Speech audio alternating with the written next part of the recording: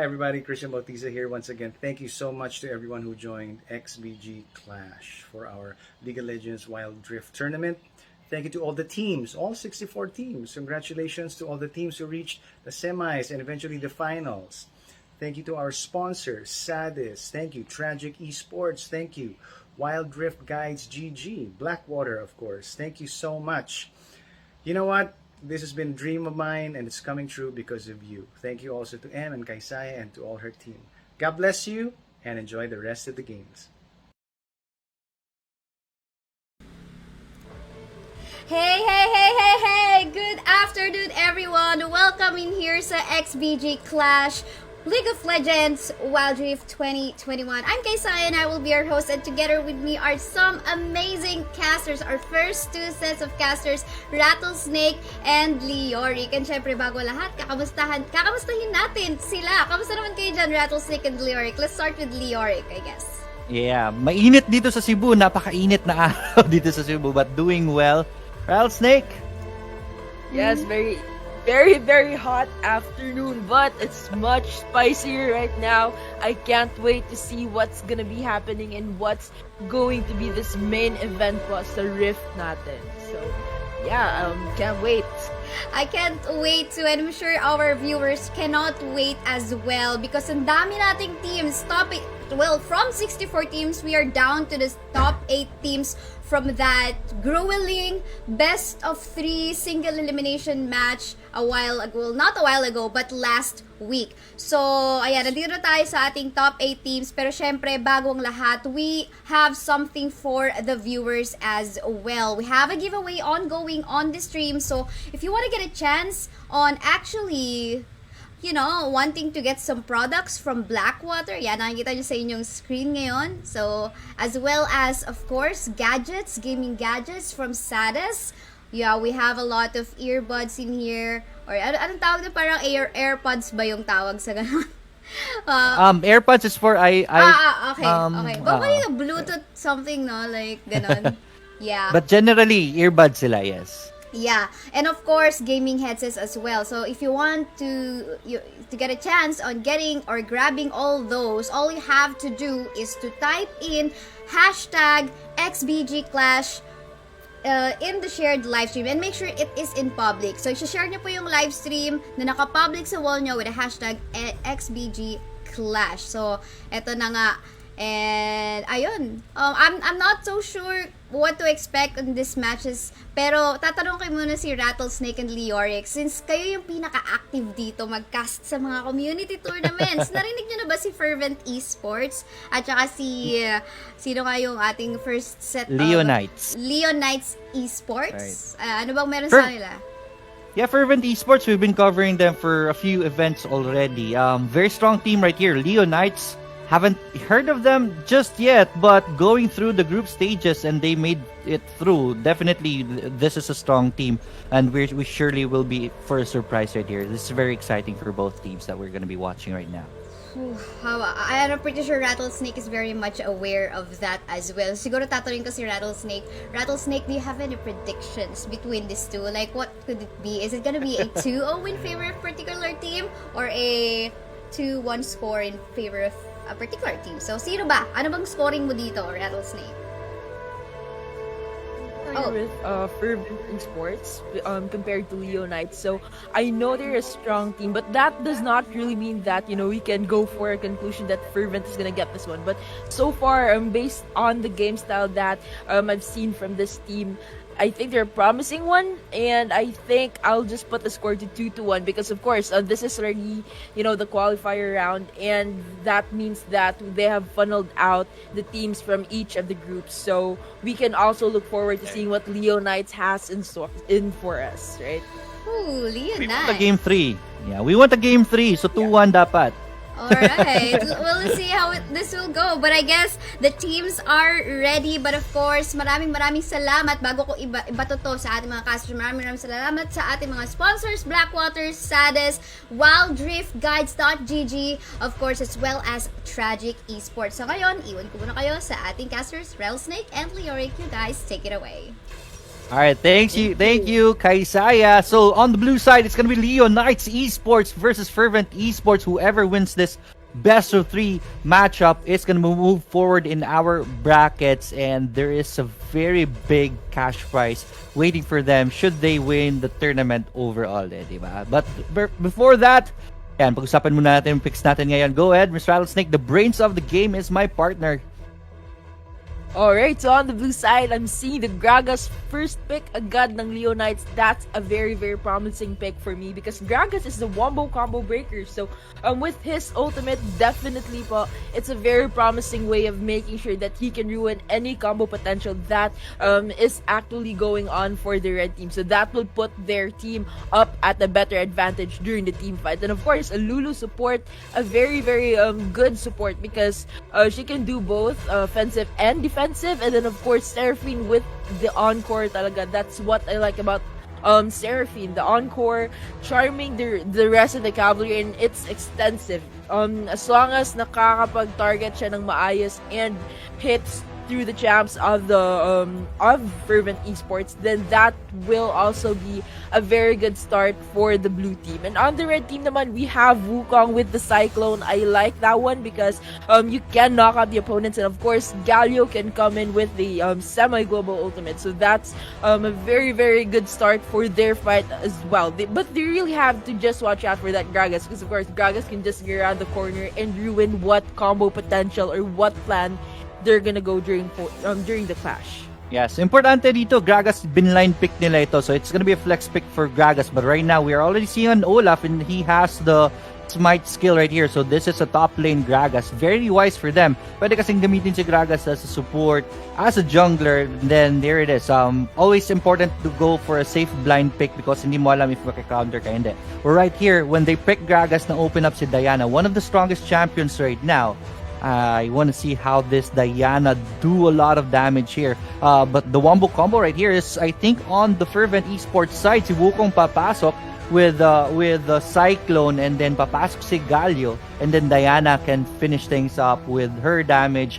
Na-nerf si Diana ng konti, pero I think Diana is still very strong. Yung attack speed lang naman yung nabawasan sa kanya after the skills, so sa passive niya. So that's still gonna be a very strong Diana, and that's why Diana is still the number 1 picks right now. Pero si Gragas kasi blind pick. That's gonna be very, very interesting. This match right here, Leo Knight Esports versus Fervent Esports. Well, ladies and gentlemen, welcome to the Wild Rift. And let's get the party started. Tingnan natin off the bat, tingnan natin ano yung early game na mga gagawin nila. If ever it's gonna be safe, we can do the rundown really quick. Papasok dito sa baba, jungler natin is gonna be protected by Lulu, the support, and I think there's not gonna be any shenanigans for both sides. So let's do the rundown. Mr. Snake, please do the honors of introducing blue side. Alright, so on the blue side, we have Leo Knights row 1 for the Corki ADR. We have Keep Distance for the Lulu support. We have Jash for the Baron laner Gragas. We have Andy69 for the Olaf jungler. And lastly, we have Yang for the mid lane Seraph.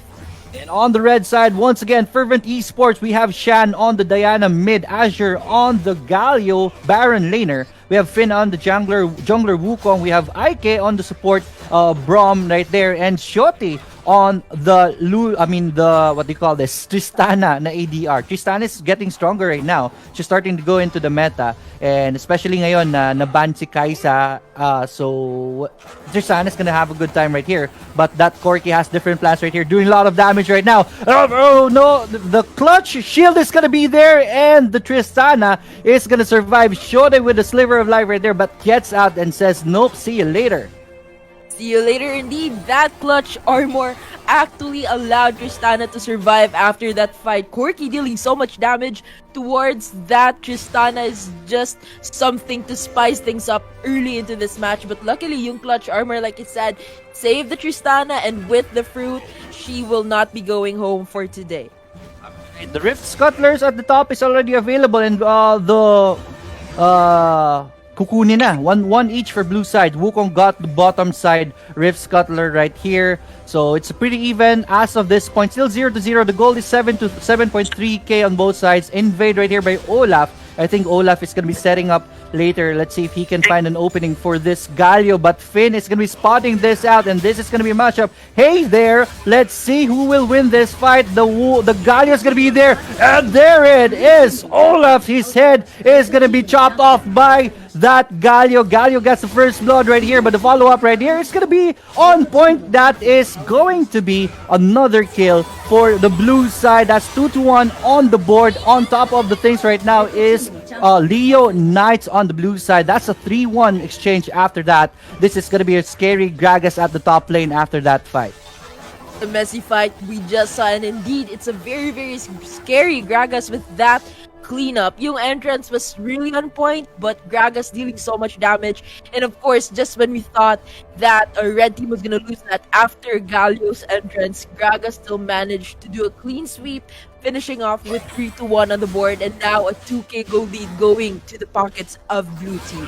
It's gonna be very important right there. There's gonna be a clash here in the mid. but flash away by the Seraphine. She is gonna survive for a bit. Oh, one more damage, but she is still out right there. Yang will survive. Good clash though. Good effort from Red Team trying to even things out, but they failed in the end. Pero titignan natin dito at the top. This Gragas is already 2-0, so Gragas is going to have a good time here at the top. Galio is gonna have a hard time right here, and just like that, look at that. It is going to be Josh who's gonna be zoning out this Galio with the lead that he has right now, and Galio is gonna have a hard time right here. Let's see how he's gonna be recovering later on. Very true. If you actually check into the goal lead, Gragas is up by 1k and already finished his rod of ages. We should be expecting a lot from this Gragas. And I think there should be a fight any minute now. Wala pa pala. Just more resets from both teams as the Ocean Dragon is going to spawn in 5 seconds. That Wukong right there tried to even things out. Gragas is already bullying the Galio right there, so Wukong has to help to equalize the lane at the top lane, because if not, this is going to be spelling trouble for Fervent Esports at this point. Leonite's doing a good job right now at the early part of the game. The Dragon is already alive, and I think there's going to be a clash right here. Red Team is very confident at this point. They're going to start it. Nope, they're just going to clear the wards right here. Blue Team will have a better position right here, but there's going to be a Deathwish setup. Seraphine knows about this. Gragas sends out the barrel right there. Hits one champion, but they are going to be poked also right. Oh, good ultimate right there by the Gragas. The fight is going to start right here, and it is going to be Brom who goes down first in the fight, and this is bad for Red Team right now. And there it is, another fight breaking out, and another win for LOD at this point. It's going to be 6-1 on top of that. 3 champions down on the red side, and this is going to be the Ocean Drake as the reward for LOD for their win and that early skirmish. And there it is. That's a big dragon right there for them. Big dragon indeed. That Gragas ultimate just killed the positioning of the Red Team, and they were punished with 3 champs down after that fight. And then of course they would be rewarded with the Ocean Dragon. And then dito sa baba, we're gonna be seeing the first turret taken down by the blue team, but there's gonna be a fight. Alright, Diana sends out the ultimate. It's gonna be on point right here. Blue side, they are losing this. 2 champions down and none on the red side, but the first turret of the game is already down. Leonites Esports are gonna lose 2 champions, but they get the objectives and they are already up 4k in the fight. Red team has a good position for a response right here to take down 1 turret of their own, and I think there it is. They are gonna be getting this. Wrap this turret up and put a ribbon on it, because this one is a gift, as blue team will prepare for the take on the Rift Herald. They may have sacrificed the bottom turret, but I think they're going to be they're going to be getting a very good position to take this Rift Herald, and that's for the board. The 3 goal lead going to the blue team, and now with the Rift Herald spawning, I think blue team's going to be pretty early for the party. Rift Herald's going to be started already, but their target is mixed. They're going to go for the Rift Scuttler first, and then they are going to go for the Rift Herald second. Red team will not give this one away, but they're already too late. Rift Herald goes to the blue side. Leonite Esports will take it, and red team is spotted right here by the Gragas, but that Gragas is already very tanky at this point. Only Gragas is defending this. Top turret is going to be targeted. Rift Herald is going to be summoned right here. Top turret is not looking so well, taking you pounding right here. Galio is going to be here, but it's going to be too late. Rift Herald is still very healthy at this point, so this is trouble for Fervent Esports at this point. Finn is going to be able to get out. Rift Herald is going to be left alone. Blue team will get out, and I like that call. A very good call indeed, and that Rift Herald served its purpose and gave a very, very good chance for them to take a second turret in the game, and of course saving the mid lane turret that Gragas was supposedly defending. That Gragas right now was very, very plump and healthy, and of course, as well as the rest of the cavalry. There it is. Brom sends out the ultimate, but it's gonna whiff right there. That's a big ultimate right there. Loss for Fervent Esports. Let's see if LOD is gonna take advantage, knowing that Brom doesn't have the ultimate anymore. They don't have any objectives available at this point. The mid turret is very juicy right here, so I think they're gonna go for it. 2 champions from the blue side is already heading towards that area, but I don't think they're gonna go aggressive. This is very tactical for LOD at this point. Very true. With their comfortable lead of 6-4 on the scoreboard and a 4k goal lead, that should be something that they can bank on into this game. And right now, they're slowly but surely choking the red team by doing split pushes and, of course, making sure that they're doing a very, very good map control into this game. Speaking of map control, there it is. Blue side is already starting to push in their wards right there at the top side. They already are putting in aggressive wards right here. They know that Fervent is at the blue buff area, but they're not gonna allow any push from Fervent at this point. But Fervent Esports very persistent at this point. Rift's gonna be taken by the blue side, and blue team are gonna choke out the red team with their jungle creeps right here. Tingnan natin, no clash at this point, but 22 seconds, papasok po ang dragon natin dito.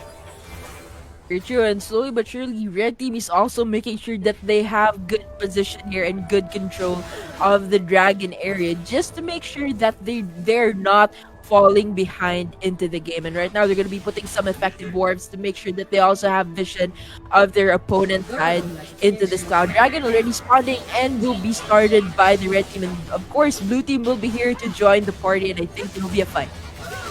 There it is. Let's see where it is. Dragon's already very low. Everyone's coming in. Brom sends out on the backlines. Pero papasok po ang package dito ni Corky, and it's gonna be a big fight. Galio sends out the ultimate right there. But Diana is gonna go down first in this fight. There it is. Tristana and the Brom is gonna run away, being chased by the Corky right here. And this will end up with a 1-for-0 trade. But it is going to be Fervent Esports successful on the take. They are already mission accomplished right here. But Galio's gonna go down. Blue team is not gonna give that dragon without any punishment. And they take 2 champions, and they take the mid turret as a reward. And that fight, 8-4 on the board.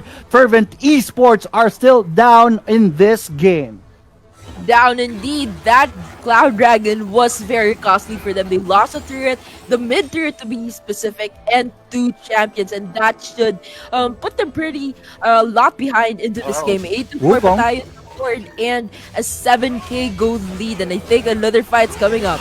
Oh, Wukong bit more than he can chew, and Wukong's already very low. He needs to get out. His teammate is already dead. Brom is going to be going down. That Tristana's already very low. Diana with a big ultimate right there takes down the Olaf, but their blue team is not yet done. They're going to go for a revenge kill right here. Lulu will be taken down. No, Galio is going to be taken down. Not Lulu. Sorry about that. And Galio is down. 2 champions on the red team. Fervent Esports, it's already down. Finn is here just to try to assess things out, but he is going to TP back home. Says he doesn't want any part of the Leo Knights Esports right now, and he is going to survive. 10-5 on the board. The Galio is still dead. 11 seconds on the board. Slowly but surely, this is Leo Knights choking Fervent Esports with that not really taking down so many champs, but they're just making sure that they will go back home, and that will consider that they're able to open up chances to actually go for the push. 10-5 battalions aboard, and that's an 8k goal lead going to the blue side. 3-1 to turret count, and I think this is a very comfortable lead going to Leo Knights sa first game natin. Baron Asher is still up and about and still untouched by both teams, and they're making sure they're very strategic in their approach to take this fight. Can we request Prod to zoom out a bit so that we can see more of the battle at this point? Thank you so much. There it is. 10-5 on the board, but we're looking at an 8k gold lead in favor of Leo Knight Esports. At this point, we are how many minutes in the game? But this is very painful. Red team is going to be feeling this one out, and there it is.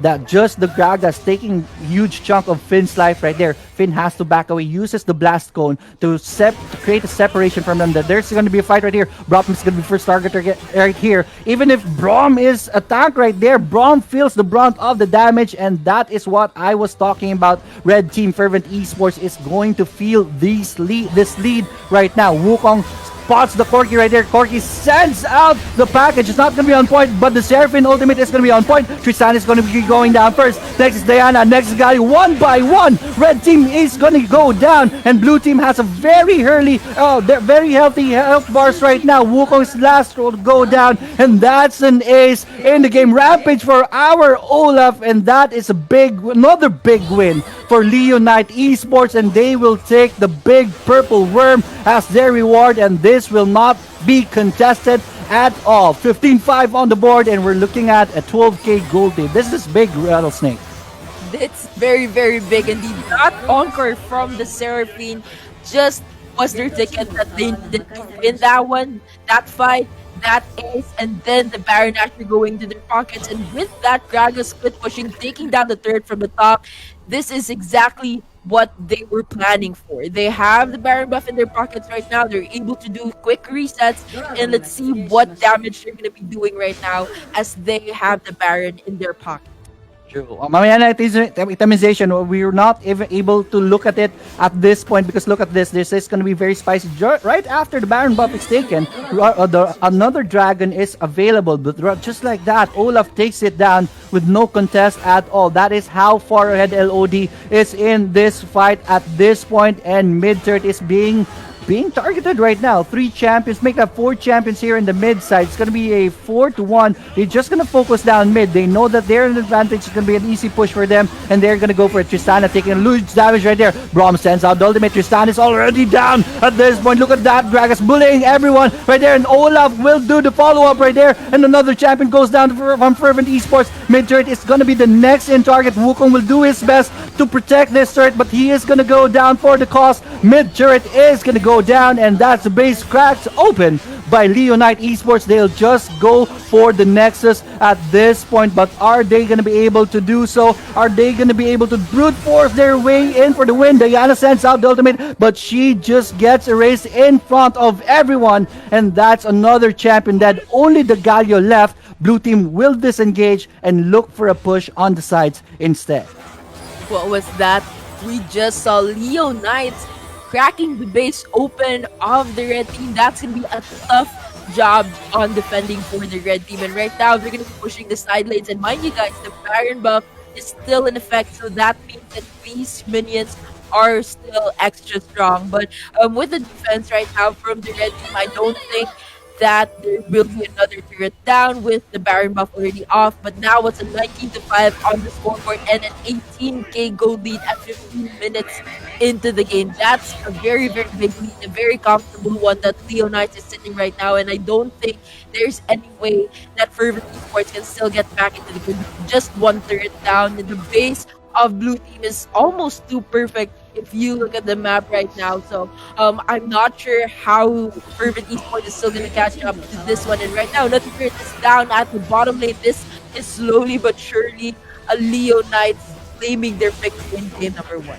They don't have the Baron buff right now, but they already were able to do the brute force entry right there. Another big ultimate right there by the Gragas. Erases the Braum right away, and they are even going into the turrets, and that's Galio going down. 3 champions on the red side is already dead, and I think this is the game. The last stand right here. Wukong is going to go down, but that's just the GA pop. Papasok si Diana with a big ultimate, but that is not going to convert into anything, and it's an easy win for Leonites Esports, showing us how it is done here in XBG Clash. Game 1 goes to Leonite Esports. What was that? An ace and a base going to Leo Knights for game number 1, and that secured their victory. 24-5 on the board, and I think that was an almost too perfect game for Leo Knights. Yeah, that was a domination for game number 1, but that's just one game. But tingnan natin ano nangyari in that game with the stats right now. MVP po natin. Who's the MVP? Is it the Olaf, Res? Well-deserved MVP right there. 11-3-11 on the scoreboard. Yes, he got a lot right there. But I would say Gragas dominating the early game. That's the real MVP for me right there. But there it is. The graph shows us the story of the game. A very one-sided story of how Leo Knights won the first game. Yes, Gragas' early game domination talaga, that was really something that Leo Knights could bank on into that game, because Gragas dominating in the early fight meant that he had so much advantage. He can confidently ruin the combos of his opponents with his ultimate, and of course that will be a very good entry point for the Ragnarok of the Olaf. So that was a splendid game for Leo Knights, and I think they surely are at a very comfortable start right now. Let's see and hope if Fervent Esports can still bring us in game number 2.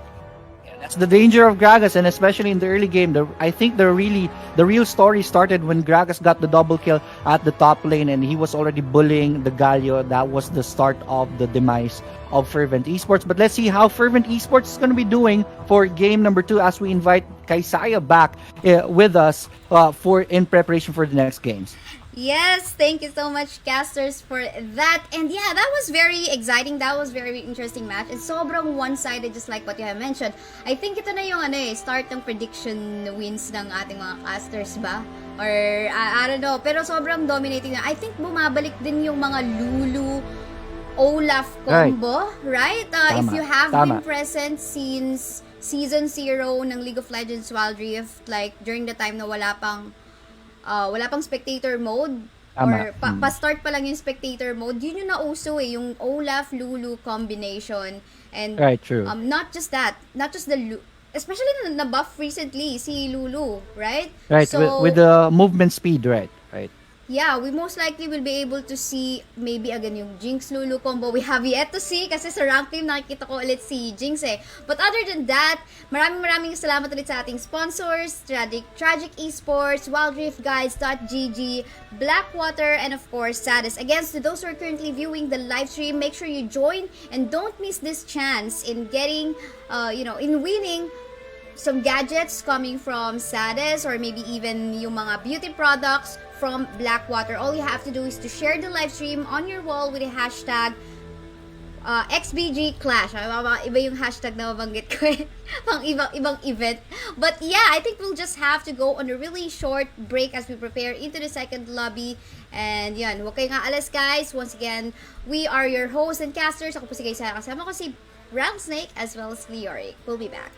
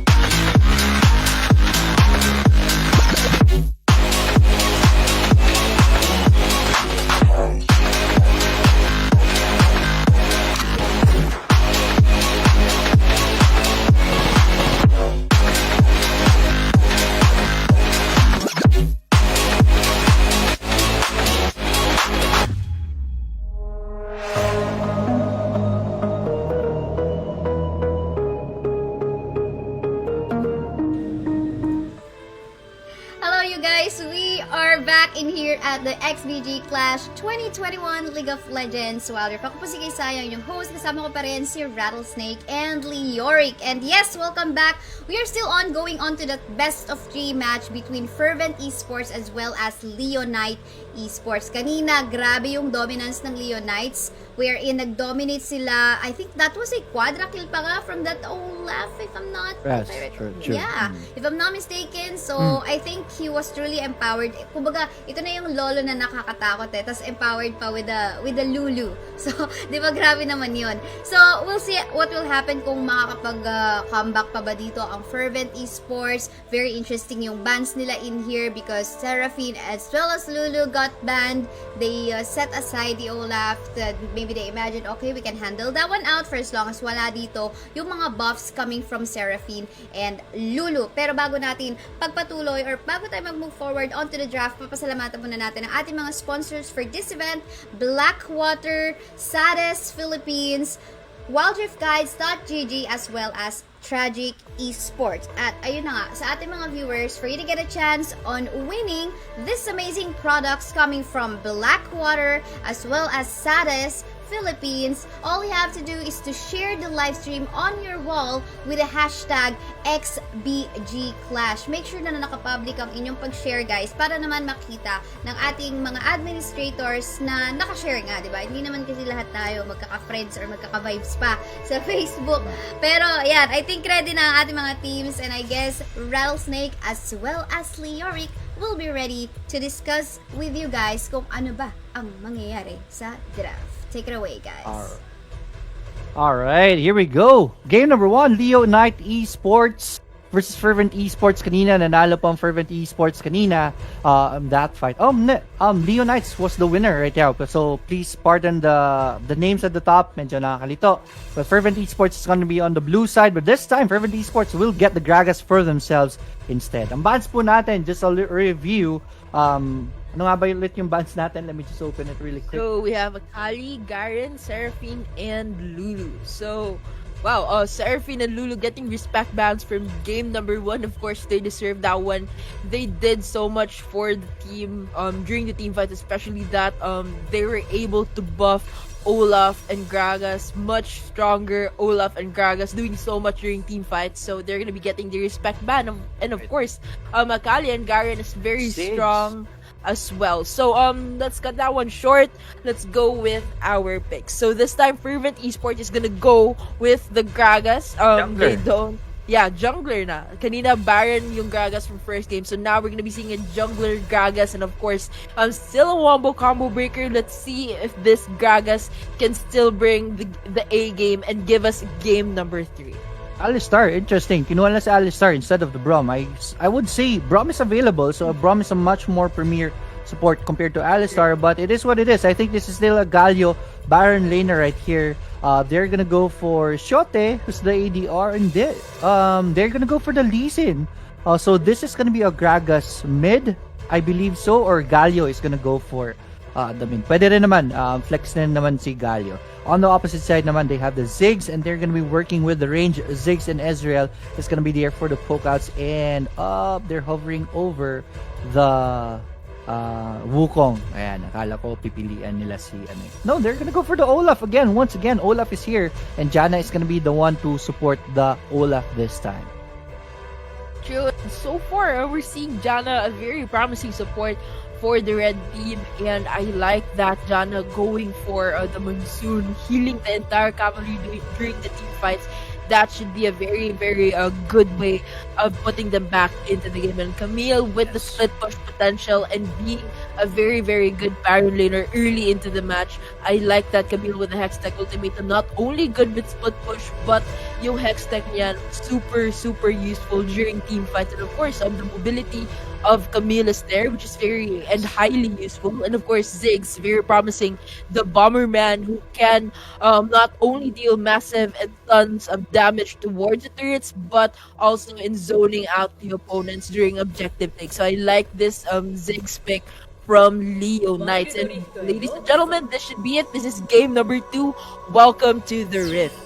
Yeah, I see the combo right here. The Leonite Esports is gonna go for is the Camille goes for the Hexix ultimatum, then Ziggs with a sure hit of the ultimate. That's gonna be what I want to look at later on in the game. Early game po natin.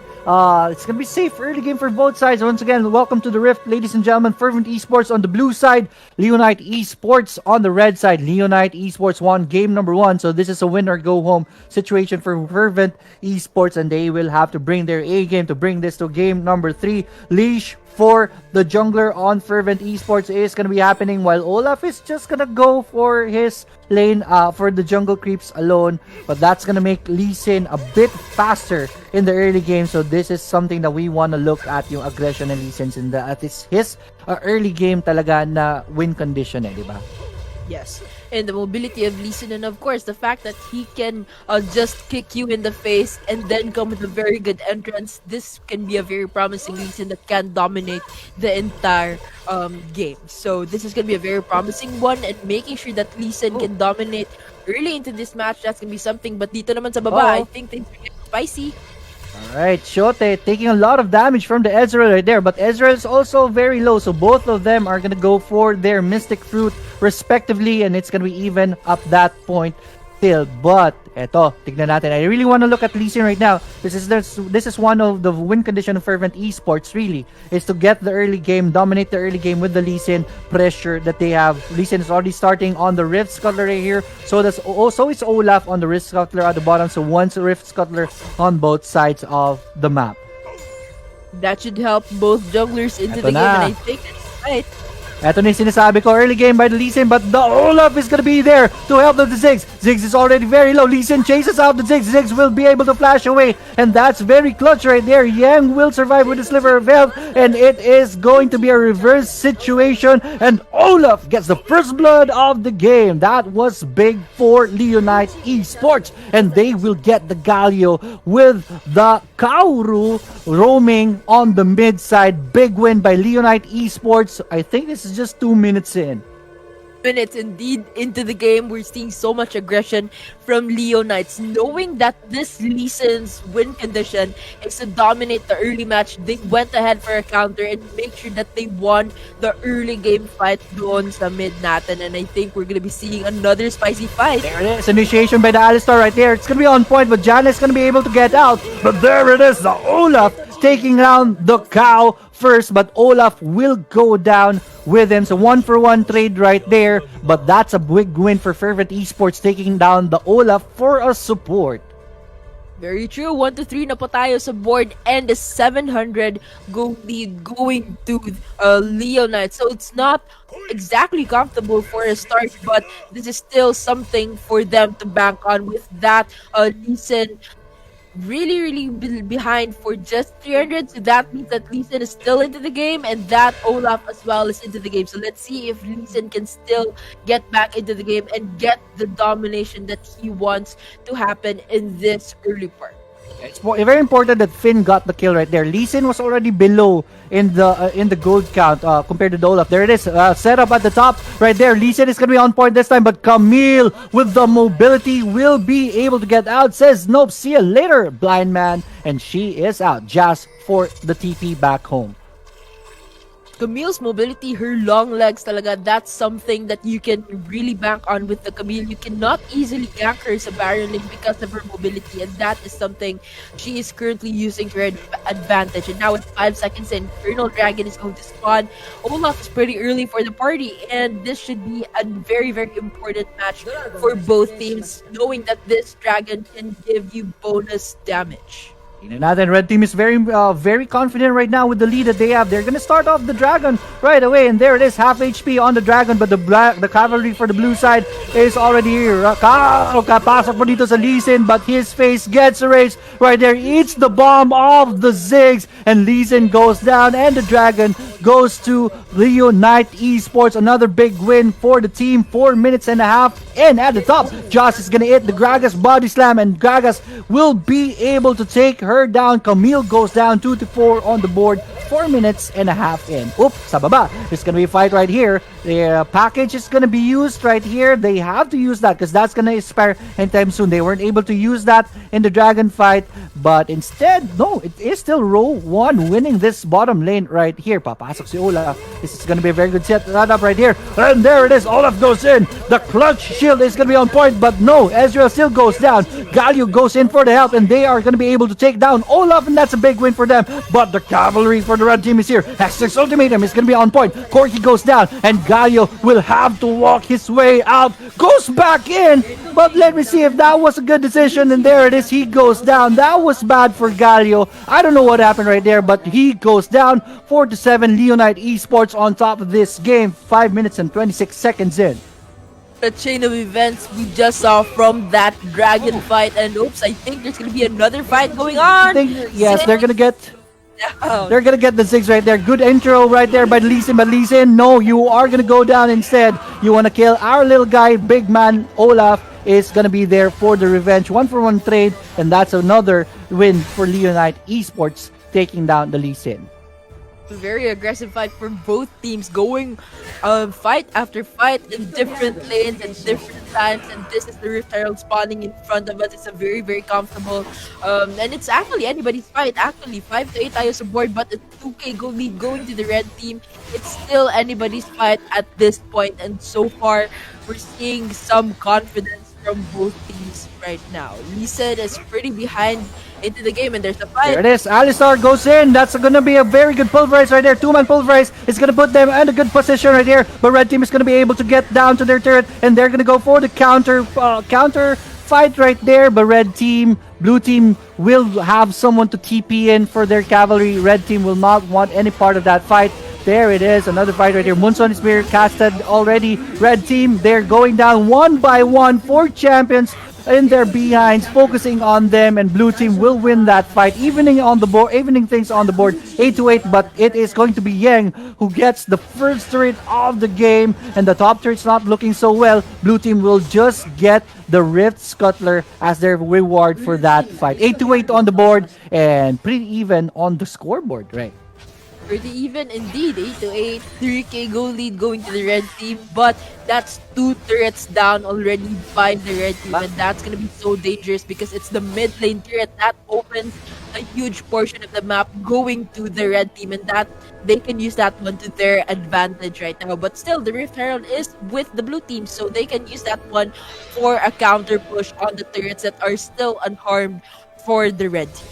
Yeah, that was a very costly fight at the top kanina. Nakita natin kasi, oops, there's gonna be fight here in the mid. Never mind that. Lee Sin goes in for the Sonic wave, but it's not gonna do a follow-up right here as Olaf is already right here. Top turret is gonna go down, and that's good space created by the red team for their teammate up the top. Camille goes for the split push and gets another turret. Already 3 turrets down to none on the Fervent side.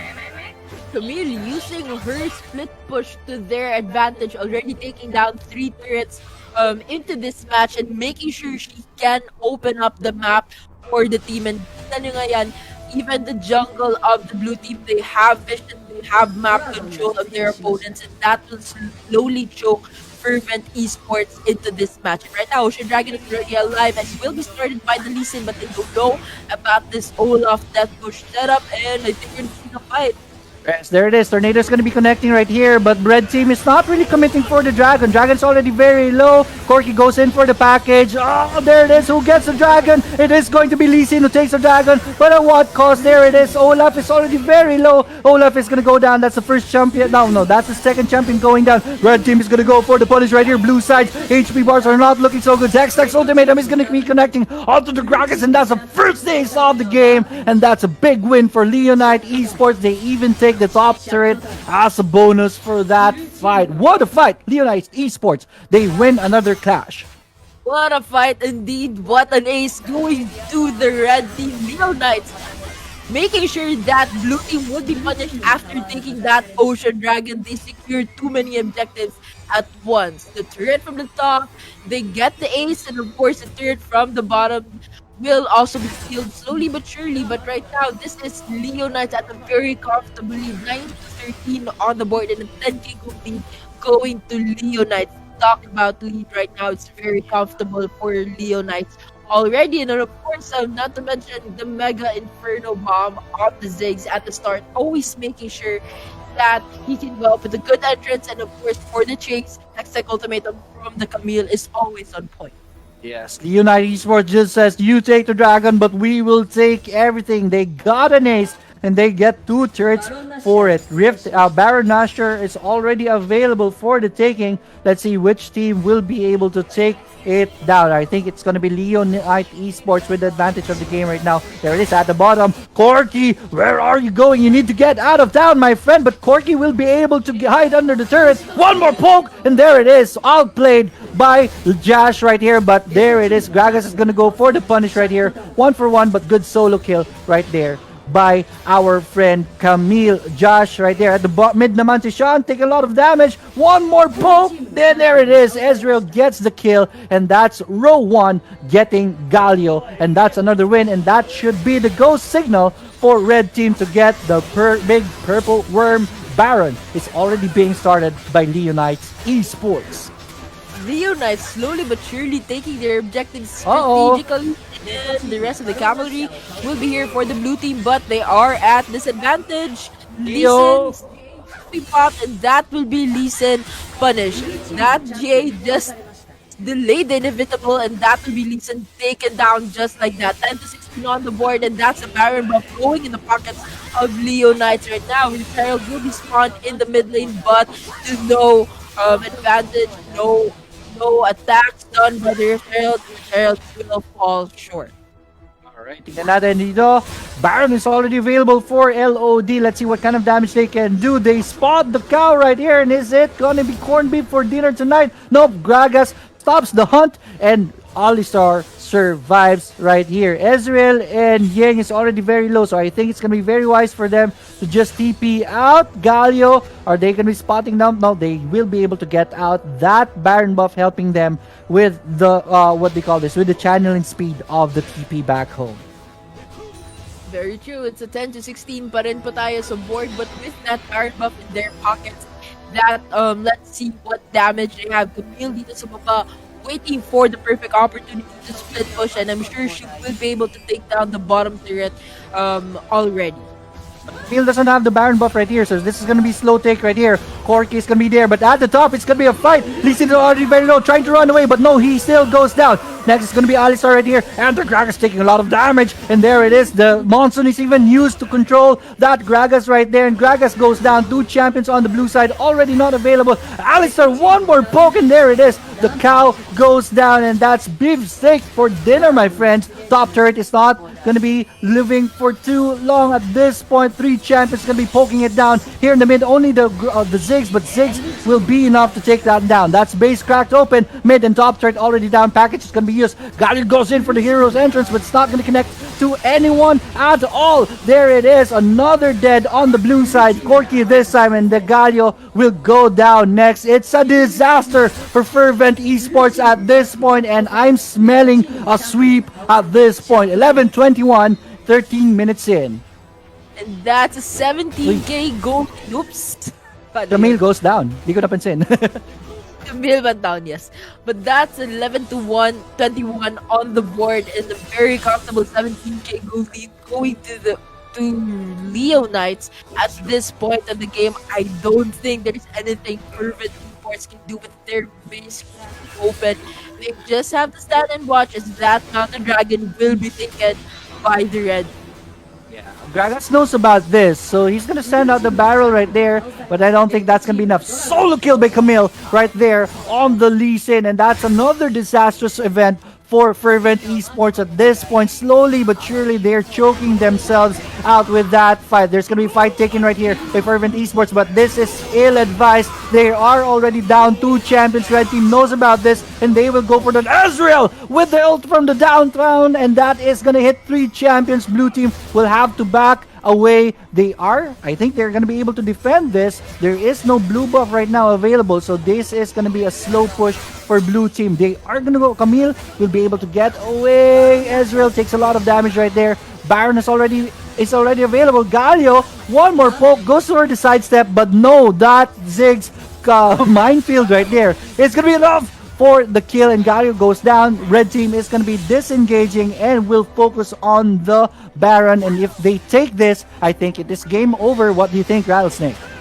I think so. This really is game over for them. Look at that Ziggs doing solo and zoning out the champs, making sure he has control of the lane, creating space for the rest of his teammates to go for the Baron take. And there you have it, the Baron Nashor gets taken with no contest and going to the pockets of the red team. And I think that was a mission accomplished for that Ziggs, zoning out the opponents and taking the Baron buff in their pockets. Let's see what damage, and I think this is going to be the last stand that Fervent Esports will have into this match. 11 to 24 is aboard, and it's a 20k gold lead. This is a very comfortable lead already for the. I'll call it. This one is over, my friend. At the top, they're even delaying. I think they're gonna go for TPs right here. Olaf is gonna be going in. There it is. TPs are coming in. Olaf is alone, just bullying everyone in. And I saw that from a mile, and there it is. Galio sends out the ultimate right there, but to no avail. Nexus is already very low, and take a bow, my friends. Leo Knight Esports, because you deserve it. 2-0, and they are your winners. What a fight! A fight indeed. Game number 2 going to Leo Knights. A clean 2-0 for Leo Knights, and I think they deserve that victory. Right, definitely. That was a very big and clean fight for Leonite Esports. 2-0, and look at that graph right there. Just tells you the story. At the end of the game, we were looking at a 2k gold, 20k gold lead. No one, there's a slim chance that anyone can recover from that kind of deficit. But that was already a very, very out of control game for Fervent Esports. They could not get back into that game at all. And there it is, another MVP for Olaf, Andy69 for the MVP for this game. Fervent Esports are your winners. Leonite Esports are your winners. Fervent Esports, we will see you again in the next tournaments. We want to see you stronger. Heads high, my friends. Learn from this fight. Very true. Very well said. A one-sided match going to Leo Knights, and I think they really did deserve that one. Sayang lang talaga, from the start, Leeson was not given the chance to dominate in the early part of the game, so that punished the Leeson further into the match because, of course, win condition, Leeson needed to win that one, but the early game was not his, unfortunately, so they were punished. The entire team was punished for the rest of the game, and I think there was just a little this Alistar pick talaga. I think that also placed them pretty behind into this match. We preferred the Braum over the Alistar, and I think they were outdrafted with the Alistar in their side. True, definitely. So, but anyways, it is what it is. Big win for Leonite Esports. Congratulations, our friends over there. And we want to invite Kaisaya once again for this panel. Thank you so much, Rattlesnake and Leori. Grabe. So, ito na ba yung start ng natin? Like, yung prediction win rates natin? Kasi sa Icon series, yan yung mga mga uso sa amin yun eh. Okay, prediction win. But then again, tama yung sinabi ni Leori. Just come back stronger, and I guess this is a one step moving forward, no? Like, I mean, out of 64 teams, imagine you are part of top 8, so that's something big. And not only that, you get to see your team name be in the same banner or poster together with some Icon series teams. So that's something that I think like talagang achievement na malalagay sa inyong kanya-kanyang portfolio. But that was it. Basically, it is gonna be Leo Knights Esports moving forward sa ating semi-finals round that is gonna be happening tomorrow. Malalaman natin kung sino mga kalaban nila because Action PH versus Galaxy Racer has yet to happen. And etong dalawang teams na to, nakita na natin to from North Luzon Icon Series group stage. And ayun, excited lang akong tanungin ngayon, no? Rattlesnake and Leori, kayo ba from during the Icon Series stages, meron ba kayong, or maybe, sige, let's just go into the now. Between these two, kanino kayo nakapanig? Rattlesnake, I'll start with you. Ako talaga yun na. That's a tough decision, Both teams are very promising. They're very strong teams. So far long, I've seen Galaxy Racer more than Action PH, and I've seen the Yes. growth of this team. I've seen so much potential from the champs, from the players themselves. So, I'm gonna go with Galaxy Racer since I'm more familiar with their game style compared to Action PH. But that does not mean that Action PH is not strong. They're also a very promising team. They have good champs. They have a very strong lineup. Solid talaga pa yung strategies nila. So, this is gonna be a spicy fight that you all should watch. Wow. Action PH, Galaxy Racers, definitely one of the hottest matchups right here sa lineup natin. So this is definitely a must watch. Definitely. And I guess excited din ako makita yung matchup nila ulit. Kasi from Icon Series, sila rin talaga yung nagkakatalo-talo eh. And I think with the recent roster changes, very exciting to, especially sa mga fans nila. Kasi makikita natin yung mga adjustments. Kumbaga, you can imagine ano pang pwede nilang ibuga from at least up against to XBG Esports as well as Team Secret from North Luzon. But then again, mamaya lahat ng yan, we will just have to go on a really short break. Once again, kami yung host at casters. Ako po si Kaisaya, kasama si Rattlesnake and Leoric. We'll be back.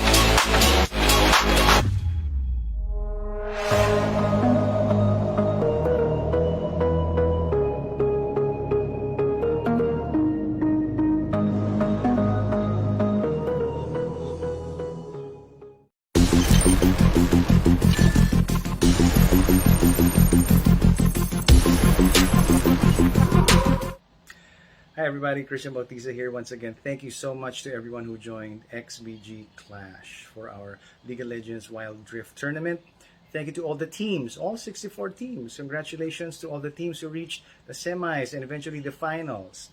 Thank you to our sponsors, Sadis. Thank you, Tragik Esports. Thank you, Wild Drift Guides GG, Blackwater, of course. Thank you so much. You know what? This has been a dream of mine and it's coming true because of you. Thank you also to Em and Kaisaya and to all her team. God bless you and enjoy the rest of the games. Enjoy the rest of the games nga naman talaga from XtianBautista. Once again, we are back in here at the XBG Clash League of Legends Wild Rift Tournament. At kami pa rin ang inyong kasama for our second series. Ako si Kaisaya, kasama ko si Rattlesnake and Leoric. At handa na ang aksyon at ang Galaxy Racer dito para sa ating second series. Kanina, ang pareho nating casters dito, medyo talaga hati. Na-feel ko na nahirapan sila sa question natin. With regards to kanino ba talaga yung prediction nyo. Kasi ito na lang talaga ang makakapagsabi. Pero syempre, alam ko guys, excited na kayo sa panonood ng ating laban between these two teams. Pero syempre, pasalamatan natin muna ang ating mga sponsors na sumuporta sa ating event. Tragik Esports, Blackwater, Sadis Philippines, and of course, WildRiftGuides.gg. At kung gusto nyong manalo guys ng mga amazing giveaways coming from Blackwater, tulad na lang ng mga beauty products na ito, as well as, of course, itong mga gaming gadgets coming from Sadis Philippines, all you have to do is to share the live stream on your wall na nakapublic with the hashtag XBG Clash. So, maikli lang naman, napakadaling alalahanin. Basically, yung acronym ng XBG, parang XtianBautista Gaming, pero hindi talaga. May meaning talaga yan, guys. Ang meaning yan ay Extreme Battle Gaming. So, yun, akala nyo, XtianBautista. Pero yun, so I guess, di na natin papatagalin pa kasi ang mga teams natin mismo ay ready na. Ready na ba kayo, casters? Yeah, kanina pa. Kanina pa sila ready, handang-handa na. At eto na, iwan na natin muna ang floor kay Rattlesnake as well as Leoric. Alright, we'll run through the bans muna. Galaxy Racers is gonna go for Kaisa and Ziggs, and Action PH is gonna go for Diana and Camille Ban. Yan. Prediction ko dito, 2-1 Galaxy Racers. Ano sa tingin mo, Rattlesnake? Ayun, another Gragas pick. Agree ako sa'yo. Kasi, we always want to see a game number 3. And of course, who does not, right? Who does not want to see a game number 3? Ito talaga yung gusto natin. The game number 3 is spicy one. And right now, on to the picks. We're seeing Gragas once again. Parang mapapagod talaga tong Gragas na to. Mag-slim siya. But anyways, this is a flex pick. We don't really know for sure. This is a Baron buff. This is gonna be a Baron Gragas. Akali is gonna be the Baron laner on Action PH. So this is gonna be interesting at this point. They're hovering over the Lee Sin. So I think this is gonna be a Baron Gragas. Pwede, may support na sila. So yeah, definitely a Baron Gragas. Pwede ring mid. No, we don't know for sure. But let's go. Gragas, Akali. This is nice. What do you think, Rattlesnake? I like the Akali mostly for the Baron because yung mobility niya, the fact that she can do cleanups during the fights. Akali is a promising pick for the team. And of course, Galio's semi-global ultimate, that is a very good follow-up after the entrance. So we just need someone who is actually good with the entrance, and that Galio can go in with no pressure at all. But they have to watch out because may Gragas naman dito sa blue side from Galaxy Racers. They have to watch out for the Wombo Combo Breaker because that will put Galaxy Racers at a better advantage into the game. And of course, considering na my Braum with a knockup ultimate, not only is he tanky, but his ultimate can initiate really well.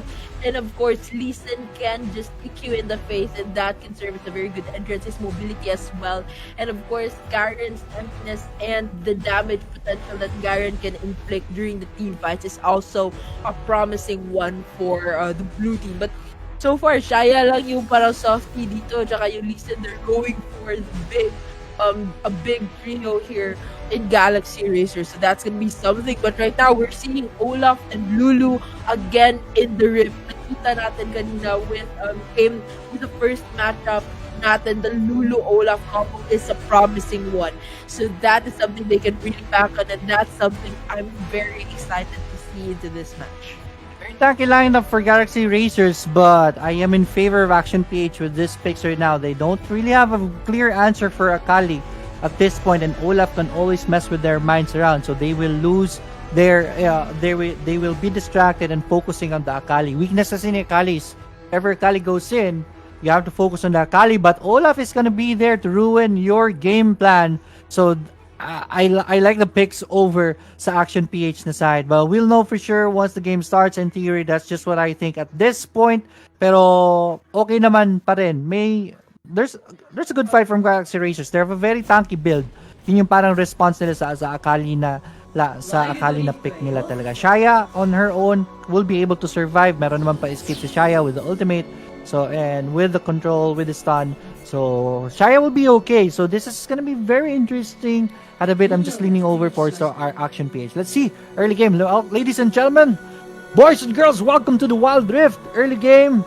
Meron pong gang up dito for the blue side, but they're just gonna be testing the waters. Let's just wanna see if someone will get lost in that bush area, but wala po. So they're just gonna go for the jungle instead. They're gonna be leashing for both of their junglers. Olaf is gonna be starting out the blue buff while Lee Sin will start over the red buff. This is interesting. Let's go ahead and do the rundown.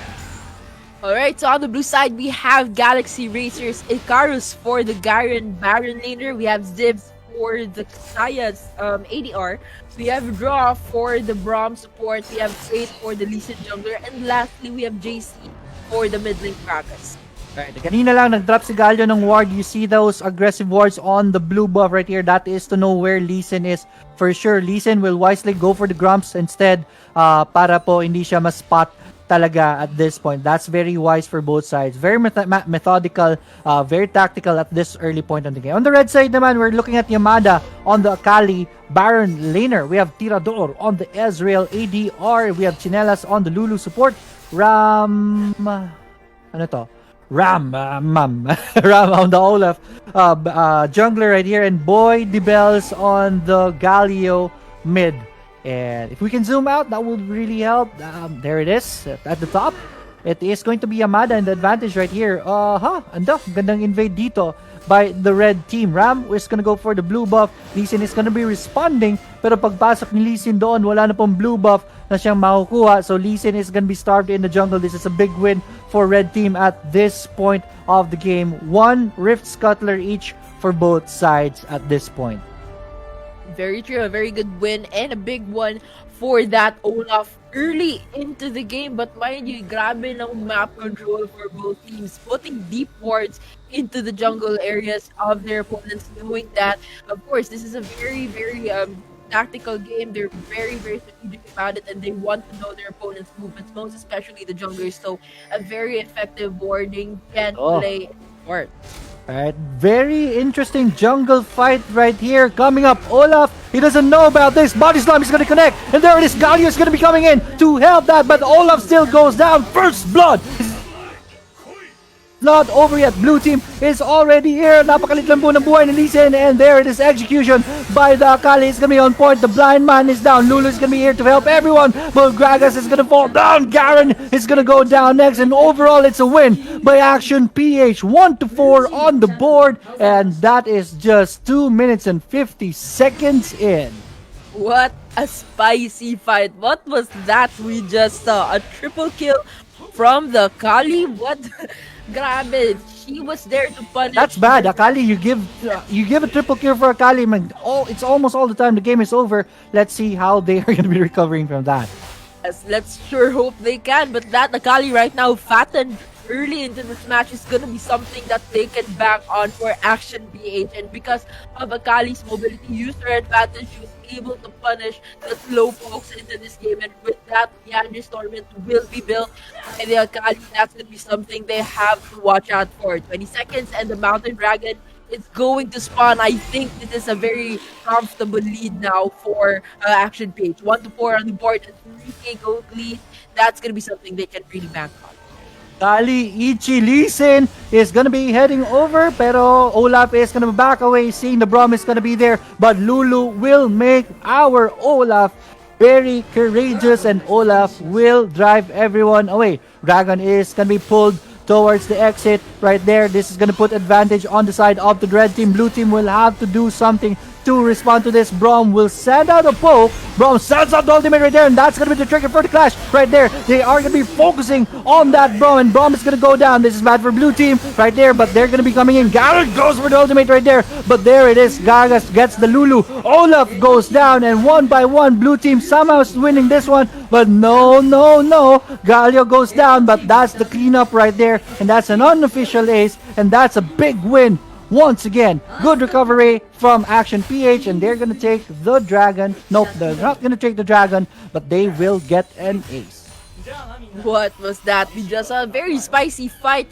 Just when we thought they were gonna get the dragon, they're gonna have the people back, and that's the dragon into safety right now, still unharmed and untouched. I think that was a very big win from Action PH. 49 tayo support and 3k gold lead, and right now, with that comfortable lead, they will start the dragon. Tignan natin, second round of the fight. There it is, good pokes onto Olaf. Olaf will have to run away. Galio sends out the ultimate, and Braum will be able to escape that one. But there it is. Ezreal will go for the Shaya. Shaya goes down, and that is gonna be the trigger for red team to take the dragon. They get the dragon, and they will get one champion down. Another win for Action PH, 5 minutes and 30 seconds in.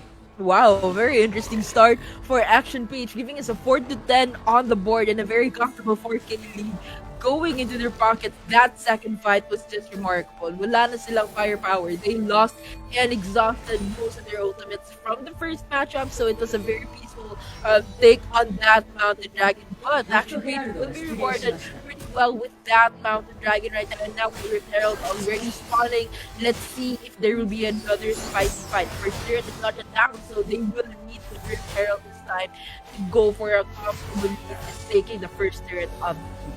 Stops are already online for both sides. This is in preparation for the Rift Herald right here. Red team has the Scuttler right here, so they have the vision advantage. Rift Herald is already being started, already half HP down. GXR doesn't have any ward in the area, so they will have to try to check this out, but they are being zoned at this point, and it's going to be very dangerous to go in. Raga sends out the ultimate, but to no avail. Rift Herald taken by Action PH, and slowly but surely they are increasing their lead in this game. Increasing indeed, and this will also slowly but surely choke Galaxy Racers further into this match. 4-10 on the board and a 4k gold lead. They have the objectives in their pocket. They are at a very comfortable lead right now, and they At the can top. one. Oops. There is at the top. There's gonna be a setup right here. Braum sends out the ultimate, but it's gonna miss on the Ezreal, and Ezreal is gonna be okay. Ezreal dishing out a lot of damage. Shaya also onto the Lulu, but Lulu will be able to find a gap, and she will be okay. No kills so far, just trades. Good trades by both sides. Trades indeed, no casualties for that. But dito naman sa baba, it's getting spicier between that Garen and the Akali. Akali at a very comfortable lead to start at, and is going to be dealing so much damage towards that Garen, and that will be Garen forced to pull back, but Olaf is gonna be started on by the Garen. But the Galio is gonna be there to secure. No, hindi. See, Olaf is gonna go down first, but Garen will be finished up. Akali at the backlines is gonna be shrouding, but no, Akali is in danger. Well, no, the turret is gonna be there to poke him out, and that's gonna be shut down on the Akali. They're not done yet. The ultimate fire the Gragas is gonna use to the zone out to push that Galio out in danger, and Galio is gonna go down. Good recovery right there by GXR. They will find some kills, and I think they will take the first turret of the game. That's a big win for them, definitely. very big win indeed, and now they'll be rewarded with extra. Oops, the fourth jab will be down. That will be Lulu. Down, and Olaf will come back for the punish and will be able to take down the Lee Sin as well. They get the first turret, but they're being taken one by one right here. Olaf goes for the execution, and the undertow is gonna connect, and that is going to be a dead Gragas right there, and that's 8-13 on the board. Good punish by Action PH, good effort by them. Turret at the bottom is gonna go down with the help of Rift Herald. Top Garen is poking down this top turret, so a lot of things happening all over the map, but we are looking at an 8-13 on the board, and still a 3k gold lead for Action PH. Right. So anybody's game at this point. We're seeing Galaxy Racers very persistent and not easily giving up into this match. 2 for 2 on the turret count. That would be something both teams can bank on. So we can't say it's a very comfortable lead for Action Page. Galaxy Racers being very competitive with the objective takes as well. In 5 seconds, Ocean Dragon is gonna spawn. We're seeing a very, very good position from the bush setup. There it is. Good job by Lee Sin escaping that death trap right there. Death Bush is not going to be connecting and Lee Sin is out. But here it is. At the bottom, sisimula na po ni Olaf ang pain. But Olaf will be able, Olaf will not be able to continue and get a kill right there. But that is blue team zoned out in this fight. Good ultimate right there by the Gragas. And there it is. Olaf will get the dragon right there. And here comes the clash. Akali is heading the front lines. And there it is. The damage of Akali. And with the Olaf takes down the Garen right there. And that's another win by Action PH. Baron is already available, but Red Team, they will want to push this mid turret as they have the priority right now, and that mid turret is a reward for their aggression. Good win by Action PH. Rift Herald, they're starting it. Nope, they are gonna go back home. That's a wise decision right there. Very wise decision indeed. They were just from a matchup and they're not in good position to go for a fight for that Baron Asher thing. So they have to take this strategically. And right now, we're seeing a very comfortable lead going for Action Page. 8 to 14 on the board, a 5k gold lead, and the map control they are displaying. They have maps all over the jungle areas of their opponents, and this will surely show Galaxy Racers further into this match. 2 to 3 times. Yung items, Yung items, Ezreal already has the Triforce, already has the Muramana, and he has a 2k gold lead over the ADC of the enemy, which is Shaya. So that Ezreal is in a very big position right now, and I think Action PH will be able to take advantage of that as they put pressure on the mid lane. Gragas will do his best to push to cancel out the push from the red team, but red team, they're very confident in the fight right now. Confident indeed. Tingnan natin if there's gonna be a Baron National Player now as both teams are pressuring the lanes and making sure they can make a very, very good to start that Baron. Tingnan natin. Let me just turn off this one right here. Alright, at the top, Galio alone. They're just setting up for the Rift Herald. They really, the Baron Nashor right here. This ward is gonna be spotted. Draw is gonna be spotting the team out. We'll just try to assess the position of the red team right now. At the bottom, Garen is clearing out the way. Priority is still in the mid. Olaf is trying to get some pickoff. They really want to get a pickoff before they want to get this Rift Herald. They have the lineup to do it. So let's see how they are going to be able to complete this. True enough, and Akali will be at the bottom distracting Garen. Well, so this is going to be a very, very competitive play from the Akalian right now. They're still pressuring, still playing strategically, and waiting for the perfect time to take a very good fight to create an opening for them. There's a big clash right here. Olaf is going to be initiating, and Lulu is just behind that Olaf to help the Olaf if needed. There it is. Olaf is already very low, but the Lulu ultimate is going to be there. Overgrowth is going to be on point. Olaf is not done yet, but red team, they are going to go for the chase. Pero blue team will wisely disengage and no kills, no trades with that clash. But Ezreal, let's see. It's a start na nila. But this is very, very risky. I don't recommend this, but red team is going to go for it anyways. But I think they're just going to be baiting this out. They're going to go for the turn right here. Akali is going to be in that area. Akali goes in for the shroud right there. Masisipa po siya ni Fate right there. And red team will... Oh no! Gragas with the big ultimate right there. Hits 2 champions. Galio goes for the Q right there. But wala pong kills right now. Akali very low, will be forced to TP back home. But there's gonna be a fight. Oh, Gragas will be able to stasis, but I don't think Gragas is gonna live for long. And 3 champions now focusing on the Garen. Garen very tanky at this point, but blue team will be able to push the mid turret. That's a good exchange right there. That's a good trade right there. Pero magfa-flash away po Shaya. Those are summoner spells being used right now by Galaxy Racers. This is bad. Gary goes in for the taunt, but will not connect. Galio is taking a lot of damage at this point, but Shaya, you need to get out of town, my friend. Shaya is being focused on, and Shaya is down. Lee Sin will try to create space right there. Gets the Mystic Fruit, so he is now quite healthy. Pero, nope, Lee Sin, what are you doing, my friend? You need to get out, but the dragon is already available. Lee Sin with half HP down. I don't think he will be healthy enough to take this, but let's see if he can. And there it is. He eats an axe in the face and goes down. Ezreal gets the Drake, and that's another win for Action PH. Top turret goes down. What was that we just saw? I thought Action Page was gonna lose that Baron fight because they exhausted their ultimates.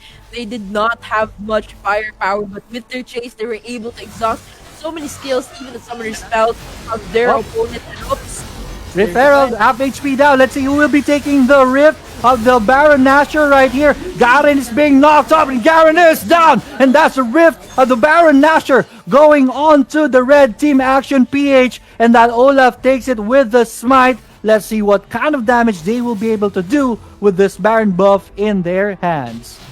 what was that? Grabe. Action PH, very persistent with their strategy, making sure they exhaust all the firepower of Galaxy Racers, going for the Dragon and then going for the Baron Nashor, securing both objectives in their pockets. That was a very smart display of putting their strategies to an A game into this match and putting Galaxy Racers further behind into this game. 8-18 pa tayo sa board and a 6k co-lead going to Action PH. It's a 4-3 sa turret count but 3 dragon buffs in the pockets of the red team. And right now at 15 minutes into the game, we should be seeing and feeling the effects of these dragon buffs in the pockets of the red team, and especially that Baron buff. Let's see how they're gonna use that to their advantage. Garen at the top is alone right here. No, hindi. Si Akali is gonna be alone. Oh, the outplay right there. Lizzie goes down. Garen will silence that Akali, but Akali will be able to get out. What an outplay right there. While at the bottom, there's chaos, my friends. Never mind that, as another champion on the blue side goes down. 3 champions dead. Pamubuhay po si Gragas barely, but bottom turret is not gonna have the same fate, and that is base cracked open, and red team is gonna go for the kill here on the Nexus. Take a bow, my friends. Action PH wins the game. Wow, what was that? A very clean game from Action PH, securing game number 1 in their pockets, and I think that was a very very spicy matchup for both. All right, big win for for Action PH. Tignan natin, MVP is gonna be another Olaf. Olaf for 3 straight games is our MVP, my friends. Olaf and Lulu is back in the meta. Let's check out the charts and let's see what the story was. But I think it's gonna be looking one-sided, and there it is. At a certain point, medyo nakabawi ang blue team around the 8-minute mark, but Action PH really took advantage of their lead in the game and erased everything after that. Big win for Action PH. Let's see how Galaxy Racers are gonna get back in game number 2, which is gonna start in a bit. Let's invite Kaisaya back into our panel. Thank you so much, casters! Grabe yung laban na yun. And I guess nagkaroon ng parang, alam mo yung parang memory lane going back to Icon Series North Luzon, di ba? Tama. And alam natin by history, it was actually Galaxy Racer who took that 3rd place, right? Right. From the rankings from North Luzon. And nakikita ko sa mga comments yan, nakakatuwa. Ito na raw yung parang redemption ng ng Action PH. Nagkaroon sila ng mga changes sa roster, and it's very interesting to see them kind of like parang fresh sa eyes natin ulit. And na-mention mo yung Olaf. Hindi nga lang Olaf, Lulu yung inaabangan ko. I guess it's mostly about the Lulu, mga combinations from season 1. Parang nagbabalik True. siya. And again, parang na-excite akong gamitin din siguro ulit tong si Olaf. And to be honest, parang ito talaga yung kumakana ngayon sa sa rank games din eh. So, isipin mo, ang dami kasing mga high CC champions ngayon, right? And Olaf with the ultimate, Ragnarok ka lang, hindi ka masisipa ng Lee Sin. So, ang gandang pang-counter din against a Lee Sin. But then again, game 1 pa lang naman yan. This is a best of 3 match, guys. Marami pa nga abangan, but just don't forget to take this chance. Ulitin lang natin, sa mga hindi pa nakakagawa ng ating giveaway instructions, kung gusto nyo manalo ng mga beauty products from Blackwater, as well as gaming gadgets coming from Satis PH, madali lang naman sumali sa ating giveaway. All you have to do is to share the live stream on your wall with the hashtag XBG Clash. But for the meantime, bago natin pagpatuloy ang round 2, we will just be heading on to a really short break. Mga 5 minutes lang guys. Once again, ako po si Kaisaya. Kasama ko si Rel Snake as well as Leori. We'll be back.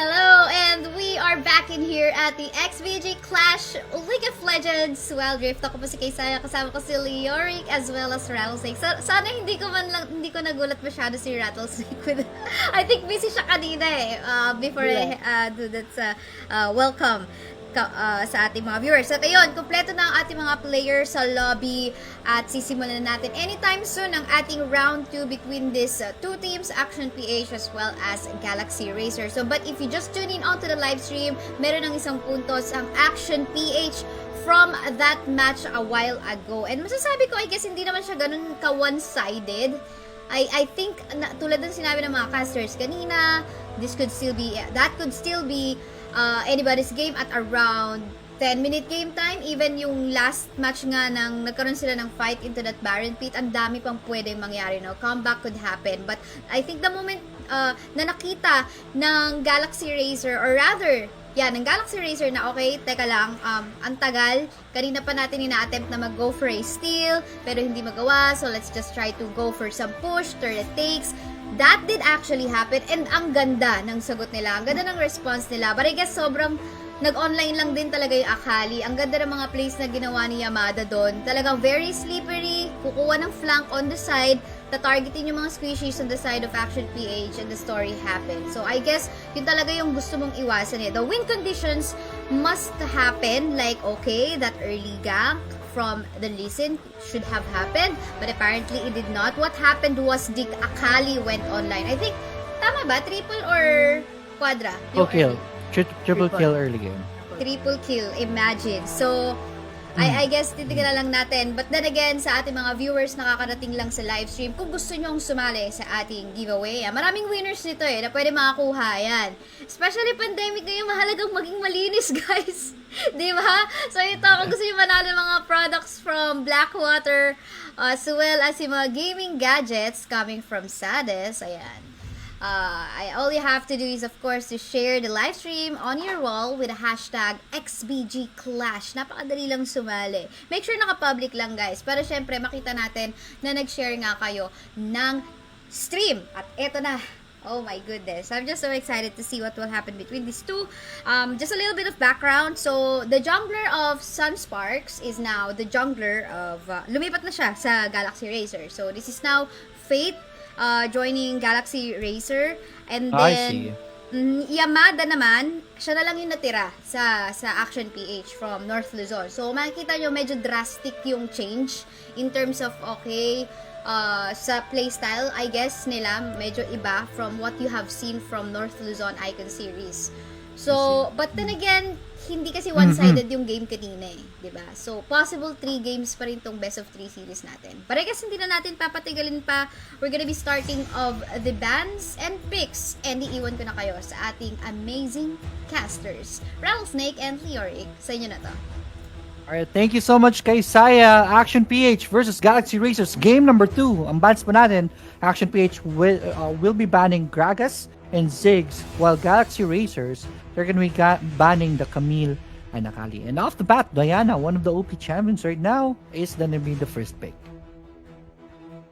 Yes, but it's going to be Diana for game number 2, going to the side of Action PH. That's going to be a very spicy start kasi hindi natin nakita yung Diana kanina sa first game. So this is going to be a very, very interesting Diana, and I can't wait to see what strategy they have to pull off this Diana sa kanilang laro. And on the red side naman, we're gonna be seeing Galio and the Kaisa. I still like that Kaisa, the late game insurance of the game. Just fatten her up the early part of the game, then you're really sure to dominate in the late game. But right now, we're seeing Olaf, Lulu getting into the meta again. This Alright, combo true. between the two, we're gonna be seeing them for game number 2. And nakita naman natin sa first game, they had a splendid display of how this Olaf should be played into the Rift. And I think Olaf is underrated. Kailangan talaga ng lots of buff and nerfs after how many patch. But still, Olaf is still showing and proving to us that he is someone you have to use in the Rift. Definitely, it's just another MVP Olaf. It's gonna be very interesting, yeah. But they're gonna go for the Ezreal's ADR right here, and Fiora is gonna be the response for the Baron. Pero wala pang Baron pick dito eh. So this is gonna be a blind pick Fiora. Pero wala namang Camille. Oh, Graves. Not really a fan of Graves right here. Pero tingnan natin. Iba-Baron lane nila sa Graves to go up against Fiora. Is that the case? Or I don't know.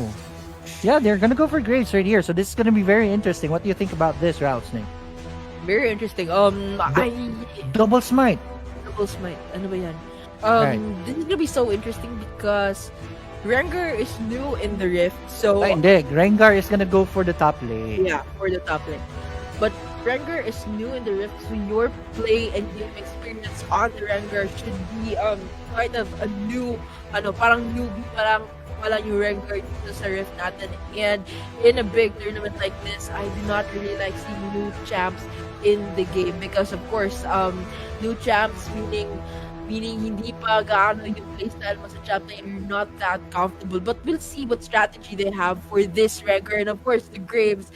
Graves is a strong champ, just not someone I like in the Rift against that Olaf. I think there are other better champs to use like the Lee Sin, parang ganon. So, this is going to be so interesting, and let's see what strategy they have to pull off these champs in the Rift. Ang strength naman kasi ni Graves, they already have the control with the Rengar, so Graves can dish in the damage. So yun yung strength naman ni Fate in this. So let's see how they're gonna be bringing this up. It's gonna be a 1-to-1 setup right here. Nope, it's not gonna be a 1-to-1 setup. Galio, 1-to-1 setup by our Action PH team right here. Lulu is gonna be roaming around. Tingnan natin.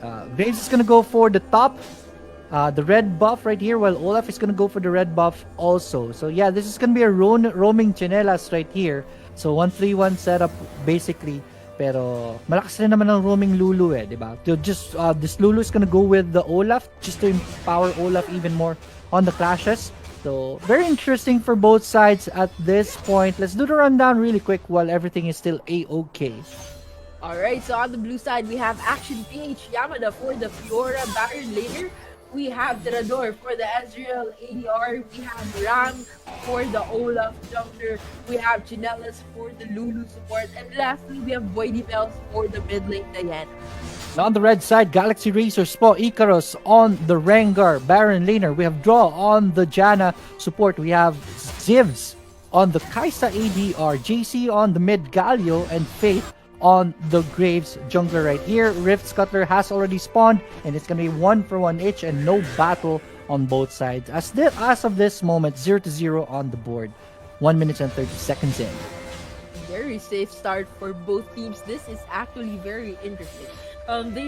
Let's talk about Quinn. They have to watch out for this Olaf Lulu combo because we've seen a massive display of Olaf Lulu sa laro na to sa first two matchups, and we're seeing very promising potential from these champions. We see we're a fight. There's gonna be a fight at the bottom. There it is. Graves hits out a lot of damage right here, but Olaf goes down at the top. That's gonna be the first response right there. Olaf goes down. Good job by Rengar to respond from that gank, and that's gonna be first blood by Rengar. What a fight so far. At the bottom naman, they know that there's no jungler right here, so they can trap these two champions in. Graves takes 1 damage from the turret, and that's Lulu down, and they are going to be able to clean up 3-0 on the board. 5 minutes in, no, 4 minutes in. 2 minutes, 29 seconds. Teka lang. Hindi ko nakita yung oras. But yeah, that's a big win right there for Galaxy Razors. 0-3 on the board. Wow, Galaxy Razors get back into the game, bringing us a very, very good and comfortable start in game number 2, telling us they've not given up and they want a game number 3. 0-3 on the board, a 2K goal lead going to Galaxy Razors. It's a pretty comfortable start for them. Yeah, 1 kill each. Nakakill pa nga si si Kaisa, Graves, 1 each, and Rengar each. So that's very good gold injected into their economy right here. Tignan natin. The next objective should be the Drake. That's gonna be spawning in the next 40 seconds. And Red Team has the advantage of the game right now. And I think they're gonna go aggressive with this. Janna is cleaning the area around, but there's a deep ward by the blue team on that blue buff right there. So that's gonna be very good. They will be able to scout everything out at this point. True as well, but the jungle area of the blue team is closely monitored as well by the red team. They have wards deep into the jungle lane, so that means that they also want to make sure that they know the movements of their opponents. And now with 15 seconds, the Ocean Dragon is going to spawn. We should be seeing a spicy fight going on in the Dragon Pit any minute. 0-3 para tayo sa board, a 2K goal lead, and right now Kaisa will be doing her reset and getting ready for the dragon fight.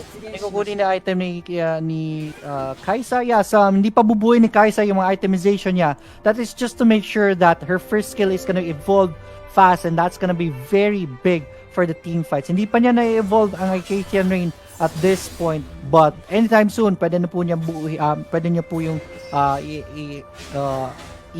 evolve, and that's gonna be a very big weapon coming into the Dragon. Dragon is already being started at this point. Tignan natin, blue team has the advantage on the Dragon. Dragon's already half HP down. Red team, are they gonna be able to respond on time? Pero dalawa lang po champions dito. It's gonna be very risky, and they will not opt for the fight. I believe so. There it is. Olaf gets the first Dragon, but in exchange, Galaxy Racers will get the first turret of the game. A Dragon for a first turret. That is going to be a win for Galaxy Racers. They have the advantage on the gold right now. They don't really need that gold. Hashtag not essential po ang Ocean Drake. So they went for the first turret instead. I like that trade.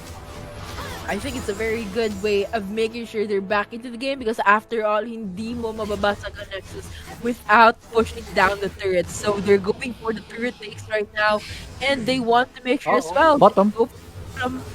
There's gonna be a good gank right here. Two champions are trapped right there. Rengar goes in. It's gonna be slowed down po dito ang Ezreal. Ezreal will be able to enter it out, but no, Ezreal still goes down. Fiora comes in to help, but it's gonna be a bit too late. Bottom turret will be taken as a bonus, and that's another big win for Galaxy Racers.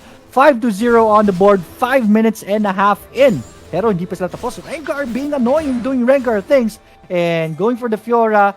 But no, there's not going to be another kill, but the swaps are already starting. Galio is going to go to the top. The ADC and support is going to go mid in preparation for the Rift Herald. Right now, they're going to be furthering their lead to the 6K gold lead going to Galaxy Racers. That's going to be 2 to 3 items advantage right now. So I can't wait. It's going to be on top. Orc na si Kaisa. Yeah, with Blade of the Ruin King already finished up, I do not recommend that Kaisa fatten up an early part of this game, because she's going to be monstrous in the later part of the game. So they have to stop that Kaisa, and right now we're seeing a free Rift Herald going into the pocket of Graves. It's going to be for free, and Rengar being focused by two champions, but Galio comes in for the punish, and that's Olaf going down action page. They wanted to do something, but they get punished for it, and they get nothing at all. At the top, Kaisa alone is gonna go for the Diana. That's a very ballsy Zivs right there, and that's because Zivs is in a good advantage right now with the gold lead. Mid turret is gonna be pressured by two champions right here. Priority is going to be taken. Rift Herald is already in the pockets of Galaxy Racers at this point, and nothing is stopping that Kaisa, and this push in the mid is already starting. almost too perfect game going to Galaxy Racers. 0-6 tayo sa scoreboard. A 6k goal lead going in their pockets. And 2 turrets down by Galaxy Racers. So the Ocean Dragon is in the pockets of the blue team. So it's still anybody's game. But with this, we're seeing right now with the scoreboard and the goal lead, it's very comfortable for Galaxy Racers at 7 minutes and a half into the game. Guys, I just bought the recurve bow. Think gagawa siya ng Runan's Hurricane dito. Pero tingnan natin, mid turret is gonna be pressured right here as the timer for the Infernal Drake is already on the map. That's 30 seconds before the Infernal Drake is gonna be spawning. Blue team, red team is gonna invade the jungle right here, choking out APH with the farm, especially sa jungler side nila, and that is Galaxy Racer exerting their dominance. Mid turret is gonna be taken down. That's gonna be furthering their position for the objective. Takes 30 seconds, mabubuhay na po ang Infernal Drake. Big win by Galaxy Racer still at this point. Very big win indeed. Slowly but surely, they're peeling the base of Action PH, and this mid lane turret down is opening a bigger portion of the map going to Galaxy Racers. In 10 seconds, Infernal Dragon is going to spawn. This is going to be the most essential dragon into this match. We're sure it's a spicy fight right now. Yeah, Ram tried to push and pressure the bottom lane, but Galio was there to help things out. Now Infernal Drake is available, and I think this is going to be the next fight. But no, blue team, Action PH will not offer the fight. Too risky for them. They're just going to be giving up, and that is a gift for Galaxy Racers, and they will take it happily. But indeed, another win for Galaxy Racers, taking the next objective of the game, furthering the lead to 8k. That's an 8k goal lead at 9 minutes into the game. That's a big lead going to them. And with that, guys, have flattened up.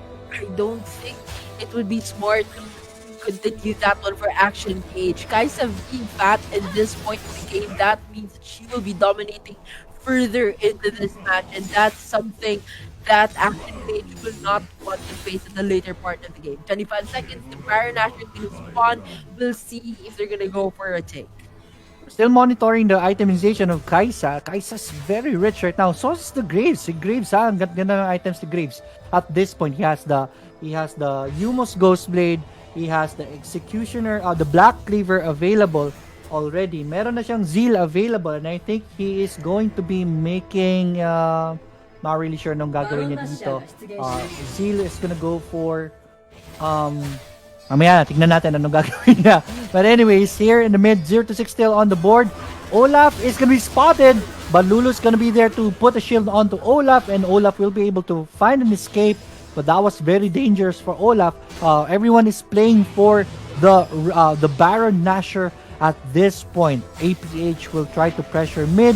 Graves goes in, and there it is. Rengar goes in, and Olaf is already very low. Survives with the ultimate of Lulu, but that Olaf will be forced to go back home, and that's the advantage. All it needs for GXR to really take this Baron Nashor. Baron Nashor is already being taken right here, but there's going to be a fight right here in the mid. Diana goes out for that ultimate right there, but it's not going to connect. It's the Acadian Rain. It's already very low, but still survives somehow. But Graves does the killing, and that is Diana down. And they're not done yet. Olaf is going to be next in the menu, and Olaf goes down. Oh, papasok si Fiora, but what are you doing it? Right there, Fiora eats everything in the face, and Fiora goes down. 3 champions dead. Red team will happily take a mid turret right there, and they're marching towards the rift here of the Baron Nashor already. Are they going to be able to take this? They're already very low, so this is kind of risky, but with only 2 champions left on Action PH side, I think they're going to be A-okay.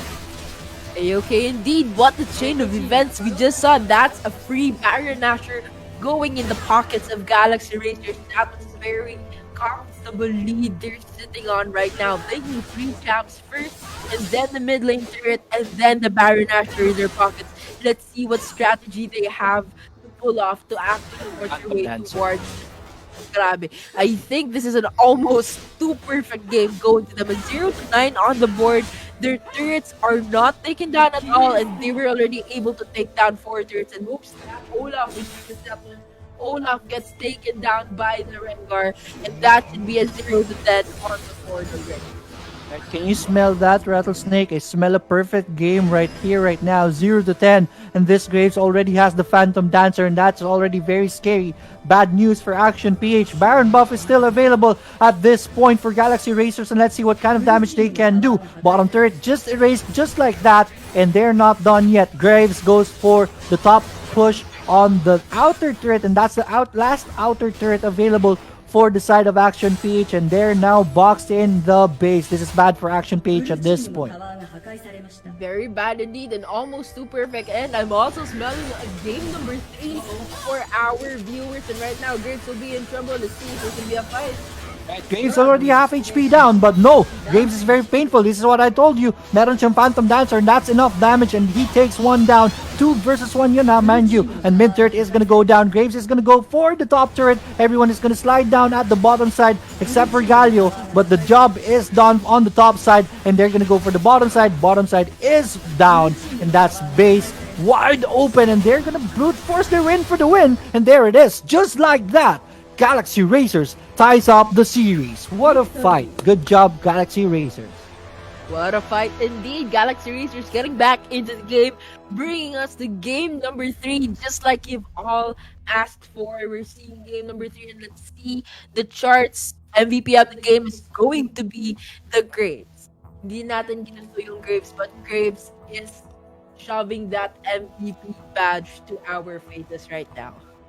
So yun yung action, I mean yun yung answer na sa Olaf Lulu, the Graves taking over the game.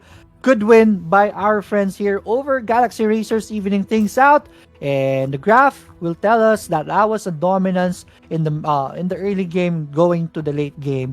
Good fight by Galaxy Racers. They brought their A game, and they're rewarded with a win. Let's go ahead and invite Kaisaya back in.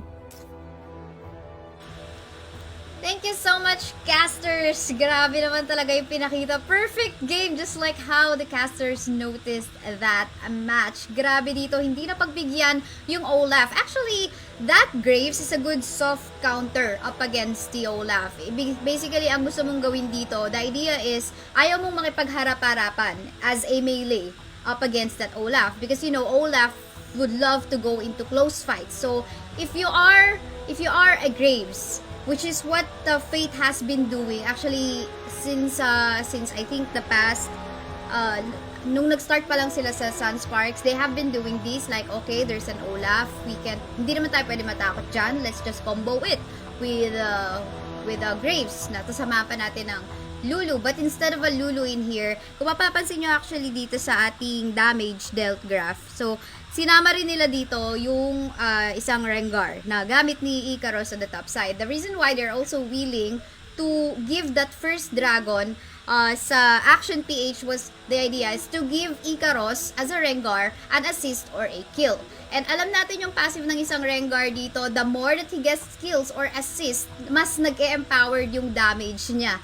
Kaya in here talagang tinake advantage nila yung early na makuha nila agad in such a way that they're just gonna be bursting down all of the champions na nandito sa side ng Action PH. And again, these are squishies. Squishy si Lulu, squishy si Diana, squishy si Ezreal, and Yamada can't do anything. Kahit pa dito, kahit mag-repost pa siya, wala na siya magagawa dahil by the time nakita natin nakabuo na dito ng Phantom Dancer kung saan makakakuha lang din siya ng shielding in such a way ma-avoid lang din ni Fate or ni Graves yung damage nitong si Yamada. And yeah, but for the meantime, grabe yung comeback dito ng ating Team Galaxy Racer. 1-1 pa nga, pero ito yung hirap later on kung ano yung answer, kung is it gonna be a respect Olaf this time? Is it gonna be what? Kasi we do know na you can't be scared about the Olaf anymore dahil alam mo how to counter it already.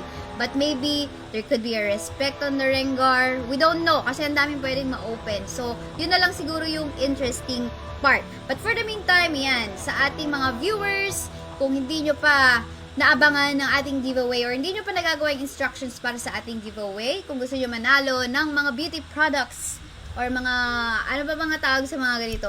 Mga pang-hygiene, ano, ganon. Yes. Yun. Yeah, mga deos and such. Yeah, mga pampapogi, pampaganda. Ayan, pwede naman yan for men and women. And also, if you want some gadgets from Sadis Philippines. Yan, gaming gadgets, headsets, and earpods. Ayan. All you have to do is to share the live stream on your wall na naka-public, guys, and make sure you add hashtag XBG Clash.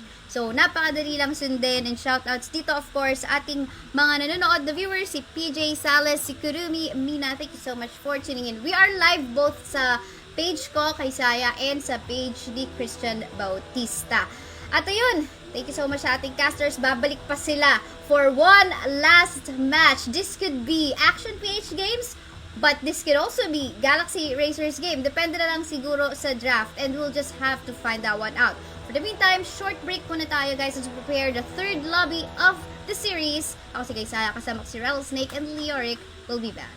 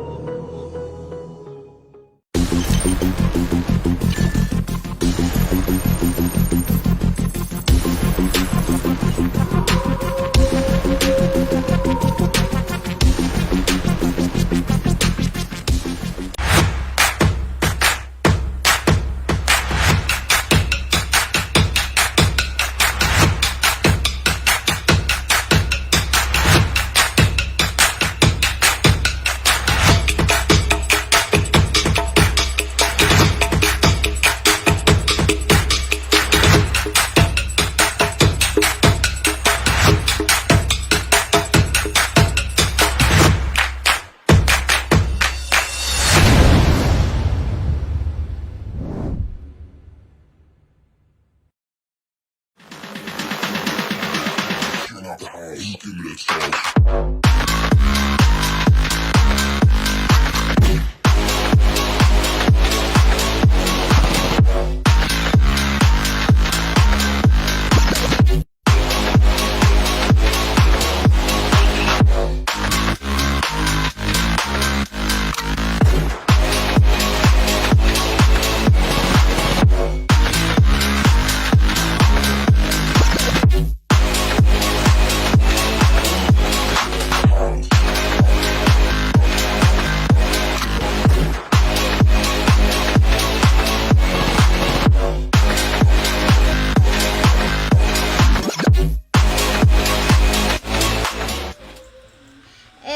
we are back in here at the XBG Clash League of Legends Wild Rift. We will still be your friends in here on the stream. I'm Kaisaya with me, our casters, Rattlesnake as well as Leoric. At ayun na nga, 1-1 tayo sa kaninang laban natin from Action PH and Galaxy Razor.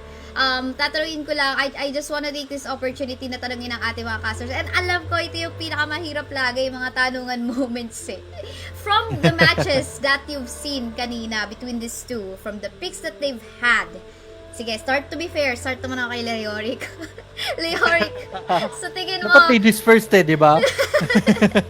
Well, dalawa kami dito, so yeah, tutulungan ka muna namin. Leoric, sa tingin mo, sino yung based sa pinakitang drafting, like how they draft, answer each other, or react, as well as the playstyle? Who do you think will get the third game for the series? Yeah. Actually, after the fight, when you broke down the picks with the Graves, with the plan na early game nila, they recognized that the opponents were very squishy, so they went for the Graves. That shows you how good Galaxy Racers are, especially sa drafts pa lang. So I'm gonna go with Galaxy Racers. Prediction ko kanina really was a 2-1 in favor of Galaxy Racers. I would say Galaxy Racers and World Peace. Wow! Parang flex yata yan ni Yorick Rattlesnake, anong rebut natin dyan? Hindi tayo makakapag-rebut because I predicted it din kanina, 2-1 for Galaxy Racers in their favor, and yes, sasali na ako World Peace kasi marami magiging bashers dyan. But yes, really, Galaxy Racers being able to adjust that fast sa kanilang draft pick, that's something you do not see every day. Kasi sometimes when you go with strategy builds, parang you do not execute your strategies right there, and then hindi palaging successful, and Galaxy Racers showing us that they were able to execute it smoothly. That is something that we can look up. So Wow, okay.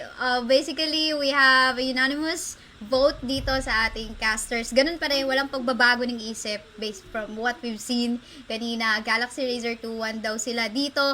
I don't know, for our viewers, let us know in the live chat, are you eyeing for Action PH or are you eyeing for Galaxy Racer to get this win? Pero syempre, bago ang lahat, guys, again, if you missed this one out, our instructions about the giveaway, we are giving away Blackwater products as well as Sadis Philippines products. So if you want to get all of these amazing merchandise, all you have to do is to share the live stream on your wall with the hashtag XBG Clash. So, napakadali. Ayan na, actually, yeah. You can see the logo right over there. Ayan, yan yung mismong itatype nyo sa inyong caption. And I guess, hindi na natin dapat patagalin pa dahil mainit na to. Kanina pa nakasalang ang ating mga players. Ready na rin sila. Casters, dapat ready na rin kayo. I'll leave it up to you guys. Rattlesnake and Leoric, take it away. Alright, ladies and gentlemen, welcome to game number 3. You guys wanted a fight. We got ourselves a fight. Game 3, whoever wins this will move forward. Whoever loses goes home.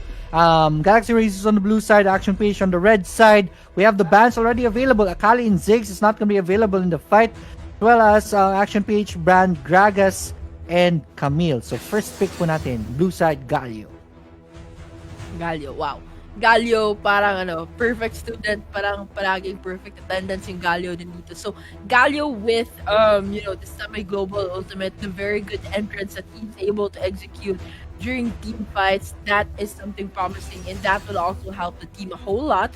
So, this is actually a very good pick from Galaxy Racers. Tingnan natin. I think, Action Page is also really thinking things through. They're gonna go with the Kaisa and the Lee Sin. Lee Sin be the late the Kaisa be the late game insurance, and of course Lee Sin with the early jungle domination to actually make sure that they can secure their victory for game number 3.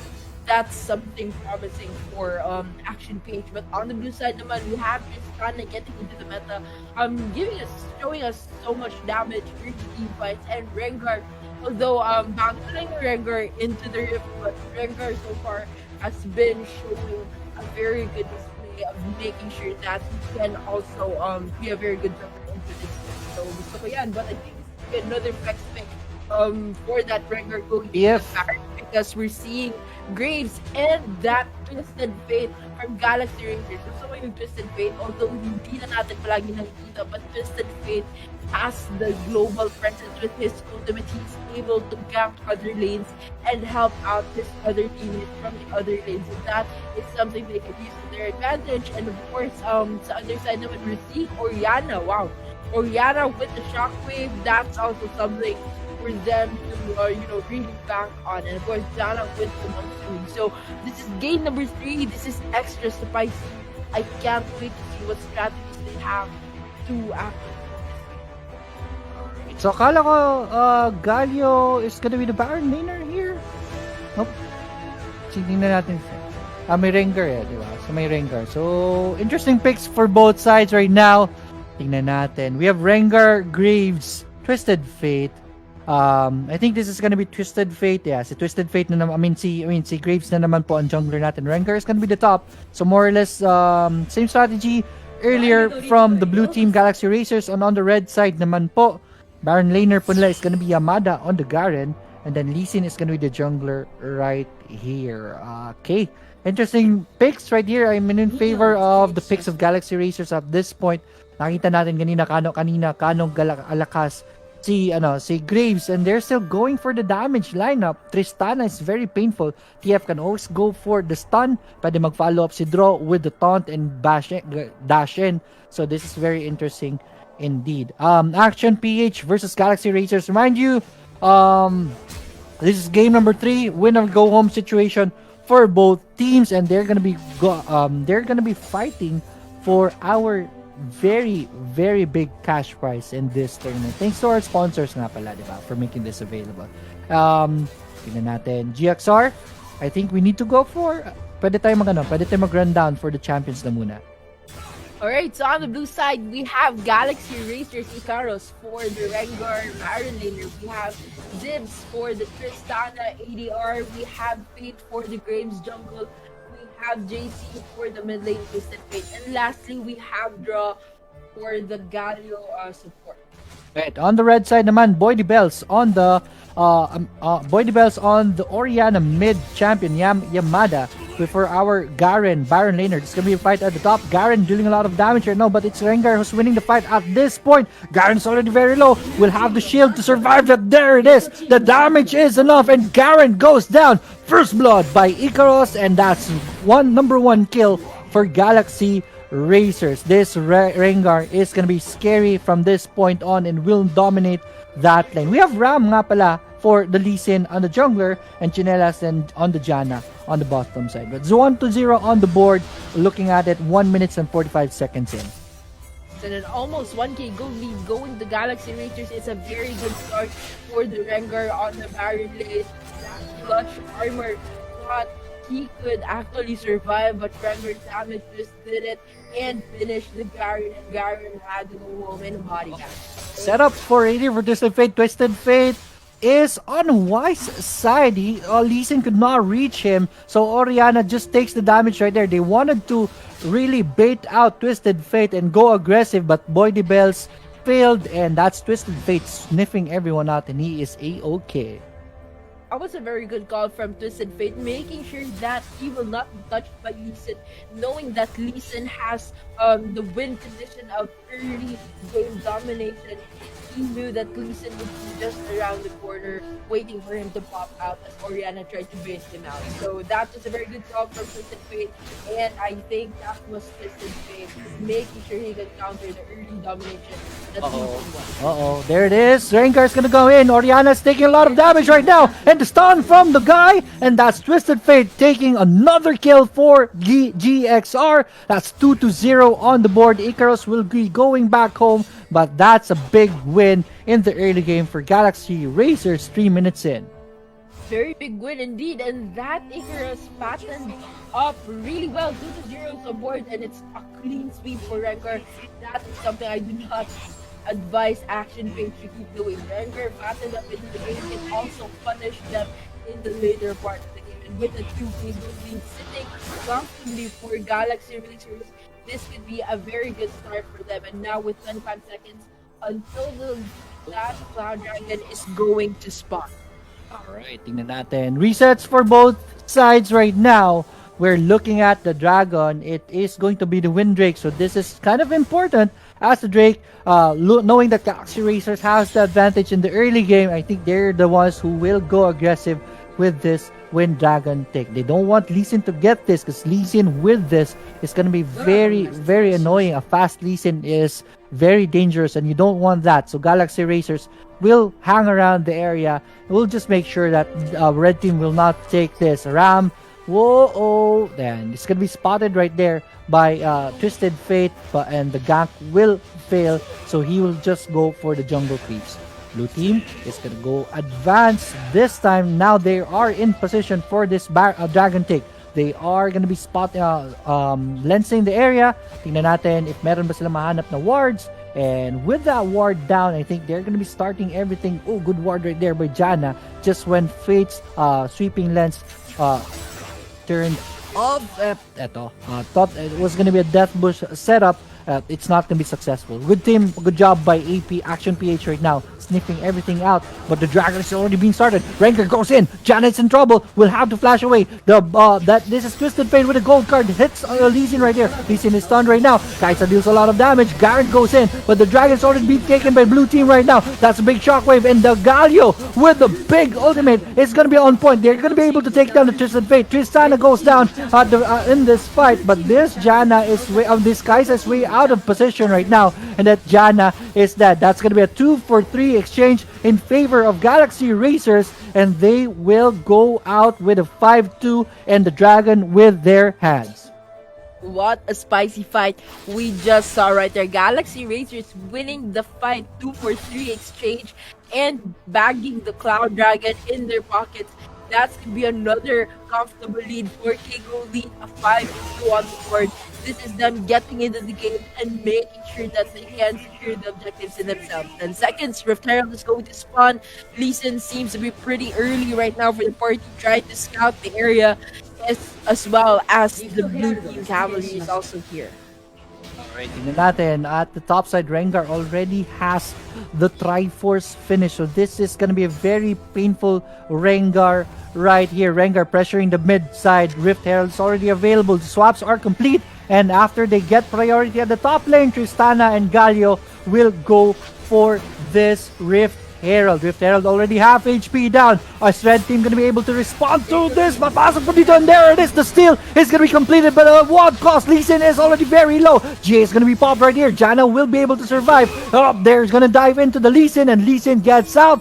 Mission accomplished. Give that man a medal, because that one's a good steal right there. What a steal by that Lee Sin. The steal indeed. For the sake of the team, Lee Sin comes in. GA will be popped, but he secures the Rift Herald, and no casualties after that fight. And that bikes up with the Kitty break, dealing so much damage. Still, but walang casualties. Rift Herald secured. First turret, mind you guys, is not yet down, so they can't use Rift Herald to their advantage. Take the first turret for as an opening for the next dragon. 5-2 on the board. A 40 goal lead goes to the still anybody's game at 7 minutes into this fight.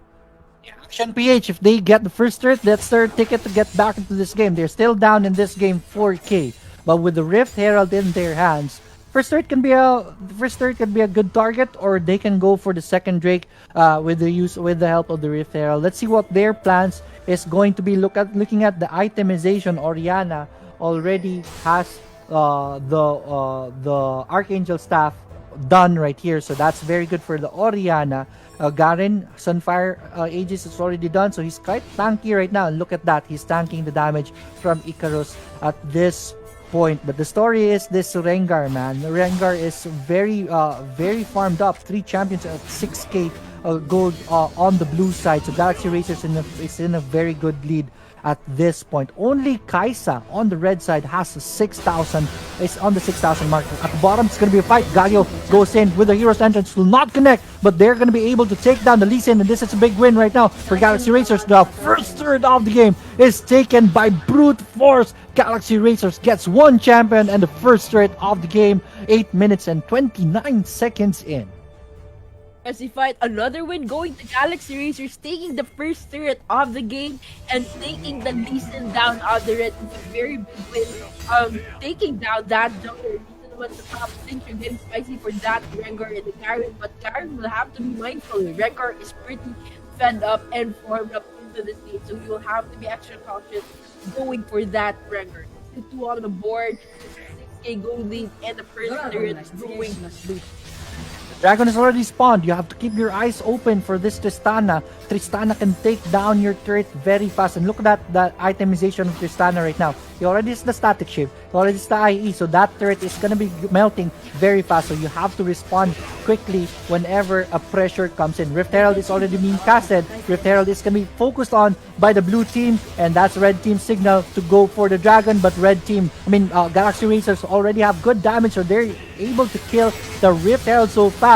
There it is. Garen is going to be tanking everything right here. Blue team is in a good position to take the Dragon. Instead, Gold Card is going to be connecting onto Oriana, but the fight is going to continue. Look at that Garen melting right in front of us, and they're not done yet. Red team. Oh no, Tristana goes in at the back lines, and that's going to be a very good kill onto the Janna. And there it is. Stasis is going to be used by that Lee Sin, but Lee Sin will melt, and this is another win by Galaxy Racers, and they will take the Dragon as their reward. They're not done yet. Twisted Fate is gonna go down with that fight. I don't know what happened right there with Twisted Fate. Bit of more than he could chew. He thought he could get the kill, but that is going to be at the very least a consolation for Action PH. But there it is, the big objective of the game. Mountain Drake goes down, goes to the side of Galaxy Racers. That is already 10-3 on the board, and an 11k gold lead at 10 minutes in. That's bad. Very bad indeed. Tristana dealing so much damage in that fight, and Twisted Fate going for his ultimate, going for the backlines and cleaning up, but I think he was overconfident and overcommitted, so he had to pay the price. He was taken down by Oriana, but the Mountain Dragon goes in their pockets, so it's still a win for Galaxy Racers. 10k gold in their pockets already. 10-3 aboard at 11 minutes in the game with 2 Dragon buffs in their pockets. That is something and a very comfortable lead that Galaxy Racer has into this game. Tingnan natin. At this point on, item check tayo.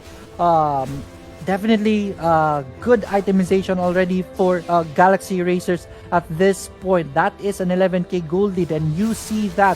Tingnan natin, si Tristana is already working on the third core item, while others on the red side are still working on their second item. Yung Lee Sin po, GA lang po ang item dito. Magagawa niya lang talaga dito is really for the steal, and that's how you shut down a Lee Sin in the early game. Just choke him out, and Lee Sin will be off already. Top turret taking a lot of damage, and that's Tristana melting the turret up there, and that's the danger you're facing with Tristana at this point. And with Lee Sin, with this kind of itemization on that Lee Sin, I don't know how they're going to be responding to pressures with Tristana right now. Lee Sin can always go in, and then Tristana can just always push him away. Look at that. They're even taking the Rift, the Baron Nashor outside the pit. That's how disrespectful, that's how strong this team is right now at this point. But they're gonna reset. They wanted to go for a turn right there, Pero hindi po matutuloy. Red team, very wise with their decision. They are gonna be stopping that pressure, that action from Galaxy Racers. It's still 10-3 on the board. Very comfortable for Galaxy Racers. Sa labas na pinipitas ni Baron. But really, they're not able to take that down. And that was a very good call. Because of course, the rest of the cavalry from the red team could have went in. And of course, like you mentioned, Lee Sin is there to steal. Papasok lang yan and then with the steal. But of course, Lee Sin right now plays a very heavy role in the match. He's the juggler. Wala makuha si Lee Sin. Right. Sorry. Right, and with that Lee Sin with just a GA in his items, that's Lee Sin being punished and so slowly, and of course the rest of the team is affected without their jungler doing well. They will also suffer the consequences. Lee Sin is hyper starved at this point. That's a stat 6 shift, that's good, but look at the jungler on the opposite side. This is gonna be a very hard task for Action PH at this point. Rengar is free to split push at the top. He's not even afraid of this Lee Sin right now. He's even fighting Lee Sin under the turret. Rengar can always escape if he wanted to. That is the Void Seeker connecting, and they're gonna be diving onto that Rengar, but Galio is here to save the day. So is Twisted Fate with the Destiny right there. Casted up, Janna will be saving the team right there. Lee Sin will survive because of that Monsoon, but this is the go signal for of Galaxy Racers to take the Baron, and the Baron is there. Rengar goes down, but the job is done. They will be resetting, and they will be setting up for the big blow with this next push that they will be doing. Rengar being so good with early game domination, he is doing good. He's split push on the top, taking down the turret, and of course, still surviving with Galio's good entrance. That was then the Baron after the pocket, and right now with the Infernal Dragon started by the team with Galaxy Racers right now very confident. Will go for the dragon and zone out the opponent. Action Page could not do anything to enter the dragon pit, and that's an Infernal Dragon, the third dragon of the game, pocketed by Galaxy Racers. This is furthering their team up, and that Look at that turret. Boom. just like that. Just, dealing so much damage to the turret, they get to take down another mid turret to themselves. Look at that. That was a 5v4 Dragon. Even with the number advantage onto the Action PH side, they could not do anything at all against Galaxy Racers, and Galaxy Racers knows about that. They're going to be setting up right here. Gali should go in, and with the taunt right there, is going to connect into only one champion. Janna will be forced to use the Monsoon to save everyone out, but that's mission accomplished. But the turret in the mid is taking a lot of damage from this Candace right now, and a little more pokes, and there it is. Mid turret is going to be going down. Everyone slides onto the bottom side, and remember, no more Monsoon available for this Janna, so this is a very bad fight to take, and that's Garen going down. And I think, ladies and gentlemen, they have done it. Galaxy Racers come back from a 0-1 deficit, and a little more pokes on the Nexus. They're just playing with their food right now. Nexus taking a lot of damage, and there it is. Orianna goes down, and a few more. Boom, and there it is. Galaxy Racers wins this series 2-1. Action PH. Valiant effort from our friends on the Action PH, but in the end, they fell short as Galaxy Racers dominated this game. What a fight. Rattlesnake, please break this down for us. What a fight indeed. And we have the MVP of the game, Tristana, dealing so much damage in that fight. But, I still think Rengar deserved so much acknowledgement from that game as well. Winning the early part of the game, taking down the Garen, and right now, it's still Tristana dealing so much damage for the team. And even sa gold lead, siya yung nasa top. So, I think we can go for the chart of the game. The chart telling us a one-sided story, most probably there. A one-sided story of how Galaxy Racers secured this game. And I think we should be inviting Kaisaya back to us. Thank you so much, casters. And this new patch wherein nandito yung Rengar and of course the Kha'Zix as well. Definitely yung mga tipo ng junglers like that of a Lee Sin, medyo sila na talaga yung napupunta dun sa downside. Kasi again, these are assassins na alam mo, hahanapin lang yan yung mga squishies.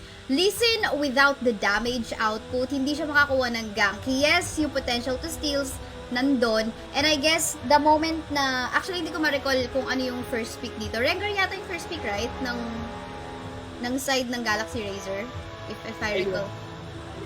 Galio. Was it Galio? Nasa second phases ba siya na-pick? Hindi, ang first pick, Galio Or kay last Sai. yung... wala tayo replay. No? Wala akong replay na ano. But yeah, I can have... Yeah, never mind. But then again, usually, mas gusto mo talagang mag-compose ng lineup wherein mas tanky ka or like you would actually rather go for a tank support, especially if you know, okay, meron ditong Graves. Okay, meron ditong Rengar. Kasi alam mo, at least hahanapin kasi ng isang Rengar, yung mga squishies talaga. Squishy ones. Most of the time, makikita natin siya, okay, mag-ult lang ako, then sama ako dyan sa fight, hanapin ko yung squishy on the backline, kasi malamang nasa backline yan. So, magpa-flank lang ako, then yun na yun na yung nangyari. And think about it, medyo hirap na hirap din talaga dito si Yamada, si Garen na mag-frontline, because again, this is like, parang triple marksman to di ba? Tama. Si Fate, in that Graves, tapos si JC sa Twisted Fate, Tristana pa na hawak ni Zivs. And I like how they actually distributed yung enchants nila, both enchants si Fate siya na yung nagsolari. Kasi they want Draw to actually play aggressively. Kailangan niyang pumasok, especially if, like, for example, Icarus or Fate might be needing some backup. So, yung global presence, andito talaga sa side ng Galaxy Racer. Because, again, not only just Draw in the form of the Galio can actually go for a backup, but the vision is actually provided by Icarus with the ultimate, as well as JC's Twisted Fate ultimate lang. Alam nila, kumbaga information downloaded para sa mga teams na to. And with that information present, kaya agad bumakap. Also, Zivs in the Tristana. Actually, nung una, before ng patch, sabi ko, okay, parang hindi pa siguro Tristana time. Pero, nung dagdagan na naman tayo ng champion, na grabe yung information na napaprovide with regards to map presence. Alam niya kung saan siya pupwesto Like, that time na nakita natin pumasok siya on the backline just to target and kill the Janna, as well as itong si Kaisa. Yes, that's super risky, but I guess na-capitalize lang din nila yung early advantage nila with the gold lead. Pero sobrang risky nun din. I guess, ito talaga yung ganyan talaga pag pro team. No? Alam mo yung mga calculated moves. Angas lang kung angas and you just have to go. But then again, congratulations, of course, salamat pa rin sa Action PH for joining our event. And, I mean, nakuha naman nila yung game 1 and I guess that's one step moving forward. But, ang makakalaban bukas ng team Leo Knights Esports will be Galaxy Racer. So, dun sila makikita bukas sa semifinals round. But later on, what you will find out will be the match between Execration versus Finesse Phoenix. And sa ating mga viewers, don't you forget to join our giveaway. Share nyo lang ang ating live stream at na may kasamang hashtag na hashtag XBG Clash at maaari na kayo magwagi ng mga products from Blackwater or Sadis Philippines. And ayan, magkakaroon kasi tayo ng mga rounding ng casters. And I just want to give this floor both to Rattlesnake as well as Leoric. Meron pa silang iba mga gig sa community ng Wild Rift. Promote nyo yung page nyo. So, yun. So, shoutouts na rin. And yeah, whatever you want to promote, your gigs, your pages, etc. Let's start with Rattlesnake. Alright, Pat, thank you so much for giving me this opportunity to cast in the XBG Clash. Guys, you can find my Facebook page, Rattlesnake Gaming 25. Please do like, share, and follow. Andun din po ako. I can cast games, bigger games, and we do have the World of LevelUp page, and of course, my partner, Leoric Page TV. Yeah. Please follow our page, Leoric Page TV po. So that marami tayong tournaments. World of Wild Rift and Leoric Page TV. Check it out if ever you want to join the community tournaments that we have available for you. Definitely follow us right there. Yuhu! Thank you so much! I had so much pleasure and sobrang natutuwa ko finally kasi sobrang naging busy ako ng first 3 stages ng community ng Wild Rift and sobrang saya ko na finally nakasama ko dito sa Leoric and Rattlesnake. Yes. So, it's such a pleasure. Thank you so much and I hope there will be more of us na magkakasama-sama tayo. Actually, tomorrow, magsasama pala ulit tayo. Yes, So, definitely. Ayan, for the meantime, guys, we will just prepare our next series at makikita nyo ang ating next set of casters. For the meantime, mamba out muna kami. We'll be back after a few minutes break. I'm Kaisaya. With me are our casters, Rattlesnake and Leoric. See ya! See ya.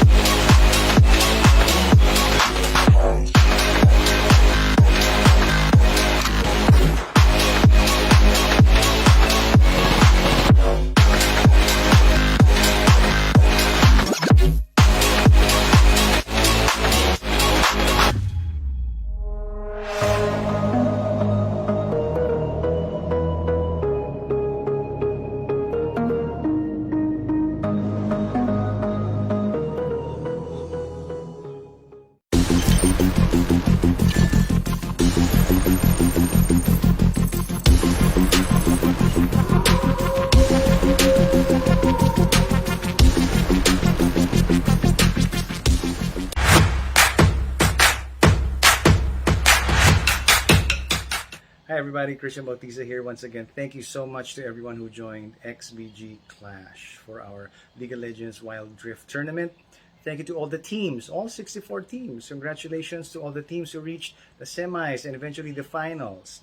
Thank you to our sponsors, Sadis. Thank you, Tragik Esports. Thank you, Wild Drift Guides GG, Blackwater, of course. Thank you so much.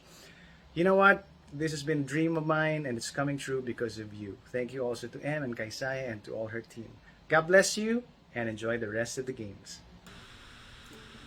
You gotta enjoy the rest of the games because we are now in here at the third series of the XBG Clash League of Legends Wild Rift. Ako po si Kaisaya, kasama ko ang ating amazing at nagagapuhang casters na nag-Blackwater. Ayan, si Gigi at si Ronzo. Kamusta naman kayo dyan mga Repa Peeps?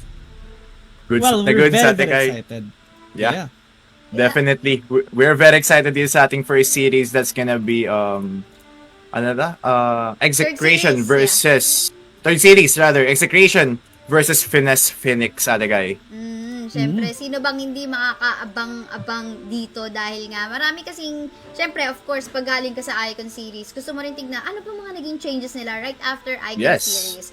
Pero bago ang lahat, bago tayo magpatuloy sa ating diskusyon about sa teams and the matchups, inaanyayahan namin ang lahat ng viewers na sumali sa ating giveaway. So may pag-giveaway ang Blackwater, mga pampabango, yung mga hygienic products natin, deodorants, Pampagwapo. Yes, pampagwapo talaga. Tulad ng ating mga casters. Yan, inulit na naman natin. Yun, no? Bentang-benta ha, bentang-benta. Alright, Bayad na so bayad. yan, Blackwater, and of course, hindi lang yan. Meron din mga gaming gadgets, mostly mga headphones, earphones, earpods, yan. Coming from Sade. So, if you want to join the giveaway, simple lang naman ang instructions natin. All you have to do is to share the live stream publicly on your wall na may kasamang hashtag XBG Clash. And with that, you just have to wait for our announcements in our official pages sa page ko tsaka ni XtianBautista kung sino yung mga listahan ng mga viewers na nanalo. At ayun na nga, Yan. I hope ready Yun, no? na ang ating mga casters kasi guys, ready na ang ating mga teams dito and we will be proceeding on to the draft. Pero syempre, salamat ulit Blackwater, Tragik Esports, WildRiftGuides.gg, as well as of course Sades Philippines. But for the meantime, I guess simulan na natin ang ating laban. At eto na nga tayo, Gigi and Ronzu, ano ba meron dito sa draft? Well, yan. Let's go, Kuya G. Hopefully, handa sila. Katulad ng paano tayo naging handa kasi kung rin, ating sponsors napaganda talaga. Mabigat eh. Blackwater kasi pag may ganito ka. Yan! You know? ready ka talaga para sa kahit anong laban sa buhay. Kaya ayan, sila din sigurado laban. But let's check out the bans. It was stated a while ago. Camille, Leeson, Diana, and Akali were taken away. So, many champions are available in this game. For example, the Ziggs. Pero hindi natin sila nakikita na pinaprioritize ito. They're focusing on the Kaisa, one of the strongest ADCs in the meta right now. And syempre, ayan na. Ayan na. Mga nambubura. Ayan na. Ang PTSD ko to, men. PTSD ko tong Rengar na to. I don't like this Rengar. I don't know. This is the era. The era of one shot. It's scary. Oh, one shot. And it's scary to be an ADC right now. You are shivering even as you are holding your phone kasi mayat maya bigla na lang mandidilim. May makikita kang mark sa taas mo. Exactly. Exactly, pag may nakita kang mark or icon ni Rengar sa ulo mo, men, parang hindi mo alam kung kailan mo pipidutin yung Zhonya's Hourglass para maisalba pa yung buhay mo. But yeah, Kuya G, I think we have our champions locked in right here for each of the sides, and wow, I mean for the side of Phoenix, this type of composition solely relies on damage and a little bit of tankiness for which is on the Garen and the Gragas itself, really. Yeah, damage like what you said and early snowball capacity. Because Rengar definitely needs that early game advantage. At most, their team fighting capability relies on the Ziggs, Gragas, and Garen. Rengar will most probably have this role of trying to snipe out this Kaisa. Maybe the Ari is a little bit more fortunate kasi syempre there's a charm. But Execration building a team fight based composition based on what champions we're seeing right now. Even the Galio is being chosen here as the will this be a support? No, it will be a solo laner. And, mid lane, perhaps. Yeah, I think this Galio would go on to the Baron lane, Kuya G. Ooh. But nevertheless, I think this is gonna be a hell of a fight right here. And before this game starts, Kuya G, quick prediction based on the draft pa lang. Kaninong side ka for this game number 1? Definitely is going to be such a difficult choice. Because I love team fight based composition. But Rengar is so scary. But I'm going with my guts. I'm going with the Execration this time. Execration. I think I'll battle you up on that one because I'll go Finesse Phoenix on this one para magkaroon tayo ng konting competition, Kuya G. But right now, welcome to Summoner's Rift, mga kaibigan. We are your casters. I'm Ronzu. Together with me is Giang or Kuya G. Tulad na naririnig nyo kanina. And a little bit of leaning face on this mid lane, Gragas against an Ari. Yeah, actually, Gragas has a little bit of an advantage here because of that that barrel thing. Lalasingin lang niya itong Ari, definitely. And he has so much sustain because of the passive healing. So we're seeing how do you pronounce this name? Dedin? I think that's the Den or Dedene. Dedene. That's Dedene. There you go. Dedene. na ano tayo nabulungan tayo ng ating konsensya. Grabe talaga. Yeah. This is a very wonderful tournament. Talagang maganda ang event na ito. And kasi ganda ng pangalan dito ng isang ari. Maganda rin yung ginagawa dito ng ng supports natin kasi we're seeing them actually adapting a little bit. We're seeing the Baron laners going duo. Yeah. And Little bit of swap sila. swap lanes. Oo. Definitely. Para makuha siguro nila yung pressure onto the both of each sides kasi makikita natin sa may na ibaba, this Garen is nape-pressure siya ng presensya ng isang Braum with the passive of the Frostbite plus yung alam mo yun, yung konting auto attacks ni Aizen dito using that Kaisa, Kuya G. Yeah, actually, it will be a difficult scenario here for the Ganon, but most probably a lot more difficult time for the Galio here in the Baron lane because he's going against the Ezreal. Really high wave clear, by the way, for these duo. And they will actually have this strategy of trying to get this first blood tower. And we're seeing right now a very, very early game, 2 minutes pa lang into the game. It's already down to 1,000 health. Malapit na yan. 1/3 na yan eh. So, most probably, gagamitan na lang yun ang bomba ng Ziggs. Then, they will secure the first blood tower within 3 minutes. That is fast. Definitely, that is fast. And based on the thing or the rotation that is coming from Finesse Phoenix, they are trying to shut down this Galio para hindi agad siya makapag-spike ng level 5 onto, if kunwaring magkaroon ng early skirmishes dito sa ating laro, pine-prevent nila yon from happening. But right now, the supports is nasa kanika nilang mga Baron lanes na to help themselves out. But right here sa may bottom lane, Aizen is giving Jay a hard time sustaining on this one. But on to the top side, that taunt coming from that Galio, Kuya G. The first blood will go onto Execration, and I think hindi pa to tapos. The hero's entrance will be activated pero walang tatamaan tol. The Gazel Fisher will connect onto that Ezreal. That's gonna be 2-for-none exchange in favor of Execration. No, hindi pa pala tapos as Aizen will take down one pero tumalon na yung pusa. Kitty Cat nga naman talaga, and that's gonna be a 3-for-1 exchange still in favor of Execration. Yeah, Finesse Phoenix a little bit pushing their luck into the top lane, definitely overextending a little bit, and it was quickly punished by the members of Execration. Good trade, by the way, by Taurus. Doing his job as an anti-ADC, perhaps, or a worst nightmare of an ADC. There's nothing that Kaisa can do, even with the flash. Well, it's a Rengar, for God's sake. So, they will try to engage here in the top lane, though. Mega Inferno Bomb has been invested. The turret Redemption has been destroyed. Good redemption, like what you said. The flash body slam here by Senna will secure the kill. Make it 2 kills as Boy J was taken down 2. And this time, the kill score is tied. Man, that Gragas body slam was very, very commendable onto that one. Yeah. Kinomboan the body slam plus the flash.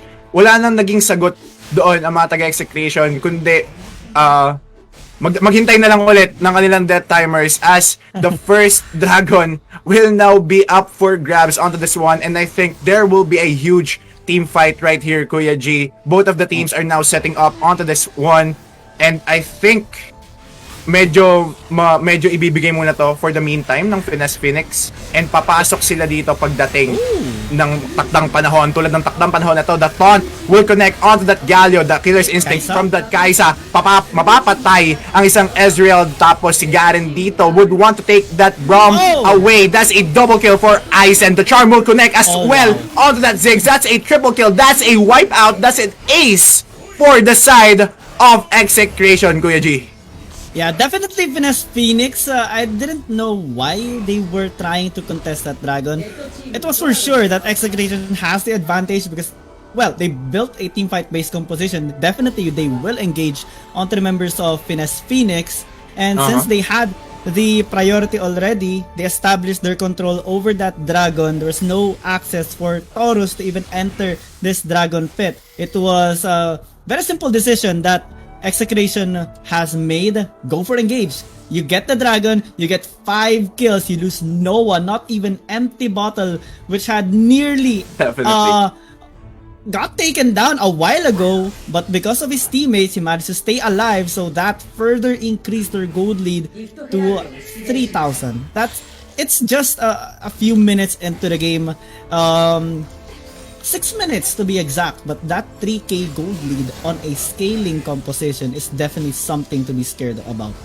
Exactly. Ayaw na ayaw mo sa isang composition na late game composition na makuha nila yung kanilang early game advantage. But right now, the ultimate of Rengar has been popped. Sino kaya ang tatalo niya na dito? Nakita niya si Braum. Pero I think that will be the answer. The cyclone will be activated by this Wukong, mga kaibigan. No Galio. And no Galio as well. Yeah, the charm will connect onto that Garen, pero hindi pa rin sapat. Makunat si Kuya mo G, which is si Kuya mo Garen right there. That's medyo nagkaroon ng ambahan, pero there is no casualty on both of each sides. Nagkaroon lang sila ng tapikan ng noo. Kuya G. Yeah. And the very big difference on why Execration managed to survive at hold on, cause they said walang namatay. Ako, pare, merong mamamatay, and that will be Senna because of Scale up and definitely burst, or not technically burst, but to deal a lot of damage onto the front line para makapag quote-unquote peel etong si Kuya mo Lianagi using this Ezreal. Yeah, definitely this Ezreal is going to scale, like what you said. But against this beefy composition though, I think it's going to be very, very difficult. Braum would be trying to block everything, every projectile that Finesse Phoenix has to offer, and the Wukong will be just spinning and spinning twice actually in total. And siya yung tipong champion na siya yung umiikot pero yung kalaban yung nahihilo. Kaya it's going to be a very difficult time here for Finesse Phoenix, especially that their early game snowballing, which they really rely on to be able to dictate the flow of the game, has been tarnished. We're seeing a 7,000 gold lead in favor of Execration, and it's slowly growing towards their side. Finesse Phoenix though, very commendable because they're trying to make picks like this in the bottom lane. However, good response by Execration avoiding this. So in return, they're returning the favor by setting up this Death Brush. Exactly, Death Brush. And Kuya G, napansabi mo kanina yung ikot or yung cyclone dito ni Wukong. Ngayon wala napansin na sa laro pala na to, dalawa silang umiikot, no? Oh, Magkakaroon sila ng paunahan to. Beyblade battle. Beyblade battle to, Kuya G, with this Garen versus a Wukong right here. But right now, 5 seconds before our Mountain Drake spawns, and I think this will be once again a hell of a fight right here. Like, look at this one. Dedenne will use his charm right here. The flash has been forced out, but the hero's entrance will connect on the two people. That's gonna be Gats. Tatamaan siya dito ng Void Seeker ni Kaisaya, but the Killer Instinct won't connect, or hindi niya gagamitin ang kanyang Killer Instinct. That's gonna be a lot of ultimates being thrown down by Execration going onto this dragon fight. Yeah, Execration kind of had a misfault there. Oh, the cast here onto 3. They're now punishing the mistakes here of Execration. However, definitely have to take note of this Kaisa flashing in even to try and get a kill on the Garen. Full stacks on that passive. However, the range is not enough. It's already 2 for 2 in total a while ago because Boy J fall down as well. So it's kind of even in terms of kills, but we're seeing more pressure now coming from Execration because of the total damage that they dealt. They definitely have this very big advantage that they got from earlier to equate to all their damage and pressure that they're giving all throughout the team fight. We have to take note though that Dedenne a while ago kind of had a problem wherein he got a charm onto someone. However, the damage pile was there on the side of Finesse Phoenix. That's why he was forced to flash, and multiple ultis were baited out to try and defend this Ahri. We saw Boy J even investing the Cyclone, and some of the damage translated onto this Wukong. That's why he was the first one to fall down in that team fight. But good positioning by Aisen, getting the aggressive Killer Instinct that you said a while ago he was saving. He didn't use it during that first team fight in the Dragon Pit, but saving that allowed them to secure multiple kills onto members of Finesse Phoenix and actually win that team fight. Exactly. Ang ganda no position dito ni Aizen onto that Kaisa na hindi siya na threaten kay Taurus using that Rengar. Parang naging mas assassin pa si Aizen onto that one kasi low HP na si Taurus on that one. But that being said, I think Kaisa has now his Infinity Edge plus an Ikeitian Rain upgrade right here, which will do wonders for the rest of the time here, for the rest of the game, Kuya G. Yeah. Gusto ko yung sinabi mo siya na yung assassin I am the assassin now. I'm the assassin now. The Rengar is scared of the ADC. This game. That's a game. Oh, that's a game. And definitely with the Zhonya's Hourglass was one of the least used enchantments on boots before, but now because of the assassin meta, because of Rengar Kha'Zix, it's the most used one, most purchased. Exactly. And having this item on, or actually enchantment on the Kaisa allows him to kind of survive or even avoid that burst damage from the Rengar because they don't have the Kha'Zix. Kha'Zix can just wait for the Q, but as the Rengar, you're gonna bait out your ulti. But speaking of bait, another team fight breaks in here. Braum investing that Glacial Fissure just to zone them out. Engage from this. However, that flash body slam with the ulti, allows them to secure that kill. Definitely with a numbers advantage, you will try to push their luck. However, they over push it. The answer is Aizen. Yes, as Aizen is free hitting on the backline, not even scared at all onto the members of Finesse Phoenix. They secure one kill. However, it's still Finesse Phoenix that won that team fight, securing 3 kills against Execration. Hindi talaga natathreaten si Aizen dito. Basta pag alam niyang may killer instinct na available siya, he can just kite his enemy down on using this Kaisa. And alam mo yun, alam niya yung power spike niya, may BRK na siya, he has this lifesteal, he has this per health damage against the Gragas plus the Garen. And if I'm Finesse Phoenix, I won't take that one as a good clash kasi nakapatay pa rin si Aizen dito and hindi nila na shut down, Kuya G. But looking back onto the thing that you said, using the Zhonya's Hourglass against a Rengar Kha'Zix, tingin mo ba magagamit mo pa yun kapag full stack na si Papa R dito, si Papa Rengar? I'm not sure. Well, I'm not as good as these players, but if I were to imagine my situation, I wouldn't even remember that I have Zhonya's Hourglass. So, sa kanila siguro siyempre binili nila, so most probably magagamit nila, right? Because they're good. I'm not. So, this is why I'm a shoutcaster, the player. So, but speaking of the game, the pro players here in this game definitely showcasing their talents in this game. We're seeing them avoid the dragon fight right now because it's already been secured here by Finesse Phoenix. So good job for them. But it's immediately, ang ganda ng sagot nila dito. They traded the tier 2 tower in the mid lane. So in terms of gold, at least may nakuha sila doon. And now they're positioning over to the top side of the map. Top lane now is going to be their next target in terms of pushing. We have the Galio split pushing on the bottom lane. Maybe as a teleport ready for that re-engage. Dedenne here is burning, but he will stay alive with the help of the heal. However, Mega Inferno Bomb for the fish will not connect kasi ang genuine Lasinggero wala nga lang ulti. So, good disengage by Execration. Yeah. Good disengage, pero si Papa Rengar dito hindi pa yata tapos dahil gusto pang umisa. Dedenne, I think you're the last, ikaw ang napitas or ikaw ang nabunot ni Papa Rengar dito, pero Taurus will now on his lowest HP. Aizen right here, natatakot na talaga with that one auto attack left still against that Rengar. Why are you running? Definitely. Aizen go, pero tapos na pala sa base militar ng mga taga Finesse Phoenix as Boy J, and this Galio will end things up for the side of Execration. Execration getting the first game of this best of 3 match against Finesse Phoenix. Wow. Definitely, I did not expect that happening. We saw Tante split pushing in the bottom lane, but I did not expect them to be pushing in the mid lane and actually ending the aim. May lakad pa ata sila mamaya. Gusto nila tapos Nagmamadali. Nagmamadali. Gina Good G. job for it. Yeah. Ex- That's a good Execration. show.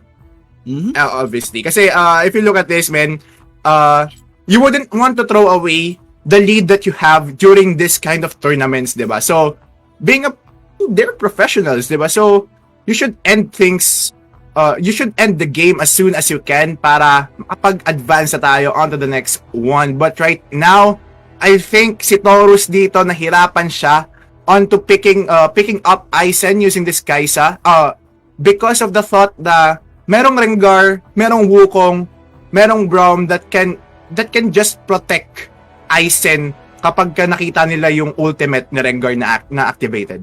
Tragik. Yeah. Definitely the Rengar wasn't popping off. However, in the early game, we saw him sniping out Aizen, which was an iconic moment for all ADC users. But good execution here by Execration, definitely trying to avoid Taurus. A little bit unfortunate because we're seeing on the itemization that he actually is transitioning onto a tank, which is an effect on the whole composition of Execration. It's hard to assassinate anyone. You only have 2 targets, so at most you need to kind of beef up a little bit. That's why we see the Sunfire Aegis picked up here by Taurus. And it's in order to stay alive whenever he tries to engage onto anyone, because he only has 2 targets, Aizen and Dedenne. Because Execration, they quickly adapted into their composition, and definitely it's against this assassin that will be looking to get anyone into the game. So good adaptation by Execration, good execution as well. We're looking forward now to what will happen in game number 2 as Phoenix looks to turn the tides around. As we see in the charts, definitely Execration did a really good job in maintaining their gold lead. We see some moments where it is plateauing a little bit. That is why the reason for that is that Phoenix were also looking for trades in which they are trying to come back for this game. However, Execration not letting them get their advantage or turn around the game. They ended it in a very, very early time, 15 minutes and 37 seconds. Let's see what happens. And also, I'm looking forward to what our bossing will say, Kaisaya. Kaisaya. Ayun na. Bossing na yan. Ang daming nauuso dito. Tsaka pero, kung commendable nga pala by GG kasi meron siyang dalang Blackwater kanina. Talaga na napakita pa. May plus talaga. points. Para may plus points tayo dyan. Galing kay Ronzu. Ano Joke lang. Pero, Ayun, kasi kailangan ready lagi. Kunwari biglang kulang ako sa confidence, ganun. Oh. Ano lang ako, gaganon lang ako bigla. Bentang-benta. Iba yata yung Ganun lang. pagkakagamit mo ngayon Oo, pare. yeah. Salamat sa aming sponsor. Para mananalo na yun ng mga Blackwater products, more Blackwater products. Pero Exactly. going back to what has happened, grabe din talaga yung sagot ng Execration dito on how they actually countered itong Rengar. Kasi, look at the item, binanggit nyo na, Stacy's, and look at Boy J, look at Empty Bottle, lahat na ng pang-counter dito ng Finesse doon, wherein they took advantage into getting that first turret on the top side. Actually, ang lapit na nun eh. It's just so happen, I guess, hindi lang din talaga nag-work out yung, di ba pinang-support nila tong si Guts, like yung Zig. So, it just didn't work out.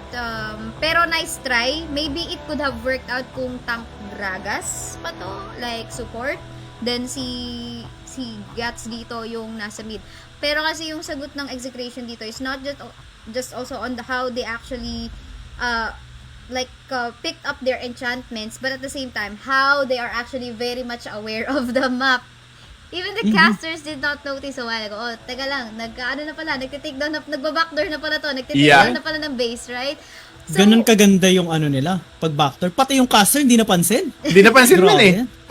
Nakafocus kasi tayo sa team fights a while ago. But yeah, very interesting. Anyway, best of 3 match naman to. And we'll just see how it will further pan out. For the meantime, sa ating mga viewers na hindi pa alam kung anong ating giveaway, Blackwater as well as ang Saddest po ay meron silang giveaway. So nakikita nyo yung mga images ng mga products na kanilang gine-giveaway dito. Para maka-join kayo, all you have to do, instructions are super simple. All you have to do is to share the live stream na naka-public sa wall nyo. And make sure you add the hashtag XBG Clash doon sa caption ng shinare nyo para maka-join kayo. Very easy, diba? So, ayun.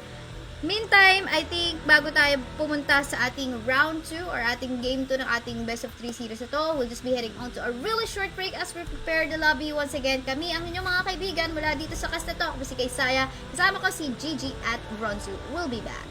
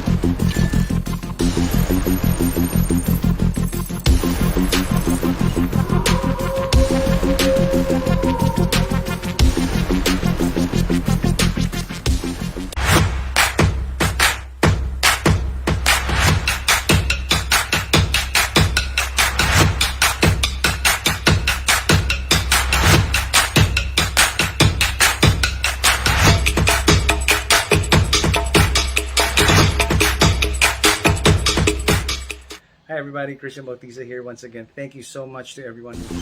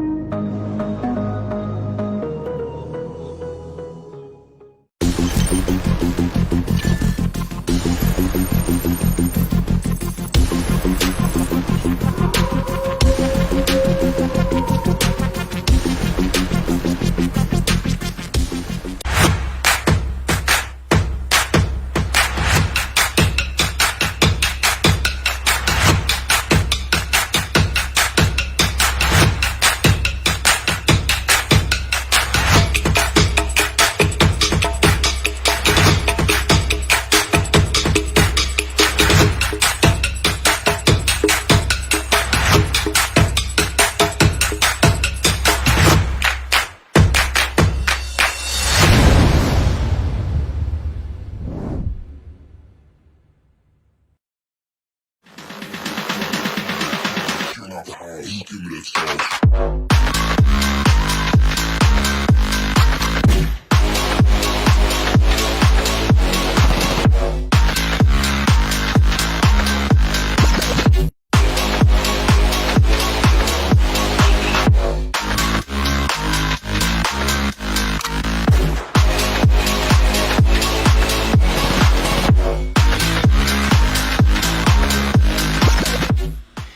guys, we are back in here at the XBG Clash League of Legends Wild Rift. And look at this! We're back with someone joining us, XtianBautista. Hey Christian, how are you doing for today? Hello, hello. I'm in a lock-in taping right now, pero nanonood ako sa clashes, nanonood ako sa games. Ang galing ng ating mga casters, shoutcasters, ang galing nyo lahat. Congrats to all the teams. Galing. Thanks for everyone who participated. Yes. And of course, Gigi, Ronzo, nandito si XtianBautista ngayon. I'm pretty sure you have some questions for him. Like, ano bang champion niya? Ano bang role niya? Chikahin muna natin siya saglit dito as he joins the Rift. Gigi, ikaw, take this opportunity. Ako, may question ako. Very, very good question. Napansin mo ba yung backdoor kanina? Kasi kami hindi. Napansin mo ba yung backdoor kanina? Yan ang execration. Hindi ko napansin din yung backdoor. That's nice. Pero, follow-up question na lang. Yeah, di ako makamove on doon eh. For game number 2 na lang, do you think Finesse Phoenix would come back in the series, or do you think Execration would hammer the final nail in the coffin? It's a mind game now di ba? Parang in any sport, talaga bang will you change your strategies? Will you change your heroes? Hindi ko masabi as of now kasi pwede yung coaches nila can completely surprise the strategy, can completely change the strategy and shock the other team. So, sa ngayon talaga, let's play safe and say, I don't know. Safe na lang muna talaga. Actually, maganda yung sagot na yun. Kasi, Finesse Phoenix are known for really coming back in series. Some of their games usually go in best of 3. Wherein, first game, they lose, but they quickly adapt onto that situation and win the series. Sometimes it's a win, then a lose, then they come back strong into the game number 3. So, it will still be, mind games.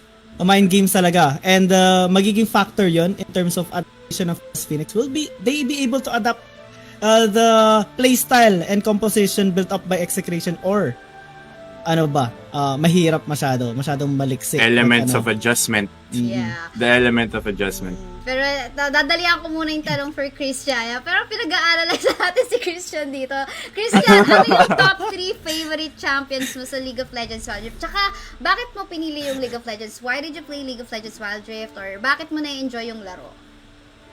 Okay, mga 4 na questions yun. I will try to answer them all. First, Garen, and then Malphite, and then Darius.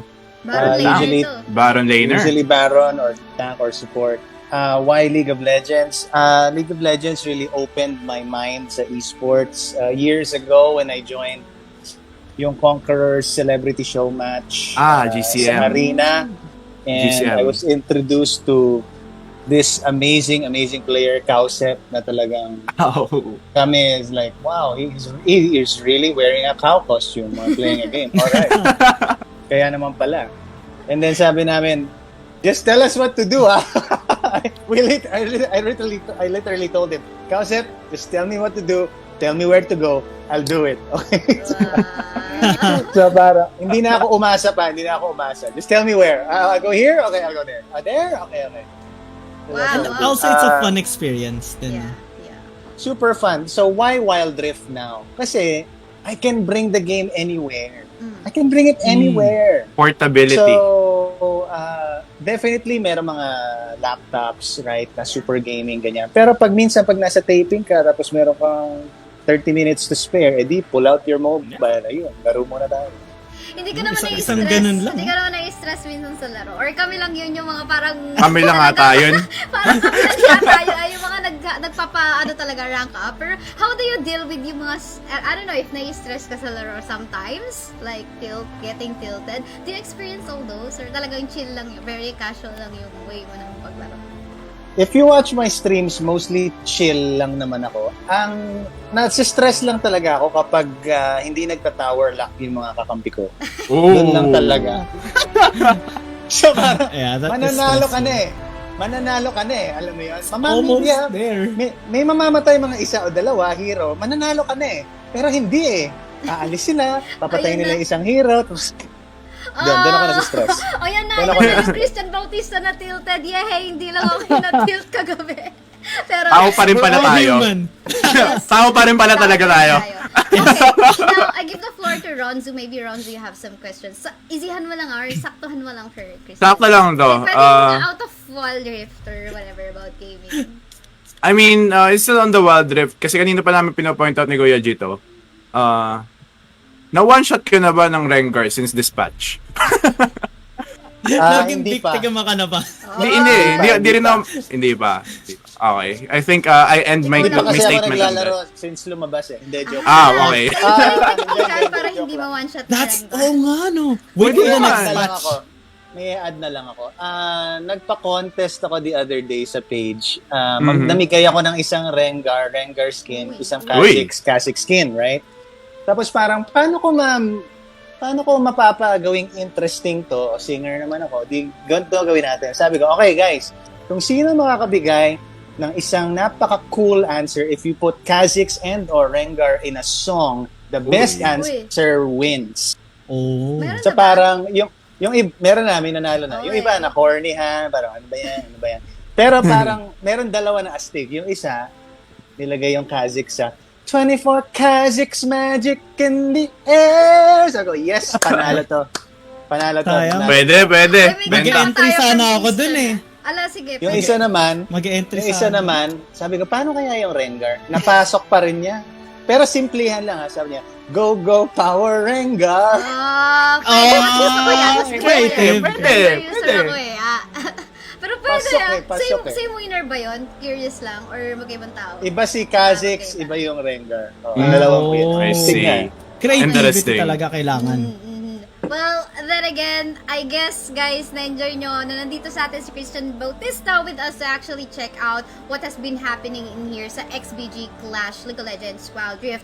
And of course, if you just tune in on the stream, don't you forget, dahil meron ding giveaway ang Blackwater as well as Satis Philippines. So, ano ba yun? Meron tayong mga what do you call this, products like hair wax, soap, some deodorants and such, as well as yung mga gaming gadgets from Satis, as you can see on your screen. So yung mga earpods and as well as headsets. So yan, para sa mga gamers. And how to join the giveaway, napakadali lang guys. All you have to do is to share the live stream on your wall. Syempre, i-public nyo guys. And of course, add the hashtag XBG Clash dyan sa caption. And yun, shoutout dito. I think nanonood din si, para nakita ko yung pangalan ni Teng Meister kanina dito sa stream. Ayan, shoutout sa'yo, Teng Meister.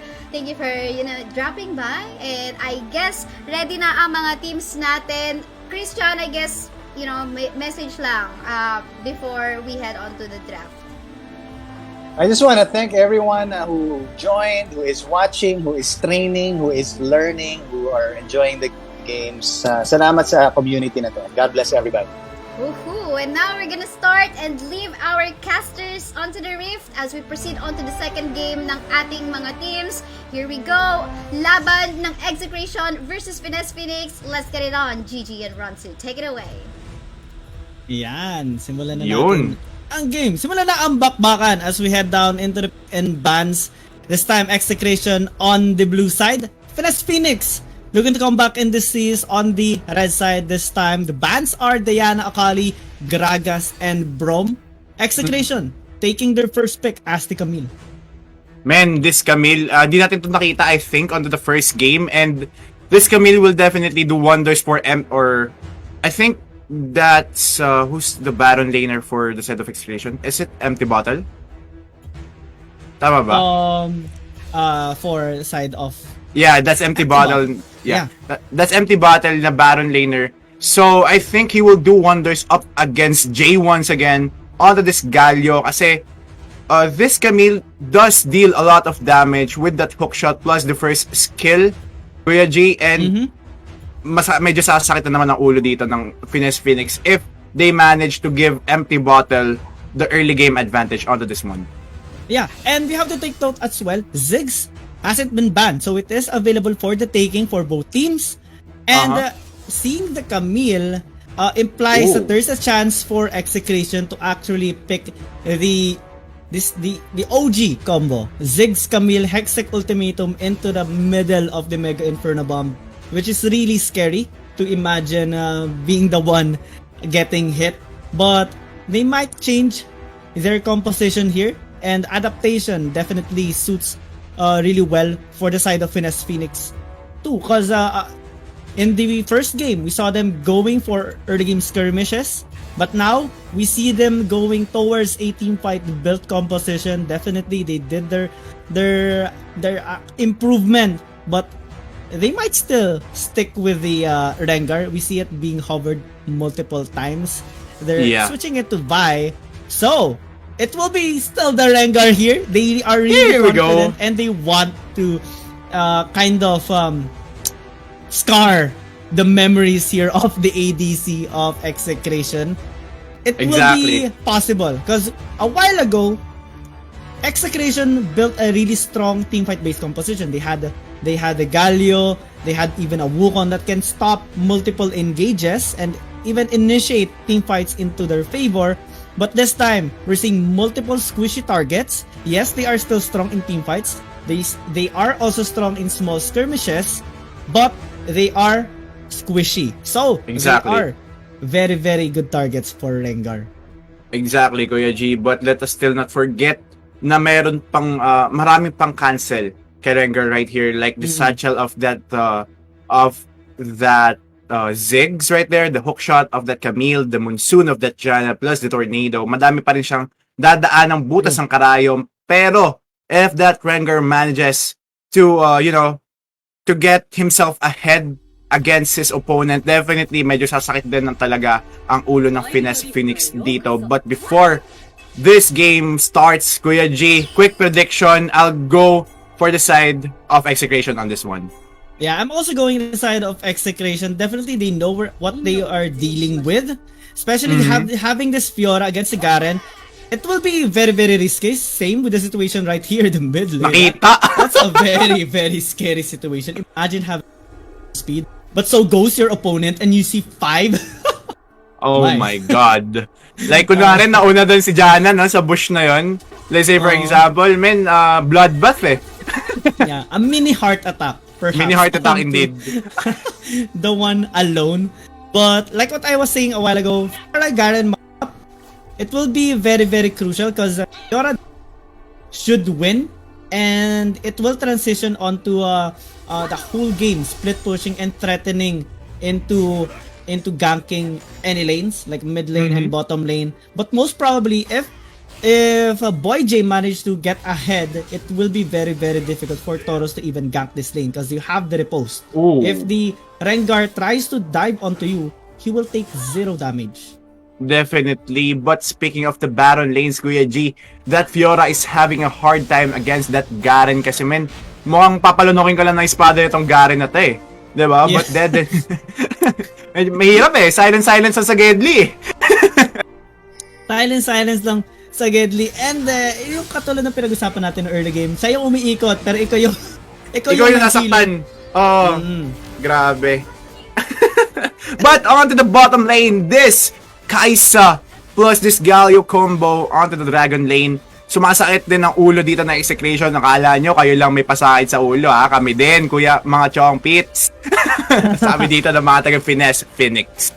Yeah, having this Galio definitely adds a little bit of firepower in terms of laning phase. And the pressure of an initiation like that, the Justice Punch into the, what do you call that? A Vanguard Shield? What do you call it? The taunt of the Galio. Yeah. 2 crowd controls already in one champion. Pre-level 5, that is already a lot of initiating tools on the side of Finesse Phoenix. And on the side of Execration, well, they have this anti-engage. They have a very good support having the Janna, but it will be very difficult as we see them engage a while ago.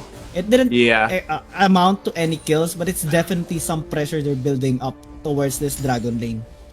Exactly, that Galio with that shield of Durant onto that bottom lane. Medyo sasakit talaga ulo doon ng Janna. But onto the top lane, men si Garen dito, this Jay right here, hindi siya nate-threaten sa binibigay na damage ni Tonte right here kasi alam niyang i-regen niya lang yun with the passive that Garen has, di ba? Perseverance is the name of the game here. Yeah. And he will persevere. Literal na persevere.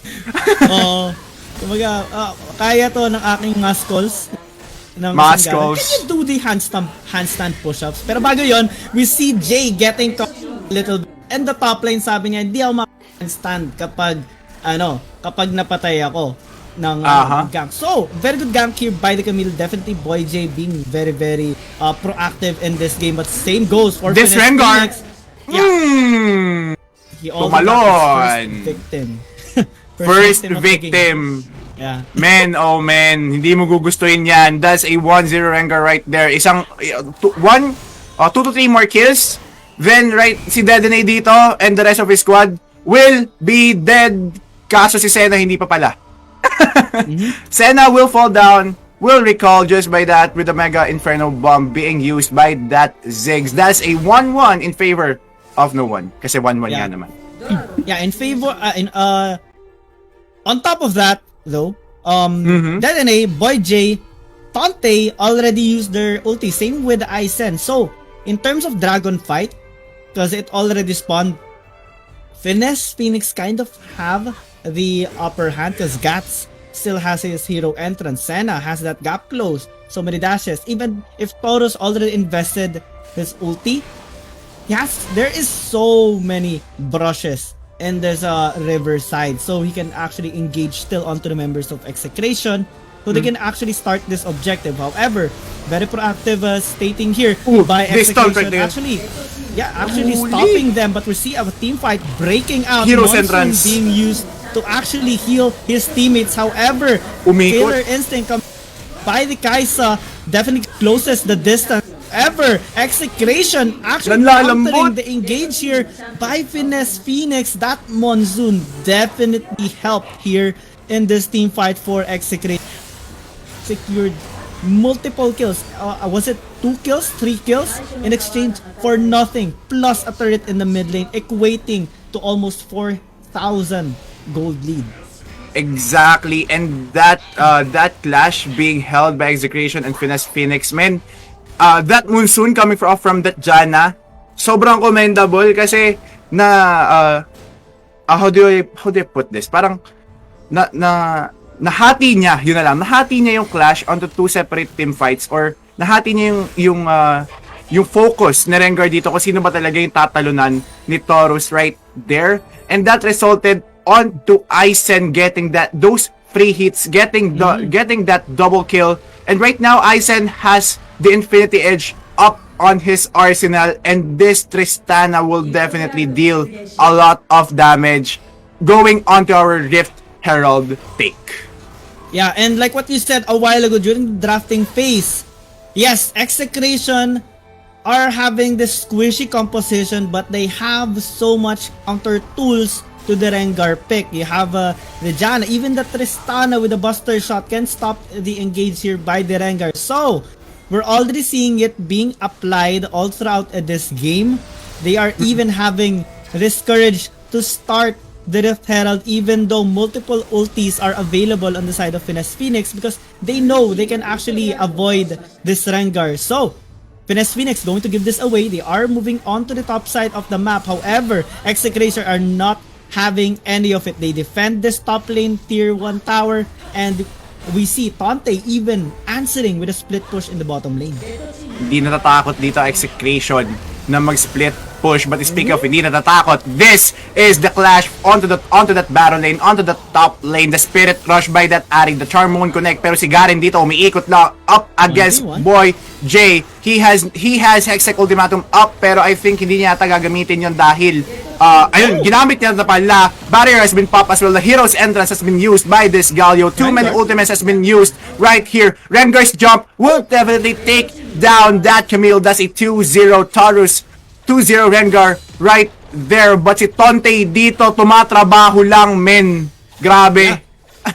Yeah, they lost Camille. Boy J securing that 1-for-1 trade. However, upside, a turret in the bottom side, even having the luxury of taking a very good recall and safe, and Finesse Phoenix, at most they only got the kill onto Camille. That's why we're seeing the Goldie balloon onto almost 7,000, maybe even 8,000 in the short while, because they're cleaning their camps already, and they have so much firepower. Luden's temp test already completed by the Ziggs. Double Trinity Force here, 1 for Camille, 1 for the Fiora, and they already have so much damage in their hands. Yes, Finesse Phoenix has a really good team fight and Definitely. charm, but if Execration manages to kite them out, they will suffer so much damage coming from Execration to the side of Finesse Phoenix, and this Rengar won't even have a single chance of engaging onto like any carries of Execration.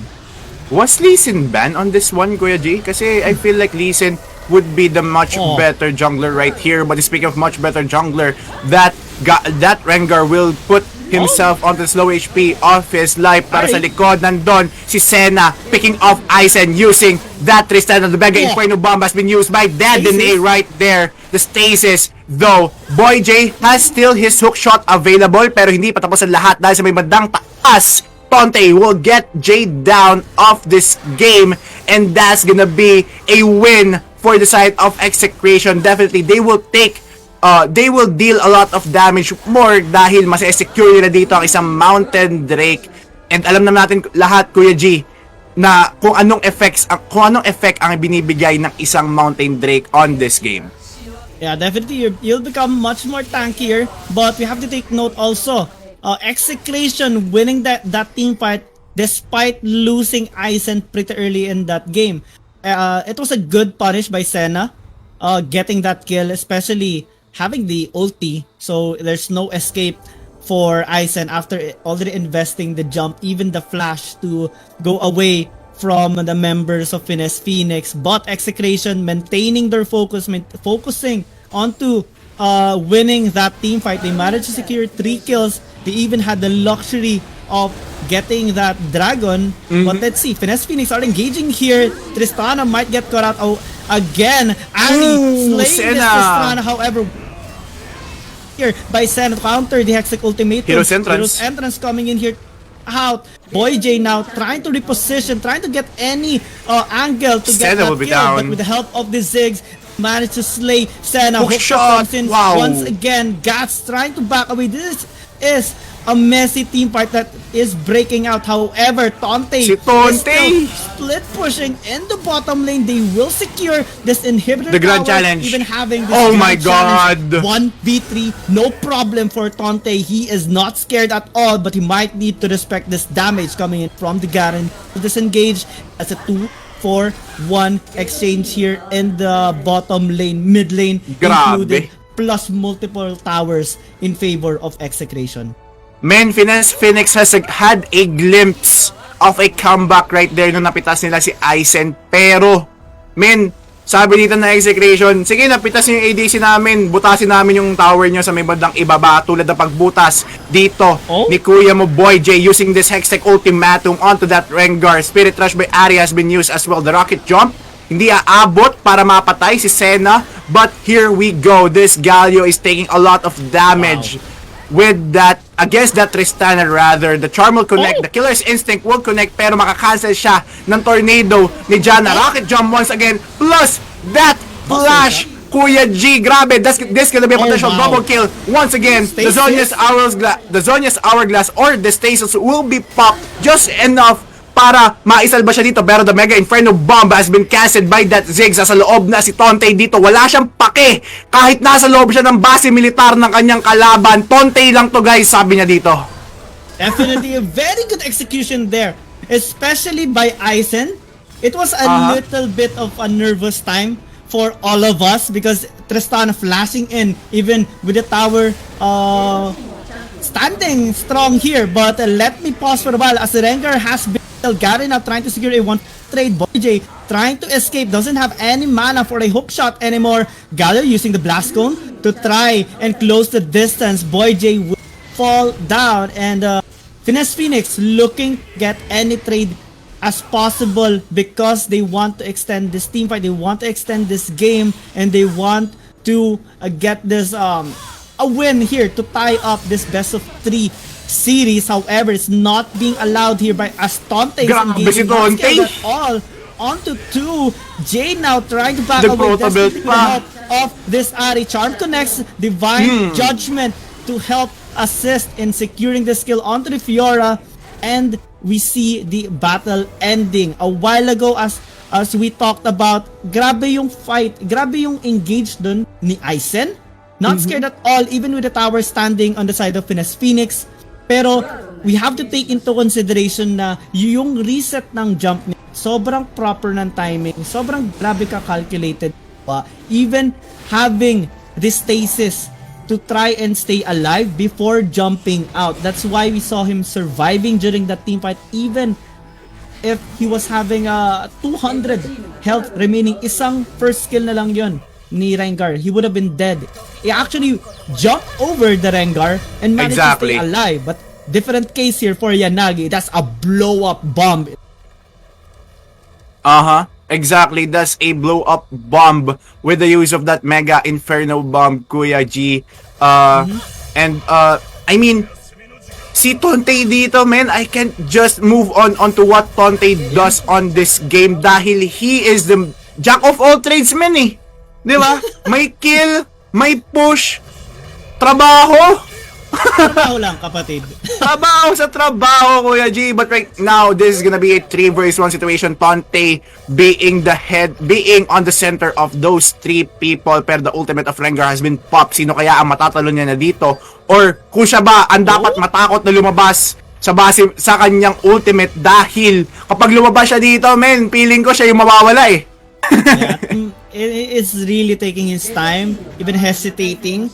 Because of the composition built up again by Execration, definitely Taurus is having the most difficult time of his life.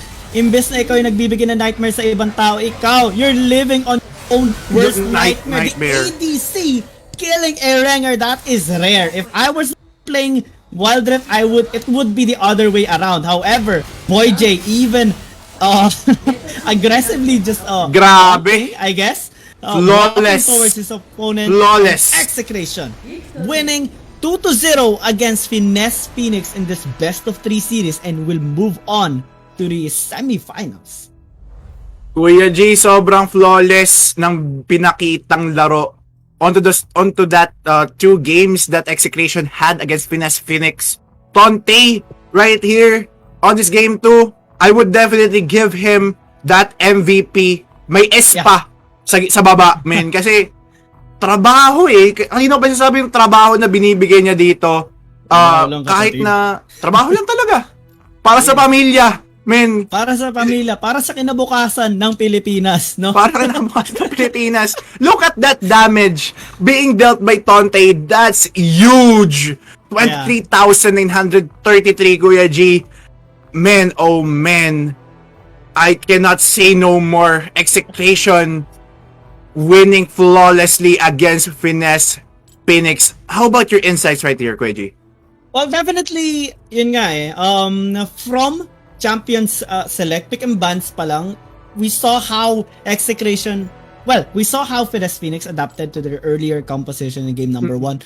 But there is also Execration's adaptation, very own adaptation towards the whole Champions Select in game number 2. You saw them drafting towards his Camille-based composition with the Ziggs combo, and even getting champions that the Rengar would have such a hard time piling on. We see the Janna being locked in, Fiora even, and also the Tristana having that buster shot and even the jump to try and dodge a Rengar ulti. Multiple adjustments were made on the side of Execration, and you're also seeing them adjusting a little bit towards the whole game scenario. That's why Taurus again having a bit of a hard time ganking. We saw again one particular gank in the bottom lane again onto the Tristana, securing one kill, but at most it's just that. So maybe this Rengar still, although it's a really scary champion right now, it should be respected, maybe even feared. However, there's still counters to it. So Execration finding that counters, leading to them winning this game, winning this series, and definitely Execration, one of the reasons why they are constantly winning in many tournaments and even games is because of their adaptation. Kaya Exactly. yan ang, Adaptation is the key to victory right here. But after our thoughts, let us check onto what Miss Kaisaya has Ayan. has her own head right here, di ba? Ano bang insights mo, Ate Kai, onto that game being held by Execration at Finesse Phoenix? Actually, my comment will be more on how I describe these teams based on their play. Definitely in terms of micro, pareho silang meron. It just so happens, in terms of macro, makikita mo dito yung Execration, ang laki ng map presence nila eh. Kasi most of the time, makikita mo, okay, this is an objective na hindi na talaga natin kaya i-contest, so let's just go for a push. And hindi lang this game 2 nangyari yun. Nakita natin, the backdoor that happened a while ago during game 1 was done again by Execration. It was flawlessly executed. At the same time, tiwala sa sarili, andun na rin. I believe Finesse Phoenix nagkaroon ng recent adjustments yan sa roster nila. Of course, medyo hindi natin kilala eh. But, pag mga community events, if you are following the community tournaments, you would know.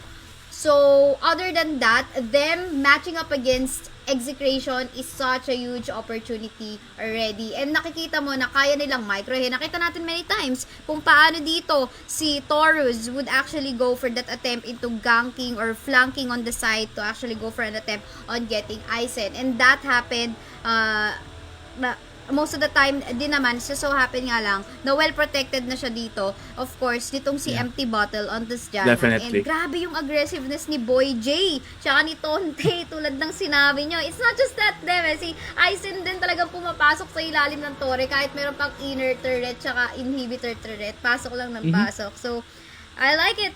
For the meantime, though, what is exciting to look forward to will be kung sino yung makakalaban ng Execration tomorrow. Kasi up next will be LevelUp Esports versus Sunsparks. So kanina, naglaban ng Action PH versus Galaxy Racer. Parang memory lane from North Luzon group North stage. Luzon qualifiers. Yes, sa Icon Series. And now, hindi pa natin makikita kasi round 1 to ng ating playoffs. So, we'll see tomorrow if it's going to be Execration versus Sunsparks or ang LevelUp Esports ang papalit nga ba sa Sunsparks. And again, nagkaroon ng recent changes sa Sunsparks. We did mention a while ago na yung jungler ng Sunsparks, si Fate, ay lumipat na sa Galaxy Racer na nag-move forward for tomorrow. So, ayun, so may adjustments din dito and things happen, ganun talaga. Minsan may mawawala. Nothing is permanent. May hugot. May hugot! Oh, May pinagdaanan! In life. Ganyan. Kaya we have to accept the fact. Ganon, may ganun pa talaga. It's over, guys. It's over. It's over. Ayan. So, we'll see kasi ang LevelUp Esports, nakikita ko rin to sa mga community tournaments and talagang palong-palo din. So, we'll have to see. And talking about we'll have to see, meantime, bago tayo magpunta sa break, bagitin muna natin ulit ang ating giveaway. Of course, ang Blackwater, isa sa ating mga sponsor, ay may pag-giveaway na of course some beauty or parang hygienic products, deos, hair wax, facial wash. Ayan. And of course, Hades as well has something for you guys, gaming gadgets. Come on, who wouldn't love this? Very colorful. Meron mga pambabae, so may mga, kung hindi kayo single, kung hindi kayo single, meron kayong i-gift sa inyong girlfriend. Ayan, yung mga pink-colored headsets dyan. And, ayun. So, of course, paano nga ba mag-join sa giveaway? Napakadali lang naman, guys. All you have to do is to share the live stream on your wall with a hashtag XBGClash. And that's it. So, make sure lang na nakapublic to. And, boom! Just wait for our announcement sa pages namin ni XtianBautista for your names. Who knows, diba? For sure, siguro yung mga caster nagkaano rin dyan eh. Segue nung nagtatayo na rin ng Hashtag dyan. But yeah, for the meantime, let's just head on to a really short break bago natin tunghayan ng laban between LevelUp Esports versus Sunsparks. Ako po si Kaisaya, kasama po si Gigi and Runzu, and we'll be back.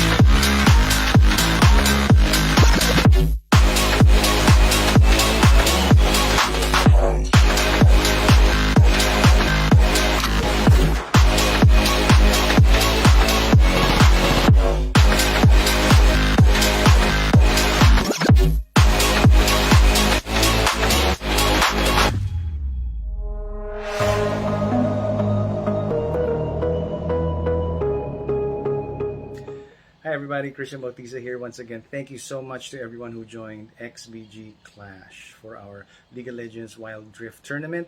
Thank you to all the teams, all 64 teams. Congratulations to all the teams who reached the semis and eventually the finals. Thank you to our sponsors, Sadis. Thank you, Tragik Esports. Thank you, Wild Drift Guides GG, Blackwater, of course. Thank you so much. You know what? This has been a dream of mine and it's coming true because of you. Thank you also to Em and Kaisaya and to all her team. God bless you and enjoy the rest of the games.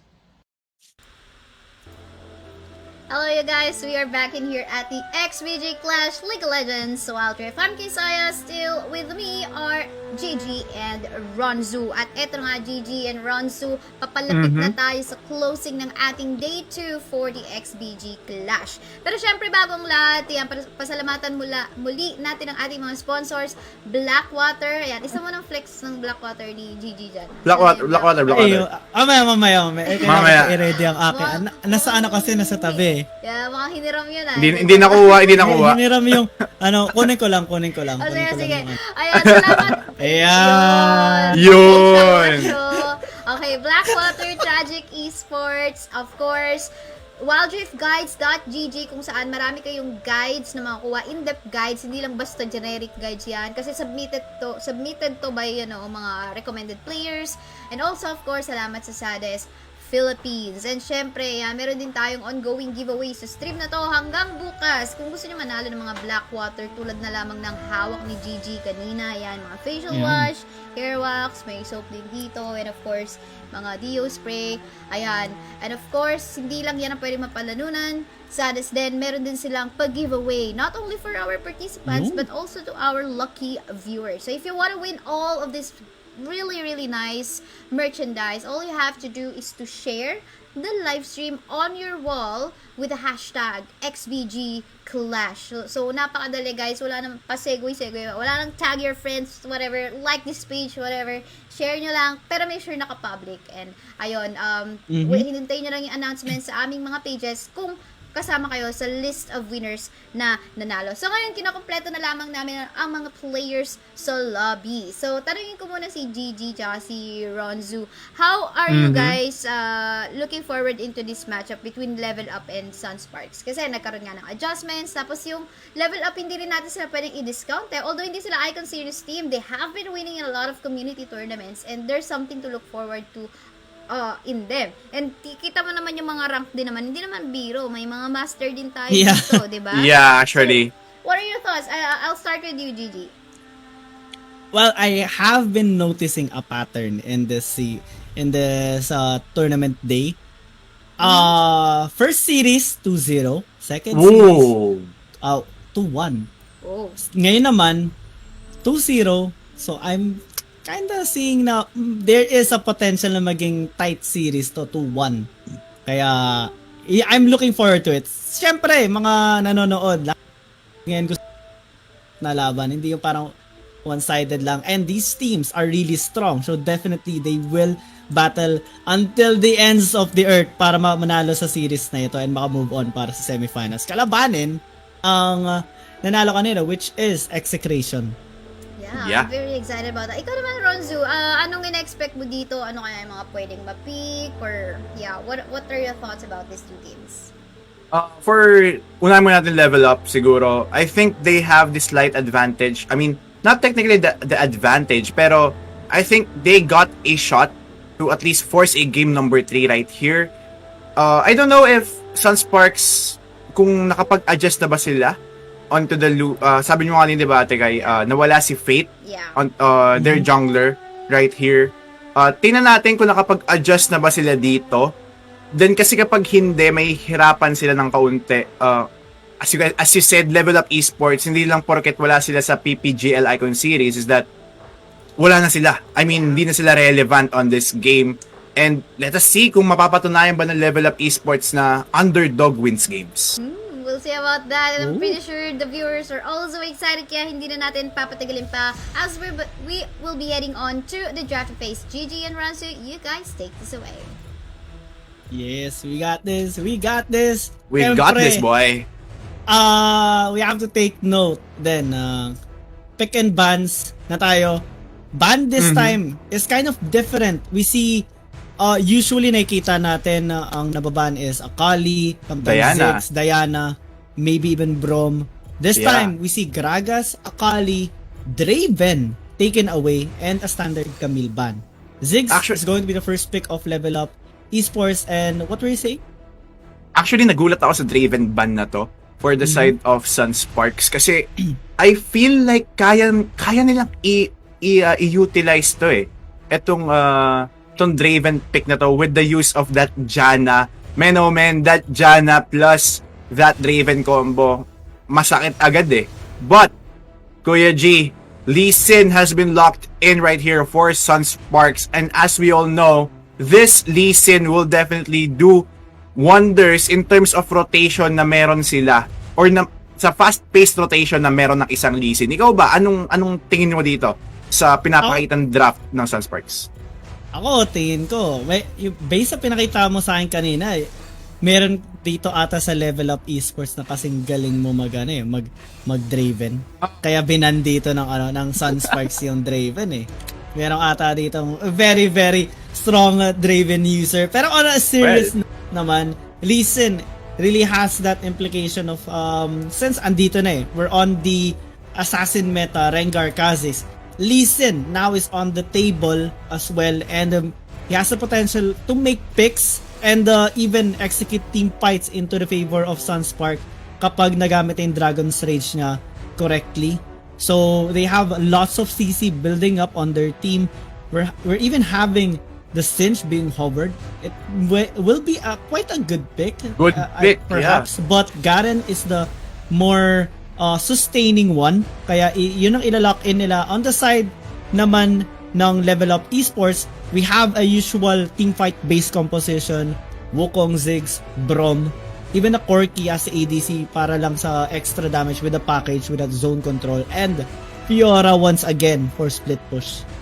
Exactly, but definitely Kuya G, that Corki and that Ziggs will definitely do a lot of wonders for their side, pero let us not count out yung pinakitang Garen kanina from the previous games. Tingnan natin, tingnan natin ngayon kung ito pa rin ba yung same level of Garen na ipapakita coming up from this Sunsparks team. But Kuya G, before we head onto the Summoner's Rift, quick prediction lang. Who do you think will win based on this draft? Quick prediction, I am quite confident with the composition now of Sunspark because they have the Diana. It actually slipped through the banning phase, but it kind of has that asterisk because of the team fight capability of LevelUp Esports. So, kumbaga, my final answer is I don't know this time. Hindi ko maisip kung sino man nanalo. Both teams have so much potential in securing this game number 1. Ikaw ba? For me, I love to go for the underdogs right here, Kuya G. So I'll definitely go on to the side of LevelUp Esports. Gusto kong napapatunayan na kung mali. Alam mo yun? Gusto ko yung things like that eh, na hindi porket wala kami sa PPGL is that hindi kami relevant. No, papatunayan namin yon. That's gonna be the storyline for this game as we are headed on to the Summoner's Rift. Game number 1, LevelUp Esports versus Sunsparks. We are your casters. I am Ronzu. Together with me is GG. Yeah. Thank you for that very nice introduction. Same with a safe start here for both teams. Medyo nag-onting LQ lang sa may top lane. Naghampasan lang sila one time. Then, okay, bati na tayo. Friendship na ulit. Best friend na ulit. Bebe time na ulit. Alright, chill lang naman sila dyan. Definitely Fiora. A while ago, we talked about Fiora having the advantage pero medyo na-even siya because of damage. Especially with the silence. Tapos ikot-ikot na ikaw yung may hilo. But when a Fiora gets even a little bit ahead, it will greatly affect laning phase and even team fights. But like we talked about in the drafting phase, Diana on the table here for Sunsparks will definitely threaten even the backline kasi team fight based composition dito ang LevelUp Esports, but Diana's ulti is quite different in Wild Rift. Yun parang siya na ang laki ng radius. You Definitely. can even catch 5 man onto it. Tapos sakto pa sa ikot-ikot ng Garen. Oh, that is crazy. But not as crazy as this gank. Yeah, definitely. Kung nag-connect is Sonic Wave na yun, that would have been done for that Fiora. But 5722 right here is being threatened out by Tokyo. But, Kuya G, nabanggit mo dito yung Diana from Sunsparks, which is being used by 5722. Based on the PPGL event, Icon Series, Kuya G, ito yung pinaprioritize ni 5722. Aside from him being a Yasuo god, ito na ngayon yung kinukuha nila na premier pick, which is this Diana. Let us see kung ano ba talagang meron sa Diana ni 5722. Is it worth a ban? Is it worth a respect or not? Dahil, man, oh man, we know how 5722 works on this one. But onto the bottom lane, that's gonna be Corky being down onto this game. That's a 1-0 first blood for the side of Sunsparks. Yeah, definitely Sunspark doing a really good job securing that kill. It's actually surprising knowing that usually the one with a Brom pick is usually the one being aggressive or having that kill threat. But with a Janna and Ezreal, definitely they managed to poke down this Corky and having that burst capacity, he secured this kill onto Saverin. So he's quite in a disadvantage, and scaling wise, this Ezreal will deal lots of damage in the late stages of the game, given that most of the members of LevelUp Esports are quite squishy. Yes, they have multiple utilities. They have zoning controls with the Ziggs, traps, and Brom's shield. However, it's still an Ezreal, especially with a Muromana and maybe a Triforce. Even if he goes a little bit of a defensive, goes for the gauntlet, it's still going to hurt. And definitely it will mark onto the members of LevelUp Esports. Kasi yung passive dito na Ezreal stocks up, Kuya G, di ba? So, with the use of that Iceborne Gauntlet, tulad ng sabi mo kanina, kahit na defensive item yun, makakapag-free hit siya kasi may slow. But di sa may bandang itaas, umiikot lang na parang trumpo si Garen or Devil J up against this Fiora, mga kaibigan. Walang na-threaten out sa kanilang dalawa no? Yeah. Suntok eh. Yung katulad na pag-usapan natin kanina, pero ito konting sakitan lang, but bottom lane is actually the most active one. We see that both junglers, even the mid laner of LevelUp Esports, going to the bottom side to start this dragon fight. It's going to be an advantage on the side of Sunspark because Corky is still traveling here. The team fight is going to start. Cyclone has been invested. LevelUp Esports actually secured this dragon, but at what cost? They are very low right now. Nice outplay here by RTG to secure the skill onto the Fiora. At most, it's a dragon for a kill trade, but what an exciting team fight. Exactly. May nakita mo yung Moonfall doon ni Kuya 5722. Ito yung sinasabi mo kanina na na set up potential and definitely yun ang nangyari doon. Although LevelUp Esports got the first dragon of the game, I think panalo pa rin doon na Sunsparks kasi nakakuha sila ng isang kill, which is, I suppose, that's gonna be the Fiora, and makakahinga ng maluwag dito si Devil J onto using that Garen, mga kaibigan. And Kuya G, I think our next clash pag-spawn pa ng Rift Herald natin. Yeah, Rift Herald, this time it's going to be quite a different scenario because Noticer now has the Guardian Angel. He is even looking to gank top lane right now since they are grouping up as 3 to secure this tier 1 tower, but we see Devil actually contesting this. He will maunat ka pala. Maunat ka pala, maybe not quite against 3 members of LevelUp Esports. They also lose the tower in the top lane. Good defense by the Ziggs to clear out the mid lane minions. So in terms of structures, they're actually even now since Sunsparks also secured a tier 1 tower in the bottom lane. But in terms of gold, Sunsparks are ahead 1k.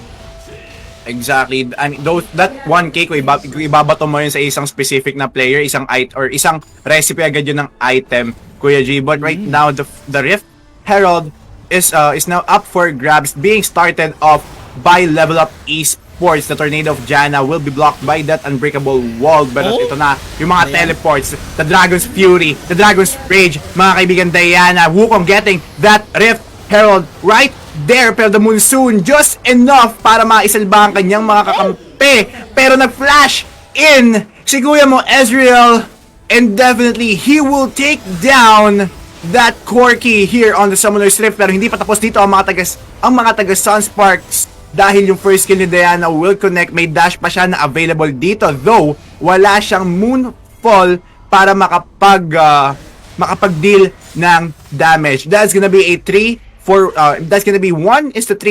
our scoreline in favor still of Sunsparks.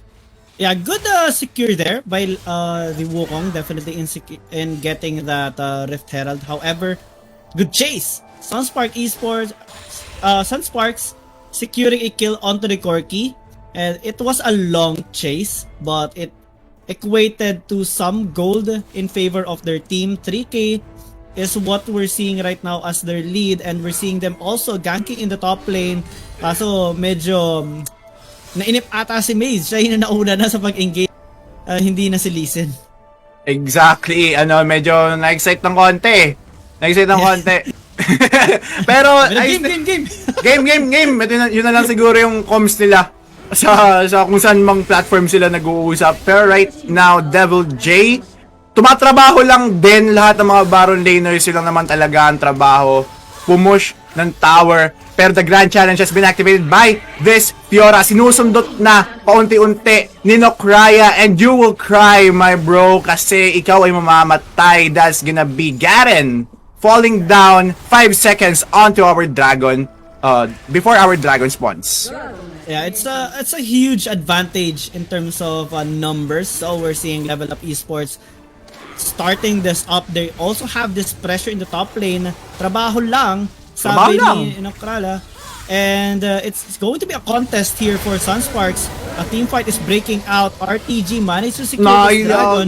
Nice monsoon to even reset their HP bars.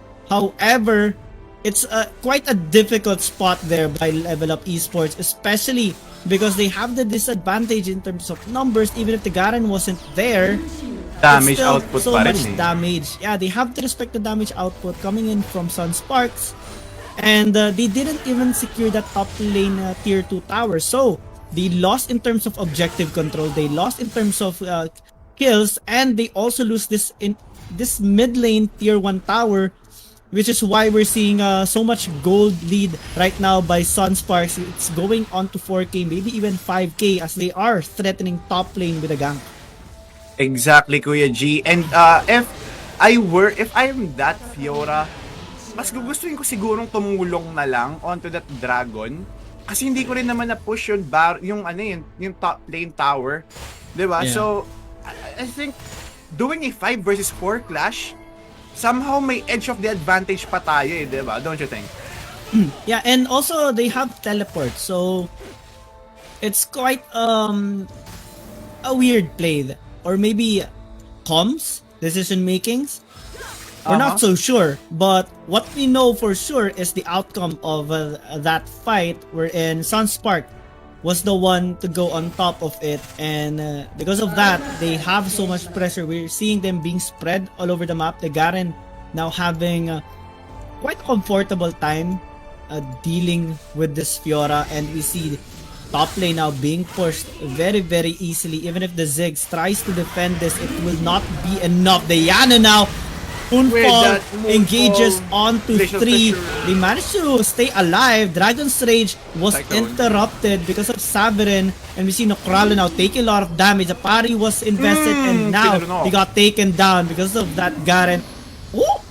Monsoon for the save! Okay. Wow. Muntik na Kuya G, muntik na si Sets done, but right now this is gonna be Sunsparks Baron. This pink-purple big worm right here will be taken away by Sunsparks uncontestedly, pero hindi yata yun ang mangyayari dito, as LevelUp Esports will want to contest this one. 1/4 HP na lang ang natitira sa Baron natin, and I think that was a bad call for the side of LevelUp Esports. 2 Guardian Angels has been popped. Tokyo here will stay alive for a bit, but oh no, muntik pa Kuya G, as the rampage for that Wukong, for that Ezreal taking down that Wukong. Man, oh man, LevelUp Esports, they need to group up before entering a team fight dahil yung kanilang mga ultimates is team fight reliant, Kuya G.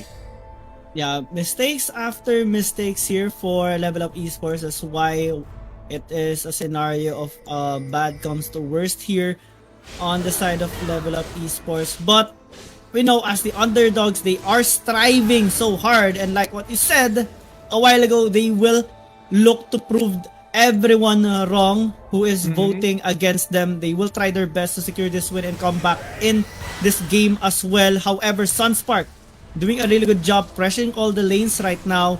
Fiora can't split push that much anymore, and they are even engaging confidently here in this mid lane. Sobrang confident na talaga kasi momentum wise Execration tuloy. Sunsparks has this momentum that they need or that they definitely want kasi kung masya-shutdown sila dito immediately, ito na yung oras ni Corky. But speaking of output or damage, man, si Sets, lahat nun meron siya. Pero ito na, the Glacier Fissure, the Monsoon has been activated as well. Umikot na rin si Kuya Wukong right here. The Mega Inferno Bomb, walang tatamaan. The Stasis has been popped by RTG as well as that safeguard para makaalis siya. The ultimate of Ezreal will not connect onto Saverin with that Corky. Pero yung pressure na meron ang Sunsparks is sobrang commendable. Tingnan mo, hindi pa namatay doon si Maze right there. But that's a double kill right away for that Ezreal. Nasa likod pa si Devil J. Ito na yung umiikot na trumpo. Papalanukin kayata nito Chong ng espada, pero that's not gonna be the scenario right there as Sunsparks will take 2 inhibitor towers down against LevelUp Esports. Yeah, they even had the luxury of securing a dragon. Solo kill na lang ni RTG while 5722 is busy going against 2 here. Tokyo even disengaging because they have to respect this Diana, especially his teammates that will constantly back him up. Ganyan maglaro ang Sunsparks in this game, and it definitely led to many advantages piling up to this. What lead is this? 16k gold lead? 16k That gold is lead, high. man.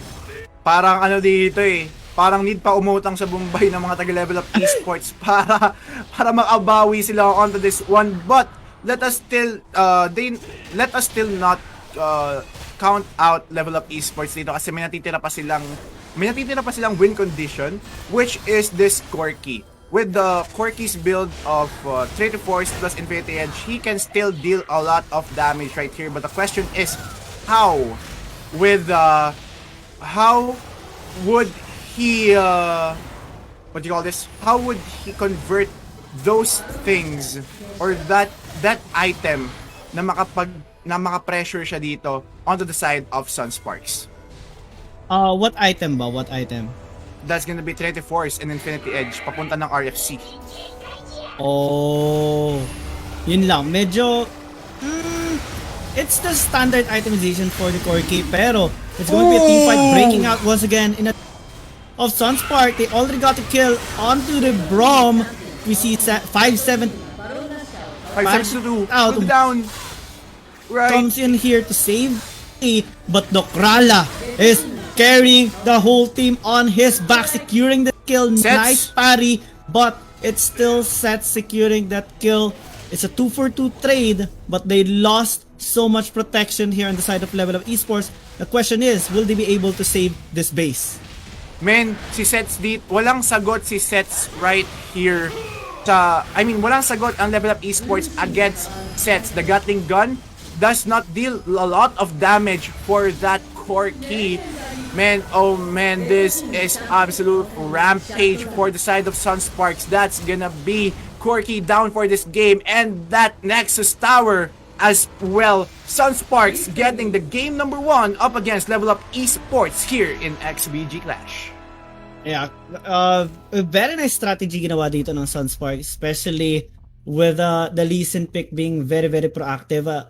Especially when we saw that the bottom lane, which is the scaling bottom lane to, yung meron sa Sunspark, Ezreal and Janna, they're kind of having this very protective duo. But when I saw that they secured, well, hindi naman solo kill, but it was a battle, 2v2 battle lang, and they secured the kill on the Corki. It's already bad news on the side of LevelUp Esports, wherein usually Corki is really strong. We see at most kumaga sa tier of ADCs, Kaisaya is on the top list. Then we see Corki, Ezreal, and so on and so forth. But having the Janna kinda allowed them to sustain so much in the team fight. That's why we see this kumaga parang ano ito exponential growth in terms of gold. On the side of Sunspark, it kind of plateaued onto the 14-minute mark, which because of how LevelUp Esports are trying to maintain or at least hold on. Kumaga kapit bisig moment yan nila para at least matry i-turn around yung game. Multiple attempts have been made to try and, well, turn around. We saw Nokrala securing 2 kills pero na-trade siya ni Sets. And it was a difficult scenario here for LevelUp Esports, but maybe they can still come back in this series, di ba?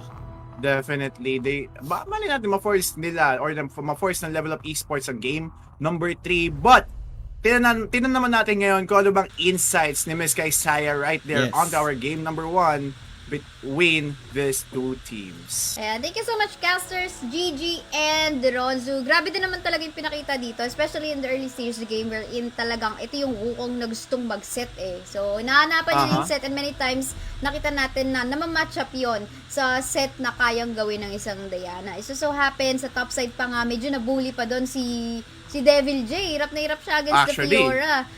Nagamit-gamit nitong si Nokrala.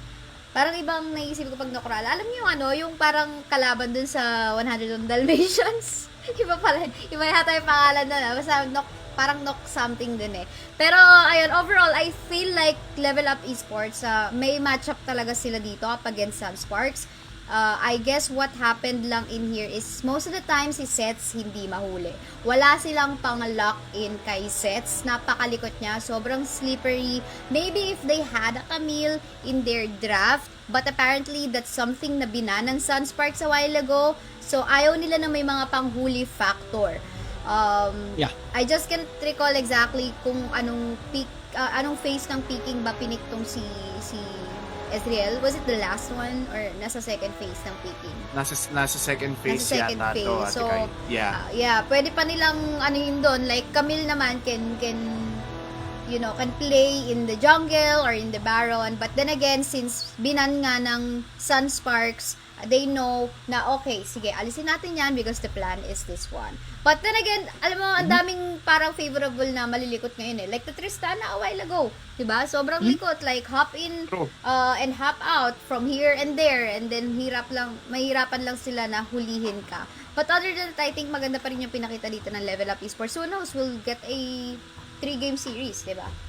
For the meantime, I guess eto na, i-ready lang natin ang ating mga lobby for our second game. Pasalamatan muna natin ulit ang ating sponsors, Sadis Philippines, Tragik Esports, WildriftGuides.gg, as well as Blackwater. And again, don't miss out the giveaways. May giveaway tayo from Blackwater as well as Sadis. Yan yung mga products na nakikita nyo sa inyong screens. All you have to do is to share the live stream on your wall with the hashtag XBG Clash and wait for our announcements kung ikaw ang isa sa mga nagwagi.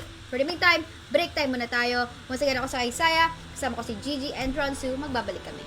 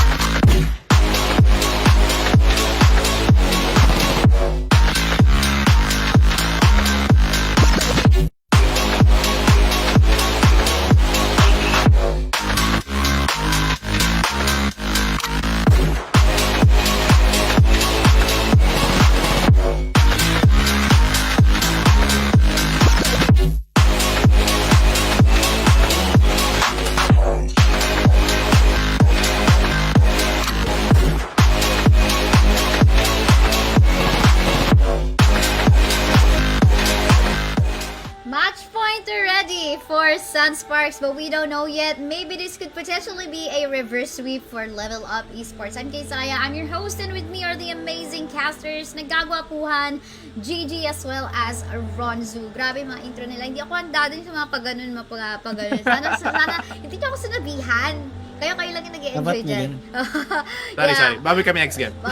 Yeah, may tomorrow pa naman. But yeah, here we go. Last series for tonight. But syempre, pa round 2 pa lang tayo. 1 point for Sunsparks. LevelUp Esports, pwede pa nilang ma-reverse sweep to. Ano pa kaya yung mga dapat baguhin? Hindi ko sigurado. Malalaman natin yan sa draft. A while ago, nakita natin si Sets talaga nag-init gamit yung kanyang Ezreal. Yeah. We don't know if this will be banned out or at least nanakawin ba, irerespeto, or could this be the Diana setting up team fights. Pero ang ganda rin naman ang pinakita ni Fiora dun sa kabilang side, sa side ng LevelUp Esports. Pero malalaman na lang natin yan later on. For the meantime, shout out sa ating mga sponsors, Blackwater, Sadis Philippines, WildriftGuides.gg, as well as Tragik Esports. You guys are so amazing. Thank you so much for supporting our community event. Of course, nasinimulan, of course, idea to ni XtianBautista na kasama nga natin kanina with a slight interview.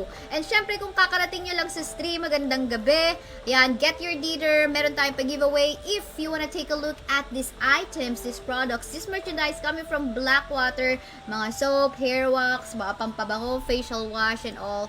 So, as well as Sadis products like these earpods, headsets, gaming headsets. If you want all of this for you to get a chance in winning either of these items or products, all you have to do is to share the live stream on your wall na naka-public and add the hashtag XBG Clash. So, napakadali.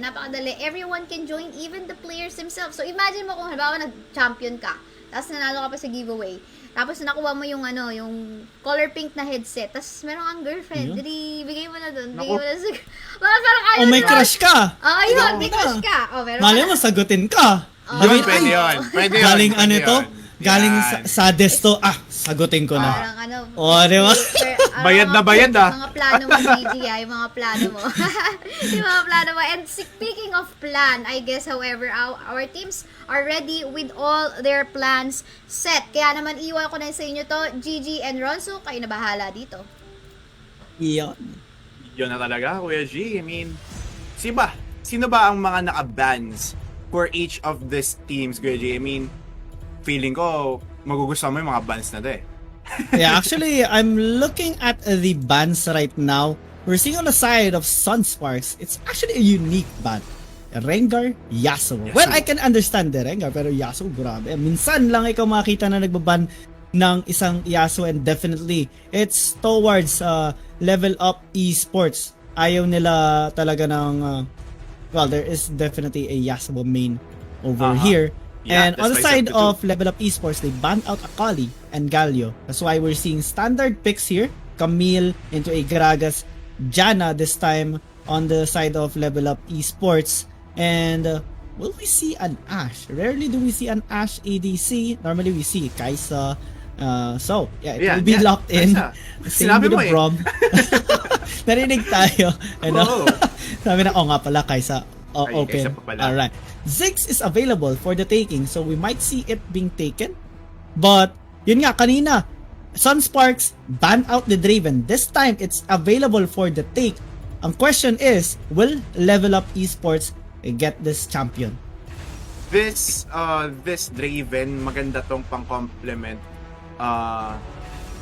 Maganda tong pang-counter rather on this Kaisa. But I think that wouldn't be the answer right here, as Severin will lock in this Tristana against the duo of Kaisa and Braum. Medyo may hirapan siya dito in terms of dealing the damage and the range as well. Kasi kapag lumapit siya dito, Kuya G, may frostbite passive agad ni Braum. And, you know, things happen. Auto-stun, 4 stacks, boom, you're dead. But, Diana, once again, will be locked in by Sets as well as that Lee Sin. I think, will this be a deja vu right here, don't you think? Deja vu indeed. Diana once again wasn't banned, and it's for Sunsparks taking, even having the luxury of securing this Lee Sin as well. So, pick potential, team fighting as well. Definitely, Sunspark is having this kind of composition that is ready for any kind of team fight. LevelUp Esports, on the other hand, has good engage and disengage. They have the Gragas ulti, they have the Jana Monsoon, they have Buster Shot, they have the Charm from the Ari, and they have a proper frontline, which is the Garen, na spin to win ang name of the game for him. So, will we see it pan out well for LevelUp Esports, or will we be seeing Sunsparks securing their second win and securing their spot in the semifinals? We shall find out as we head down to the loading phase. And ang question ko lang is, bakit kaya hindi nag-Draven, no? Well, that's actually true. But hindi nag-Draven. Actually, a Draven is a good pick right here kasi kaya niyang i-outrange ang isang Kaisa onto the early stages of the game. Plus, pwede niyang i-disrupt yung Sonic Wave coming from RTG using this Lee Sin right here, Kuya G. But, nabanggit mo kanina, yung pagiging spin to win ni Garen. And I think, if I'm not mistaken, no, I think lahat ng Garen game yata for this day's matches nananalo. Oo nga eh. Meron lucky charm siguro yung skin din na to. Kasi normally ito yung ginagamit nila na skin eh. Is there a lucky charm on this? Maga, when you have this, commando Garen? Is this may bas-bas yata ito eh. Yeah. Iba talaga nagagawa ng perseverance. When you have that perseverance passive, you will persevere. You will definitely persevere. Akala ko sasabihin mo iba nagagawa ng skin. Akala ko may buffs. Well, as my good friend Jaeger always says, pero it's on Valorant this time. It can be applied to skins equals skills. Yeah, skins equals skills, not skins over skills. But heading onto this game, Kuya G, onto the top lane, that's gonna be Ekin against Devil J. Ekin has taken a lot of damage with that first kill coming off from that Camille. Normal laning phase, normal jungling phase. But speaking of jungling, Kuya G, how important do you think is this jungle role for you for this game? Well, RTG again on the Lee Sin, so we will be seeing so many picks being established here or attempted by this Lee Sin. But having the Gragas allows LevelUp Esports, as we talked about in the Champion Select, engage and disengage tools. So, ang question ko lang is, early game, ang question ko sana kanina, will Sunsparks be able to snowball in this game? But it was immediately answered by Ekin, getting a 2v1 kill, a solo kill onto RTG and stopping that early game snowball. Sabi na, yun nga, spin to win, baby. Spin to win, baby, indeed. But onto the bottom lane, Noticer is up against two members of Sunsparks right here. This is a 3 versus 2 situation. Iko-contest ba to ng Sunsparks? I think, yes, no, the bodies lang para ma-secure. Diba? I want that Krug, you know? Aking yung Krug na yan, sinimulan ko yan, ako tatapos yan. Pero speaking of tapos, Kuya G, matatapos na sana doon ang buhay ni Devil J with that ultimate coming out from that Garen. Nagpapasahan sila dito ng double buff sa ibandang itaas, and that's gonna be a 1-for-1. But right now, the ones that got the advantage is Sunsparks. Yeah. Sunsparks even up the scoreboard in terms of kill. Actually, may na-realize lang ako. A while ago, napag-usapan natin on game Nokrala. Sabi ni Kaisaya kanina, may katunog yung Nokrala. That's I searched it up. Cruella. That's Cruella. I just knew. And another thing, Devil J is maybe it's Devil Jin on Tekken. Very witty choice of names here for the players. Kaya nakakatuwa lang. Normally hirap ako mag-isip ng pangalan. Oh, napapansin ko nga lahat ng IGN mo puro Sun eh. Well, there is a story to that actually. There's a story, okay. I think that story is PC. We were searching for names na mababa yung characters. So I was just checking on Google, what are 3-letter names? Then sakto there's Sun. So I took it. And then lahat na ng yun na lang yung ginagamit ko. Okay. Why not? Di ba?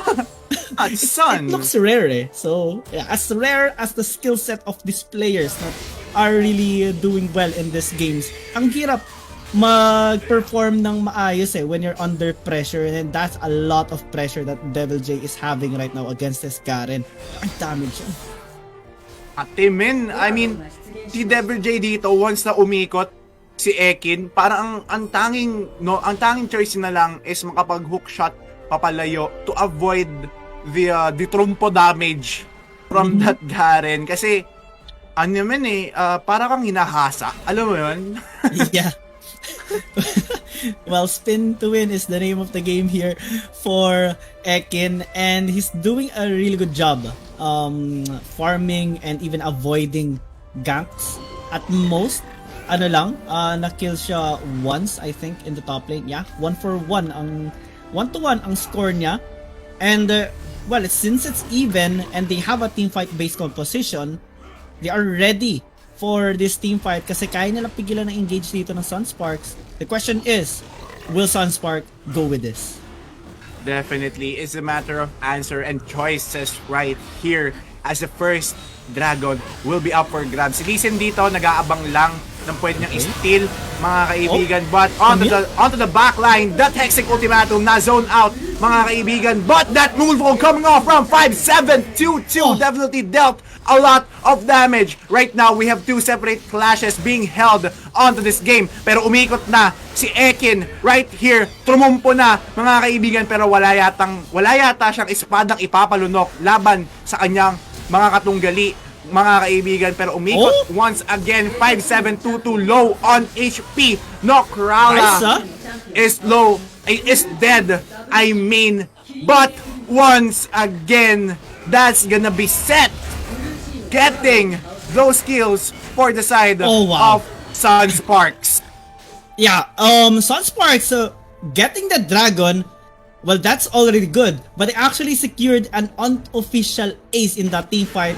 First in the team fight, Gragas and the Tristana was taken down. Next was the remaining 3 members of LevelUp Esports. That's why we're seeing the 6-2 on the scoreboard, and they only lost 1 member on the side of Sunspark. Is actually just the Brom. Grabe yun. The way they executed that team fight was near flawless. Yes, they still lost the Brom, but ang ganda ng output nun. That's why we're seeing 2k gold lead on their side, and it's slowly transitioning onto more itemizations which will affect in terms of firepower on their team. And speaking of firepower, they have a lot of damage in their kit. Exactly, a lot of damage indeed. But right now, both of the teams is now looking to set up onto this Rift Herald. Pero ito na naman yung Moonfall coming from 5-7-2-2. Definitely dealt a lot of damage. Glacial and another Fisher? aggression coming off from that Glacial Fisher coming from Charm? that Brom. But the Charm will connect onto sets, pero walang follow-up damage right there. Man, oh man, what a setup coming off from that Diana. Pero Devil J will definitely take down Ekin. The fight is not over. Pero hindi pa rin tapos. Sobrang daming suntukan ang nangyayari dito. That's gonna be RTG getting that double kill onto the side of LevelUp Esports. 3-1 situation. The dash onto Severin, and that's gonna be once again another unofficial ace for the side of Sunsparks. Yeah, wow. and it's again exchange for just 1 member of Sunsparks. The Lee Sin now has fallen, and to top that all off, they will secure this tier 1 tower in the top lane, but another fight breaks out. 5-7-2-2 against 3. He will try to survive. He will, with a split second of time, he got taken down by the Janna, but that's the end of it. At most, it's just that, but looking at the gold, a while ago it's 2k gold lead. Now it is ballooning to 7,000 gold lead in favor of Sunspark. That bad comes to worse now for LevelUp Esports. How are they going to deal with these members of Sunsparks? 4-0-3 on the scoreboard of sets, and he is so fed in this game right now. Comparing him onto the Kaisa, well, it's just 1,000 gold. difference, ADC to ADC, but onto the other members, it's more than that. 2k on the jungles. Supports is 3k actually. Just 1k, but it's totaling to 7,000. That is a lot already. And at this stage of the game, 9 minutes in, second objective pa lang tayo. Actually third, because Dragon is spawning in the next few minutes. And we're seeing them setting up for it already. They are hungry for kills. They're thirsty for blood was the thing that I was supposed to say, pero hungry na sabi ko. And they want to establish this objective already. 25 seconds on the clock. Let's see what happens. Let's see indeed what will happen next. Right here, as the Rift Herald for the side of Sunsparks will be now used onto the middle lane. Saktong-sakto lang para ma-divert yung atensyon ng mga taga LevelUp Esports doon sa middle lane nila. But the insect play coming off from RTG, the Monsoon will be activated by Lotso, but that Tristana will be taken down by that Kaisaya. Pero hindi pa rin tapos ang lahat. 5-7-2-2 once again. That's a triple kill for Sets. Would this be a quadra kill? No. Sets, or I mean 5-7-2-2 will cancel that one out. Mountain Dragon and that Baron buff will be up for grabs. 15-4 is our scoreline. What a absolute rampage for the side of Sunsparks. 5-7-2-2, not scared at all to engage onto 3, even with the turret standing in the mid lane. They go for it. However, same goes for the guy even securing this Baron buff. So that will definitely help LevelUp Esports in surviving this late stages of the game. They delay the inevitable. Maybe it's not so inevitable anymore, as we see now Sunsparks getting a kill onto the Ahri, but at least they secured this Baron buff onto 3 members alive here on the side of LevelUp Esports, and they also have this Mountain Dragon to take. The question is though, will they take it? Because they are at a numbers disadvantage. Exactly. Yung pag-take yung pag-steal ni Garen ng Baron doon is quite a false positive effect, dahil kung nakikita mo dito 5-7-2-2 is still a very aggressive onto this game. 5-7-2-2 is up against 3 members of Suns or of LevelUp Esports, pero ang nangyayari dito, RTG picking off that Gragas right there. Glacial Fissure has been activated by Mace. Diana? Na naman si Kuya mo Garen. Diana tumalon, napatay ni Kuya mo Tristana right there. Sets? Tornado. Sets will be taken down by Severin. There is still a rocket jump available for Severin right here. Ang tanong dito is tatalunin niya ba si Kuya mo Devil J right here? And I think no will be the answer, as Tristana would want to save this Baron buff para nga naman talaga magkaroon pa ng enhancement yung kanilang minion waves. Yeah, it's a tight situation right now for LevelUp Esports. 13k gold lead, and we see the Mountain Dragon being taken here by Sunsparks. However, we have to take note that Ekin actually managed to steal out the Baron. Yes, they lost a team fight 4-2, but we see most of the kills being funneled actually onto Saverin. That's why we're seeing him having just 1.5k behind the enemy ADC on the side of Sunsparks. So it translated into more itemizations. We see him having this Blade of the Ruin King and the static shiv. When he recalls, he will cash in all that gold onto the Infinity Edge. That is a huge power spike onto this Tristana. My question right now is, will he be able to free hit? Because definitely he will be a target here. We see the Hextech Ultimate coming in onto Lotso this time. Good disengage with the Janna Monsoon. Actually, the cast was invested to be able to allow them to actually disengage. Sets here taking a lot of damage. Monsoon was also invested.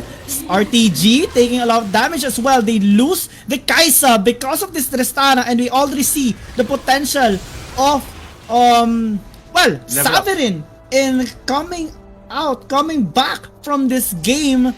1-1 lang ang score dito in terms of that team fight, and we see this Tristana really popping off in terms of damage, and a bit of hesitation is coming out right now on the side of Sunspark because of the damage output. That Infinity Edge, that team fight a while ago when Sunsparks managed to win 4-2, but Tristana had 2 of those kills, ang laking tulong yon para sa kanila. And definitely, this Tristana will be a target. Ang question lang though, will they be able to pile up to Saverin? Kasi, drafting pa lang, LevelUp Esports invested on a teamfight based composition wherein it is balanced.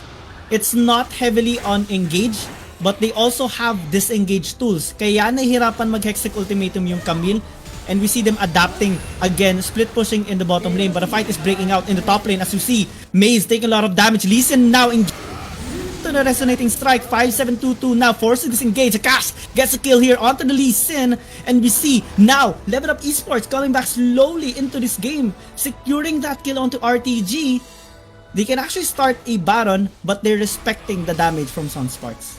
Exactly, Kuya G. After that very long, after that first, after Kaisa has been picked off, parang nagkaroon ng kaba ng konti si Sunsparks dito, ang team ng Sunsparks dito, dahil parang sabi nila, we need to group up kasi hindi nata maganda to na tumataba si Saverin with this Tristana. Tapos hindi pa mapipilas agad ni 5722 itong si what you call this, si Lotso using this Janna. Sobrang laki or sobrang kapal ng shield na meron ang LevelUp Esports if they do not manage to kill this Janna. But right now, the Baron is being started by the side of Sunsparks, pero nasa baba pa din si RTG, and I think this is just a diversion play, mga kaibigan, para makapag-push ng side lane. But 5722 is flanking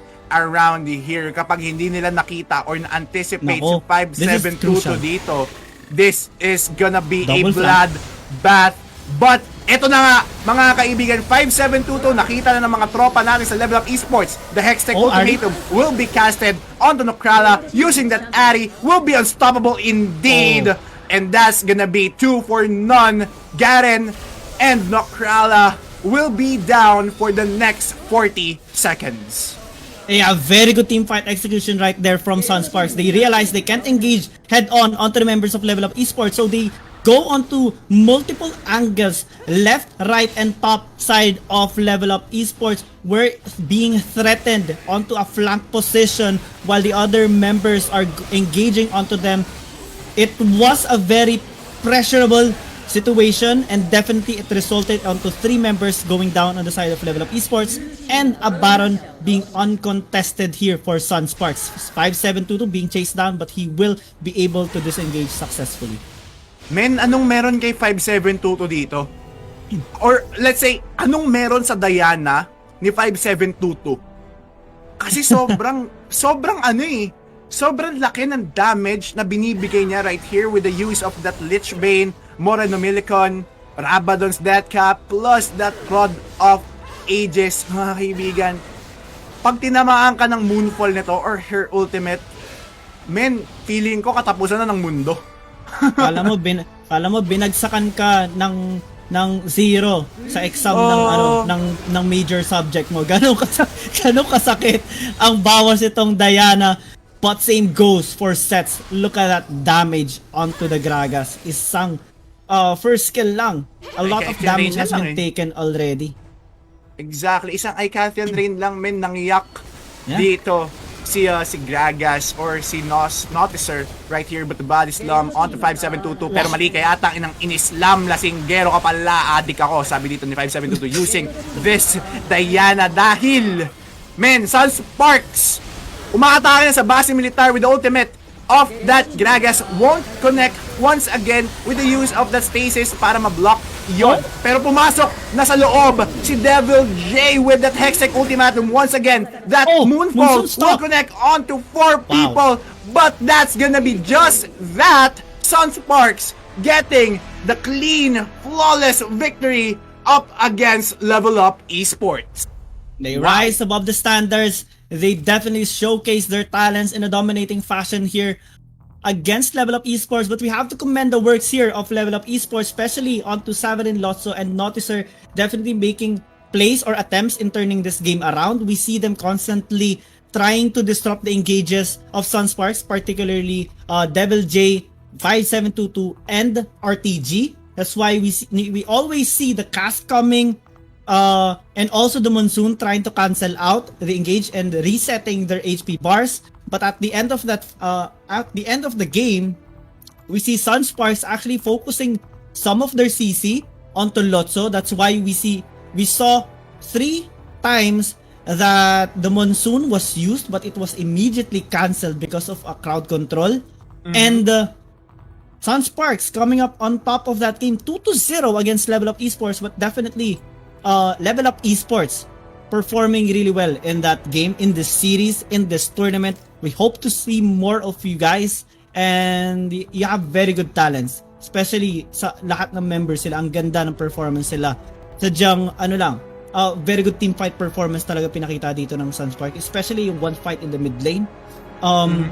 We saw the Brom, Kaisa, and sino ba yung Brom and Kaisa engaging onto 5 members of LevelUp Esports. Then we saw the Lee Sin coming up from the blue side jungle of them, and Diana from the red side jungle. And worst comes to worst, we saw Devil J flanking from the inhibitor tower, from behind. Literally all angles were used to engage onto LevelUp Esports, and they were trapped in a situation where they cannot kite. They have to engage, and they have to engage from all different angles. Ang ganda na execution dito ng Sunsparks, and it definitely was the factor of them winning this game, and kudos to LevelUp Esports. Pero like what you said, we want to know the insights of Kaisaya for this game and series. Here we go. Thank you so much, Gigi. And Ronzu, very exciting match that we've seen a while ago. Nakita pa natin yung comeback potential ng LevelUp Esports doon. The moment na nanakaw nitong si Garen, yung Baron, ayun na yung potential nila eh. The mistake was, lumaban pa sila. They should have just backed away, go for a reset, and then focus na lang dun sa lanes, taking advantage of the buffed minions before they go on a fight dun sa lane. And of course, nangyari yung fight nandun pa sa bandang riverside not in the lane. So, the thing in here is that yes, may buff sila, pero hindi nila tinatake advantage yung damage ng minions na na-buff. So, wala rin. So, parang na-cancel out. So, to the point na na-prolong na yung team fights hanggang sa si Tristana, si Savarin na lang yung natira doon sa fight. And isa pa sa magandang ginawa din dito ng Sunsparks was of course the flank. You did mention that a while ago. And it's not just, I believe, 5722 going for that flanking position. Si Camille, Devil J joined in. So the sandwich story happened right over there sa mid lane, kung saan wala nang choice kundi talagang naubos na yung mga miyembro ng LevelUp Esports doon. But then again, that was very exciting. I love the steals, and I think madalas ko na nakikita to simula nung Icon Series. Ito na yung I think Icon Series South Luzon, Garen na nangi-steal ng objectives. Ultimate lang, let's go. Kumbaga, spin to win. Yeah. hindi lang na ito si Jinx going for that steal, or Ezreal going for that steal, or Lux. Sasama na sa party si Garen. Ult ka lang, then yun na. Saya. But then again, congratulations pa rin sa LevelUp Esports. You made it to the top 8 despite, losing up against Sunsparks on a 2-0 score. Sunsparks will meet up Execration tomorrow in the semi-finals round. Definitely spicy. A while ago nakita natin yung Action PH versus Galaxy Razor. Bukas naman, ang aabangan nyo for sure will be one of the 2 series na aabangan nyo ay ang laban ng Sunsparks at Execration. And yeah, that was it for our day. And sa mga hindi pa nakaka-join sa ating giveaway, again, I do remind you, if you wanna win some products from Blackwater, ayan yung mga hygienic items natin dyan. Yes, soap, hair wax, facial wash. Kaya nakikita nyo, balik lang natin sa mukha ng ating mga nagagapuang casters. Lalo na to si Gigi na may baong. Gigi, meron ka, G. Kung gusto na gumapo, ito lang kailangan na guys. Yan lang. Ang lupit nun no? Napakalupit nun eh. Automatic sa kamay, no? Pero, ayan, balik tayo dito. And of course, not just that, we also have giveaways from Sades. Ayan, so kung gusto nyo ng headsets, pangregalo, very colorful.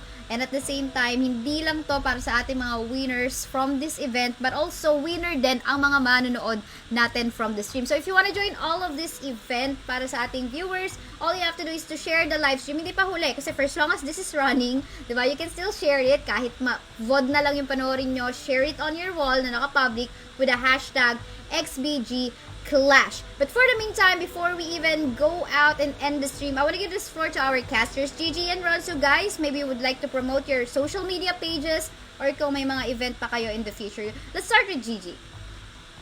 Alright.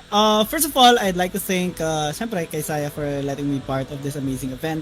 Hindi pa tapos, syempre, may kita pa rin tayo bukas. And, yeah, it's been very fun. Nakasama ko pa dito si Ronzo. First time kami magkasama, it's such an amazing experience. Ganda na-enjoy ko talaga. The synergy and stuff. But, yeah, for events, I guess, tomorrow would be the earliest. Pero, you can also catch me at Lakan Esports on Saturday. They have a Wild Rift tournament. Same goes for Liga Adarna Wild Rift on 15, but I won't be there. I will be though on the 16th. And also for League of Legends PC fans out there, I will be having a tournament on the 29th to 30. Kumaga parang birthday tournament kayo. Kaya ayun.